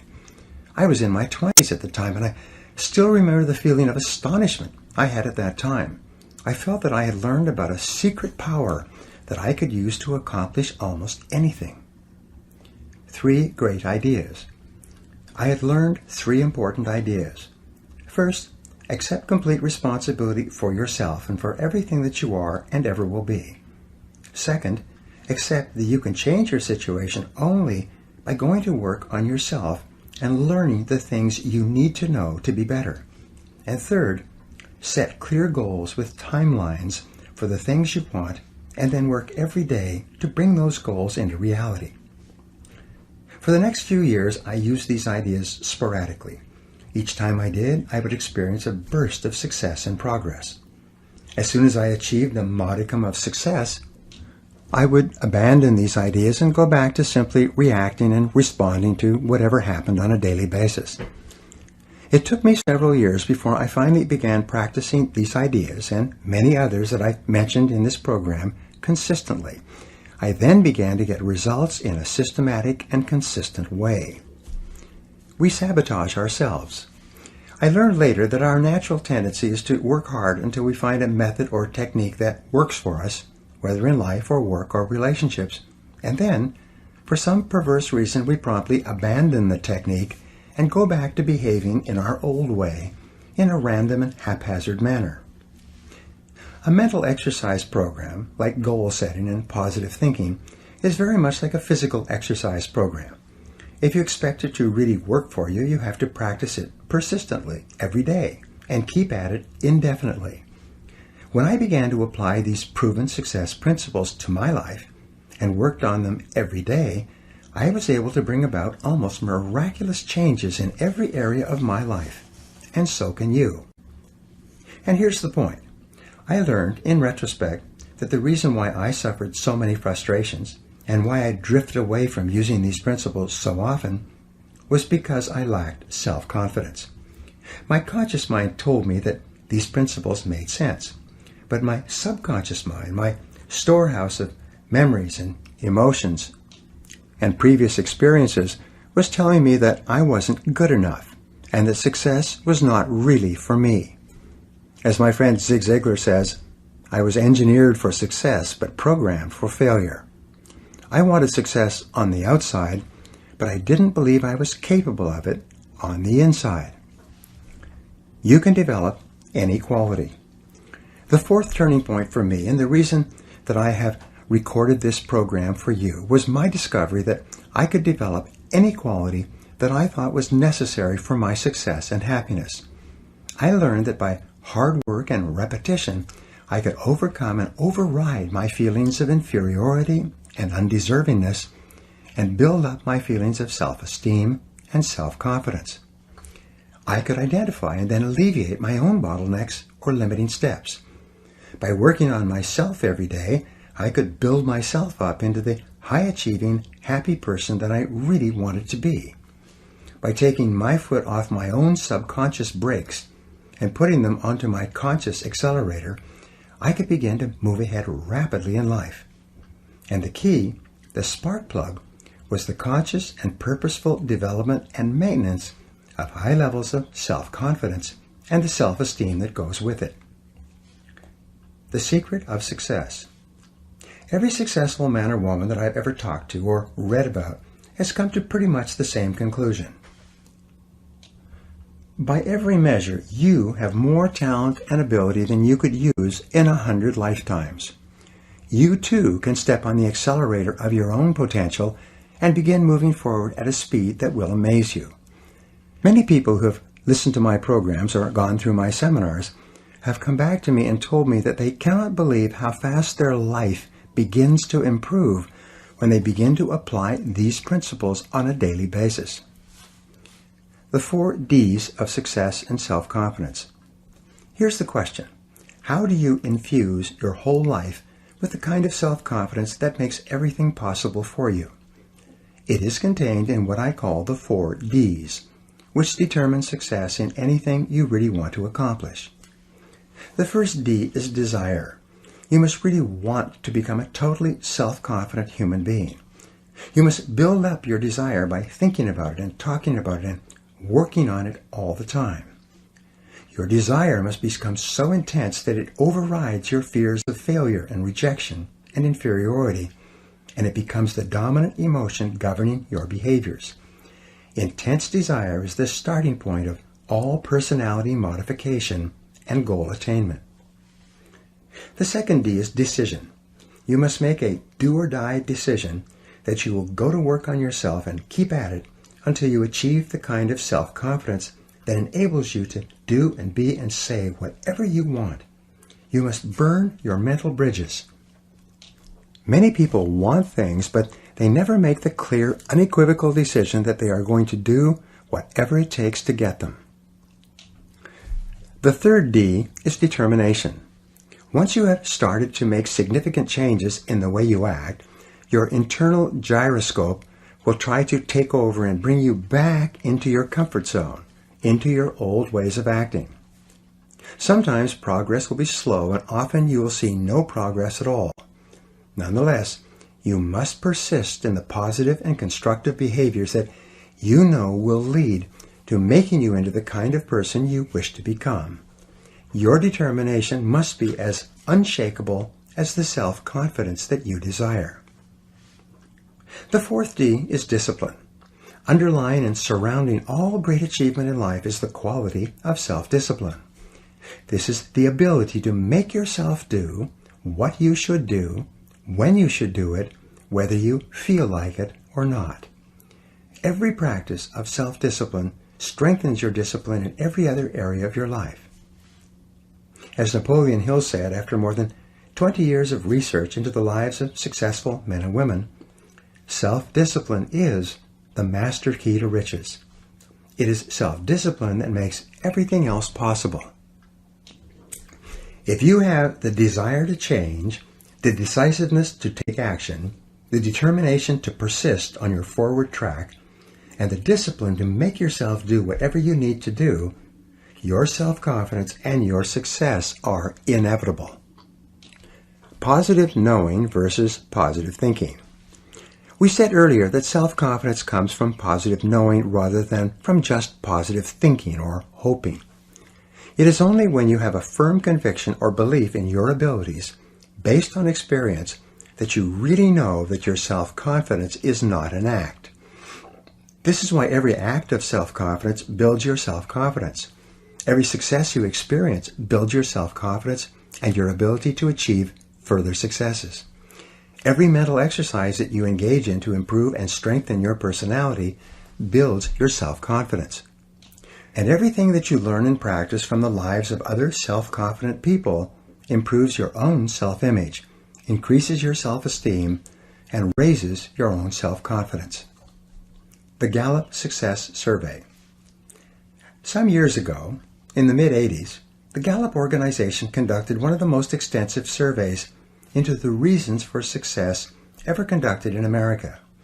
They selected 1,500 men and women whose names and biographies had appeared in Marquis' Who's Who in America, the most prestigious register of noteworthy individuals in the country. They asked them at great length what they felt were the reasons why they had become so well known and respected in their lifetimes. This group included Nobel Prize winners, university presidents, heads of Fortune 500 corporations, leading academics, writers, inventors, entrepreneurs, and even a high school football coach, a man who continued to have a significant impact on the lives and personalities of the young people he had trained. 5 essential qualities. After many months of research and interviews, they were able to isolate the 5 most important qualities for success and self-confidence in America. And their findings turned out to be consistent with virtually all the other research that's been done in this area. Number 1 is common sense. The first and most important success quality was defined as common sense.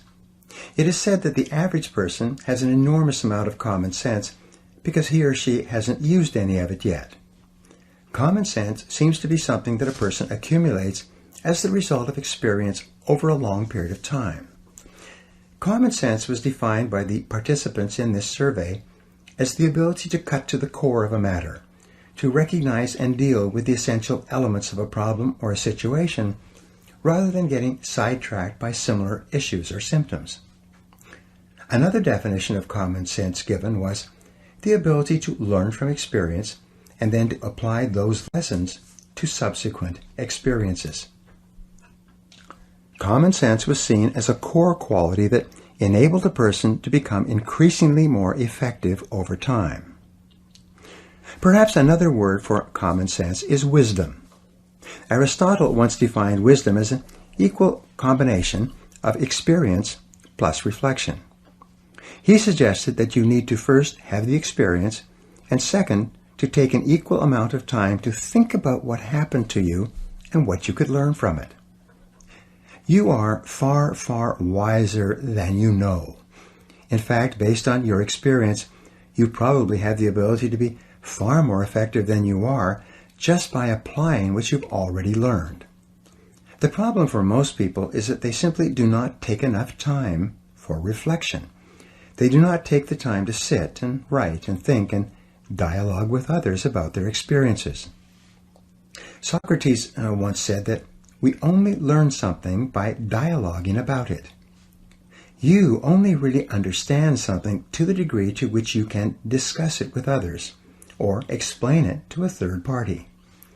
Your ability to translate your experience into words, which only comes through thinking and reflection, is essential for your growth and wisdom and common sense. Gain additional knowledge. I would add one more ingredient to Aristotle's definition of wisdom, and that would be knowledge. Wisdom is, therefore, a measure of knowledge plus experience plus reflection. First you learn, then you practice what you learn, then you take time to think about what happened. When you turn off the television or radio, or put down the newspaper and begin spending more time talking about and thinking about what has happened to you, you begin to grow at an exponential rate. 2 magic questions. Perhaps the 2 best questions I have learned for personal growth are these. After every experience, successful or unsuccessful, stop and do an instant replay of the experience, preferably on paper, and ask yourself first, what did I do right? And second, what would I do differently? If you take a piece of paper and write at the top of the page, what did I do right? And then write down every single part of the experience that you did correctly, you will be accelerating your development of common sense. By analyzing your immediate past performance like football players do on video, you will find yourself improving at a rapid rate. The very fact that you take time to reflect will cause you to improve in those areas you pay attention to. When you ask, what would I do differently, you begin to see all kinds of possibilities for improvement. The wonderful thing about these 2 questions is that the answers to both are positive and constructive. And when you dwell on the positive, constructive parts of your performance, present and future, These ideas sink deeper into your subconscious mind and program you to act in a manner consistent with that information the next time out. Review your performance. One famous football coach would sit down with his better players and replay videos of their last games. He showed them running or passing or catching on the video, but without comment. The players, whose egos were very sensitive, were quite aware of their mistakes and weaknesses. Nothing needed to be said. As a result of reviewing the videos together, the players became better and better, and the coach was seen to be a great builder of men. After every sales call or interview, do an instant replay, alone or with someone else, and ask yourself quickly, what did I do right? And what would I do differently? You'll be amazed at what you see and how fast you begin to improve.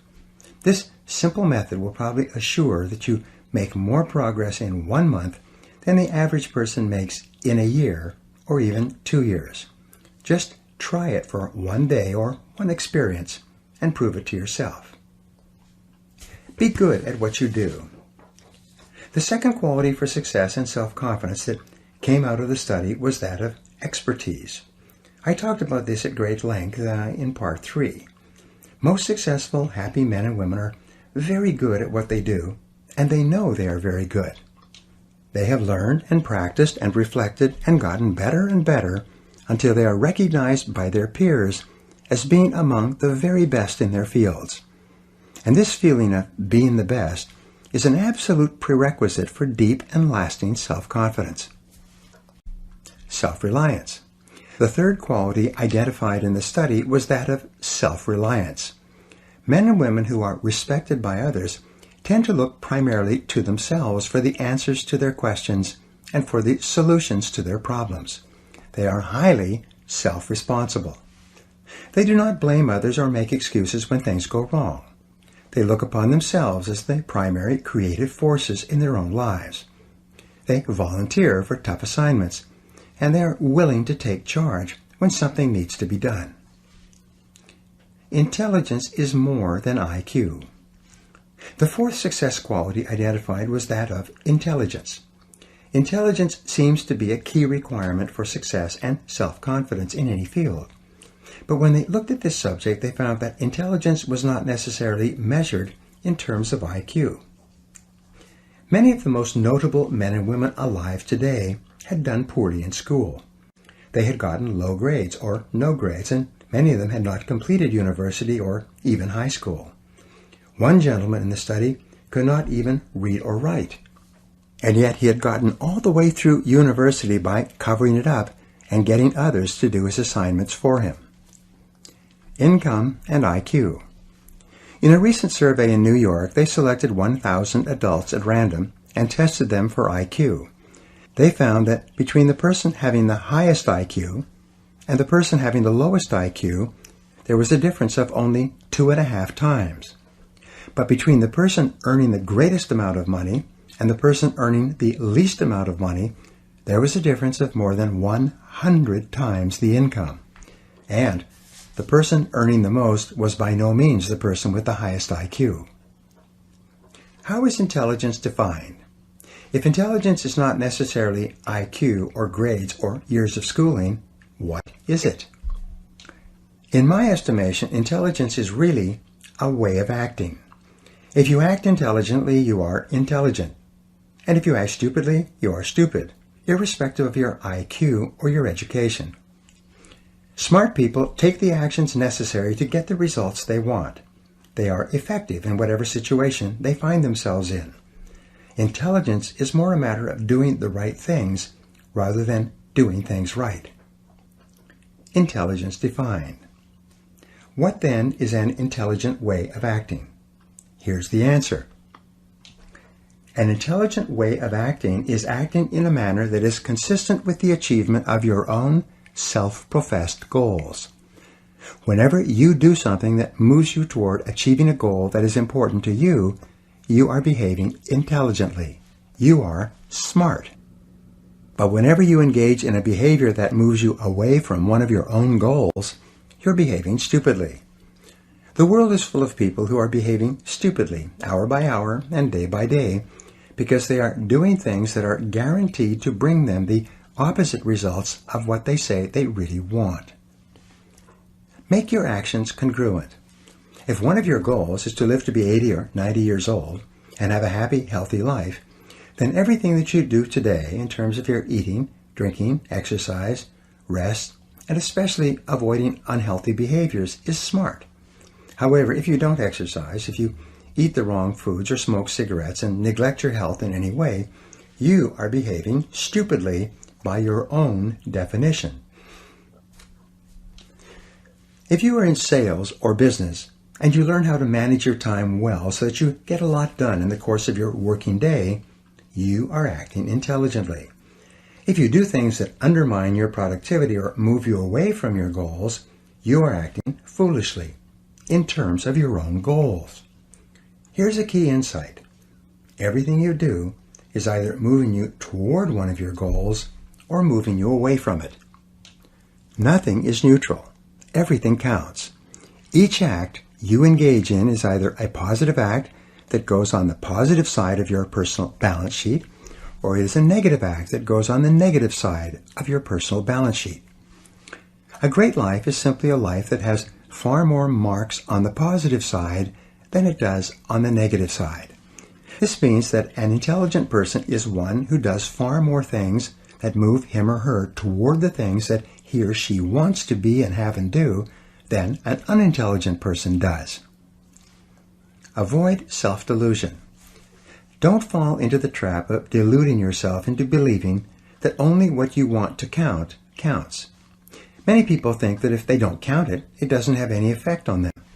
They think that if they don't read a book or listen to an audio program, if they don't spend time with their families and play with their children, instead of playing on their computers and watching television, if they don't do the things that are leading to a happy, healthy, successful life, then somehow it doesn't matter.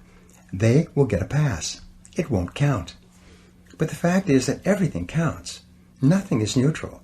Everything you do or don't do contributes toward making your life a great life or a mediocre life.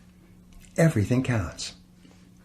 With regard to your self-confidence, every time you do something that is moving you in the direction of something that is important to you, you feel like a winner. But every time you don't do things that move you forward towards something you want, or even worse, move you away, you feel like a loser. These behaviors are not only progressive, they are habitual. The more you engage in one behavior or the other, the easier and more automatic that behavior becomes. The more you engage in winning behaviors, the more consistently you act and feel like a winner. The higher will be your self-confidence, and the greater will be your belief in yourself and in your goals. Your actions shape your character. Getting the job done. The final quality of success identified in the study was that of result orientation. This means that you know that you are capable of getting the results for which you are responsible. All highly respected men and women are recognized as being the kind of people who can get the job done, whatever it is. They are invariably decisive, results-focused, action-oriented people. They are performance-oriented. They have a bias for action and a sense of urgency. They have trained themselves to be extremely capable at doing whatever is required. Bigger and better jobs and responsibilities seem to flow to them. The world tends to step aside and make way for the person who knows what he or she is doing and knows where he or she is going. Get on to the fast track.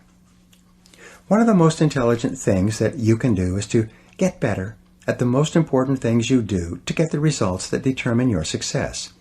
The better your results, the higher will be your self-confidence and self-esteem. You'll be promoted more often and paid more because you will be producing a higher quality and quantity of work. You'll receive more and better job offers. You'll be immune to economic downturns because your services will be so valuable. By becoming intensely result-oriented, you will guarantee yourself a future of success and prosperity. Do what the top people do. you will notice that everything that we have talked about in this program somehow impacts on the 5 qualities for great success in America. I explained earlier about the importance of selecting your values and organizing your entire life around what you believe to be right and good and true. As long as you know that you are living consistent with your highest principles, your self-confidence rests on an unshakable foundation. I have talked throughout this program about the importance of setting clear goals and deciding exactly what you want in every area of your life. You know that big, important, challenging goals, clearly defined, with written plans for their accomplishment, improve your overall self-concept and build your self-confidence. Plan your work and work your plan. When you plan your work and work your plan, and dedicate your energies to completing high-value tasks, you start to make rapid progress toward the attainment of your goals, and your self-confidence goes up. Every time you resolve to go the extra mile, to do more than you're paid for, to put in more than you take out, to go beyond what is expected of you in your job and in your relationships with others, you feel terrific about yourself. You feel more like a winner. Your level of self-confidence increases, and you feel motivated to contribute even more of yourself to what you are doing. When you dedicate yourself to becoming better and better at performing the important tasks in your life, you feel an enhanced sense of mastery and competence. Your belief in yourself deepens, and your ability to get the results that are important to you increases. The development of excellence or expertise in what you do is a wonderful form of positive knowing that leads inevitably to higher self-confidence. Do your work quickly and well. There is virtually nothing that will bring you the respect and esteem of the people you respect faster than being result-oriented and doing your job in an excellent fashion. In study after study, it's been shown that lasting recognition from the important people in your work only comes from being very good at what you do. It is only excellent performance in your job that raises you above politics and gives you the kind of power and influence that really makes a difference in any organization. Dedicate yourself to continuous learning. Your ongoing commitment to personal and professional development gives you a feeling of continuous growth. Whenever you feel yourself growing as a person, you feel internally motivated and energized to achieve even more. And the more you learn, the more you can learn. The more you develop yourself, the more capable you become of further development. By the law of correspondence, as you become better and more capable on the inside, the outer aspects of your life improve as well. As you see and feel your life getting better, you feel more positive and in control of your own destiny. You like and respect yourself more, and your self-confidence increases. Take continuous forward action. Any positive, constructive, and self-determined action that you take in the direction of your dreams improves your self-image and raises your self-confidence. When you discipline yourself to do exactly those things that lead you in the direction of what is most important to you, you develop a sense of strength and self-assurance that is evident to all the people around you. Every positive action generates the positive emotion that goes with it. When you keep your thoughts and your actions consistent with your highest aspirations and your most valued goals, you are progressively building the unshakable kind of self-confidence that enables you to accomplish almost anything. Be your own cheerleader. When you get up each morning, say to yourself, "This is going to be a great day." Make the development of a positive personality your overarching goal and organize all your behaviors in that one direction. Remember, you are demonstrating the highest intelligence when everything you do contributes toward generating the feelings of self-confidence and self-esteem that you desire. Talk to yourself positively all the time. Say to yourself, "I can do it, I can do it." Or say, "I feel healthy, I feel happy, I feel terrific." In your conversations with others, keep your words positive and upbeat. Get away from people who complain and criticize. Make it a game to find something nice to say about everyone and everything. Positive words lead to a positive mental attitude. Create a positive, suggestive environment around yourself. Create clear mental pictures of the person you want to be and the things you want to have. Read books that expand your mind and increase your abilities. Listen to educational audio programs in your car. Get around positive people and get away from negative people. Control your mental pictures. Prior to every event of importance, mentally rehearse and see yourself performing at your best in the upcoming situation. Recall and relive a previous excellent performance. Before falling asleep, think about the things you did right during the day and the things you are going to do better in the days to come. Soak your mind in positive images of you at your personal best.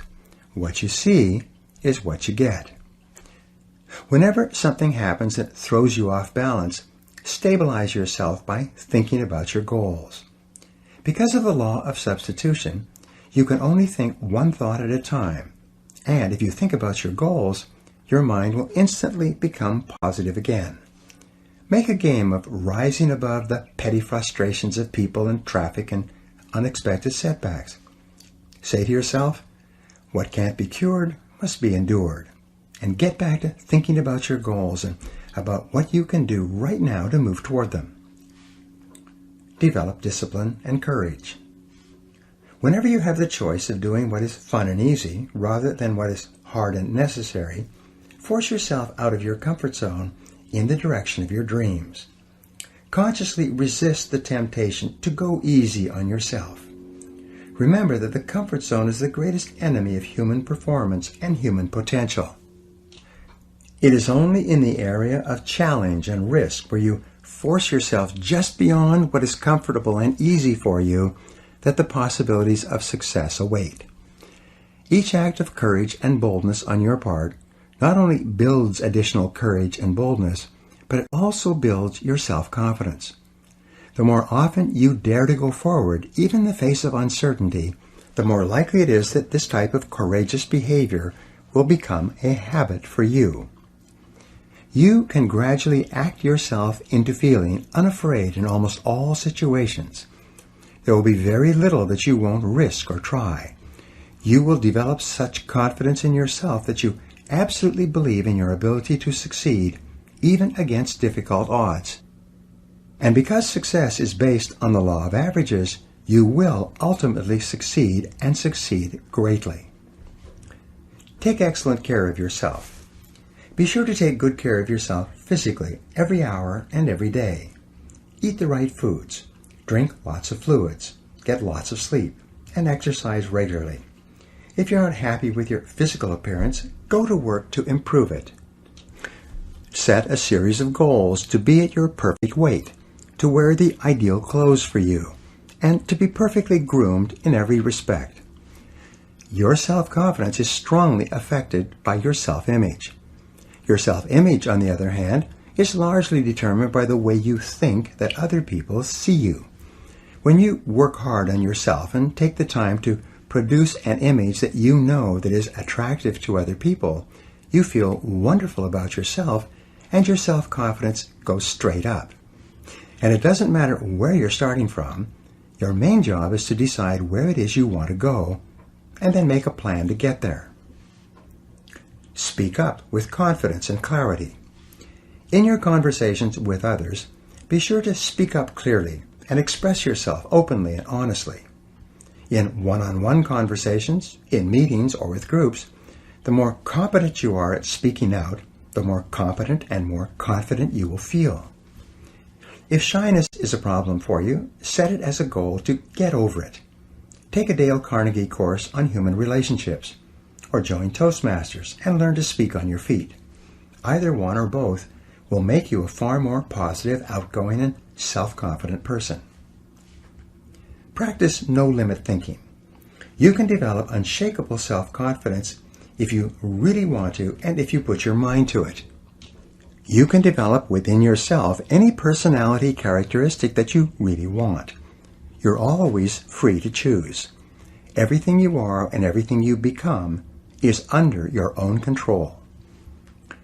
The final key to self-confidence was put forth by Dorothea Brande in 1935 when she said, "The high road to success is to act as if it were impossible to fail, and it shall be."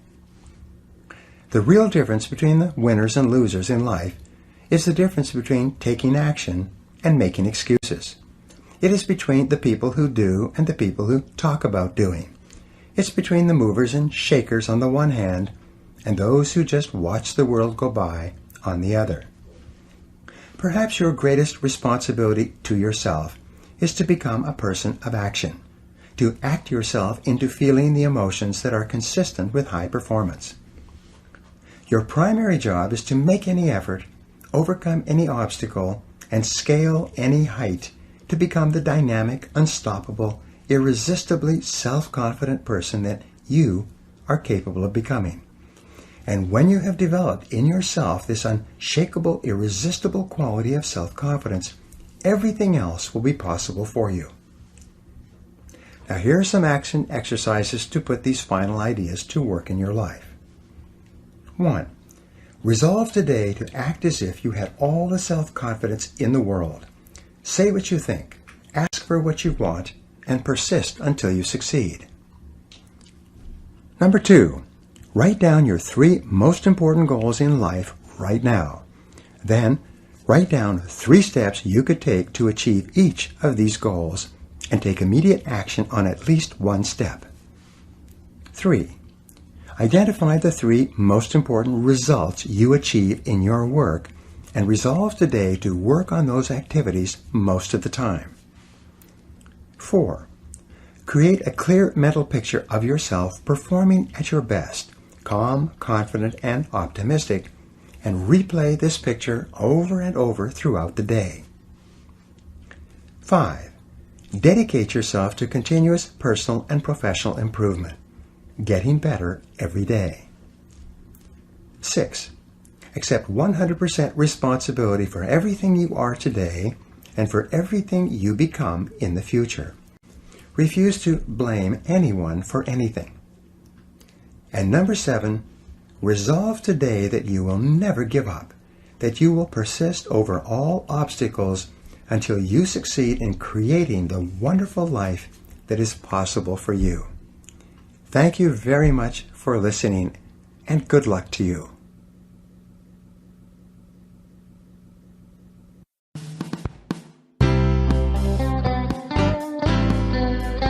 This has been a Gildan audio production. For more affordable life-changing audio programs, visit our website at gildanmedia.com.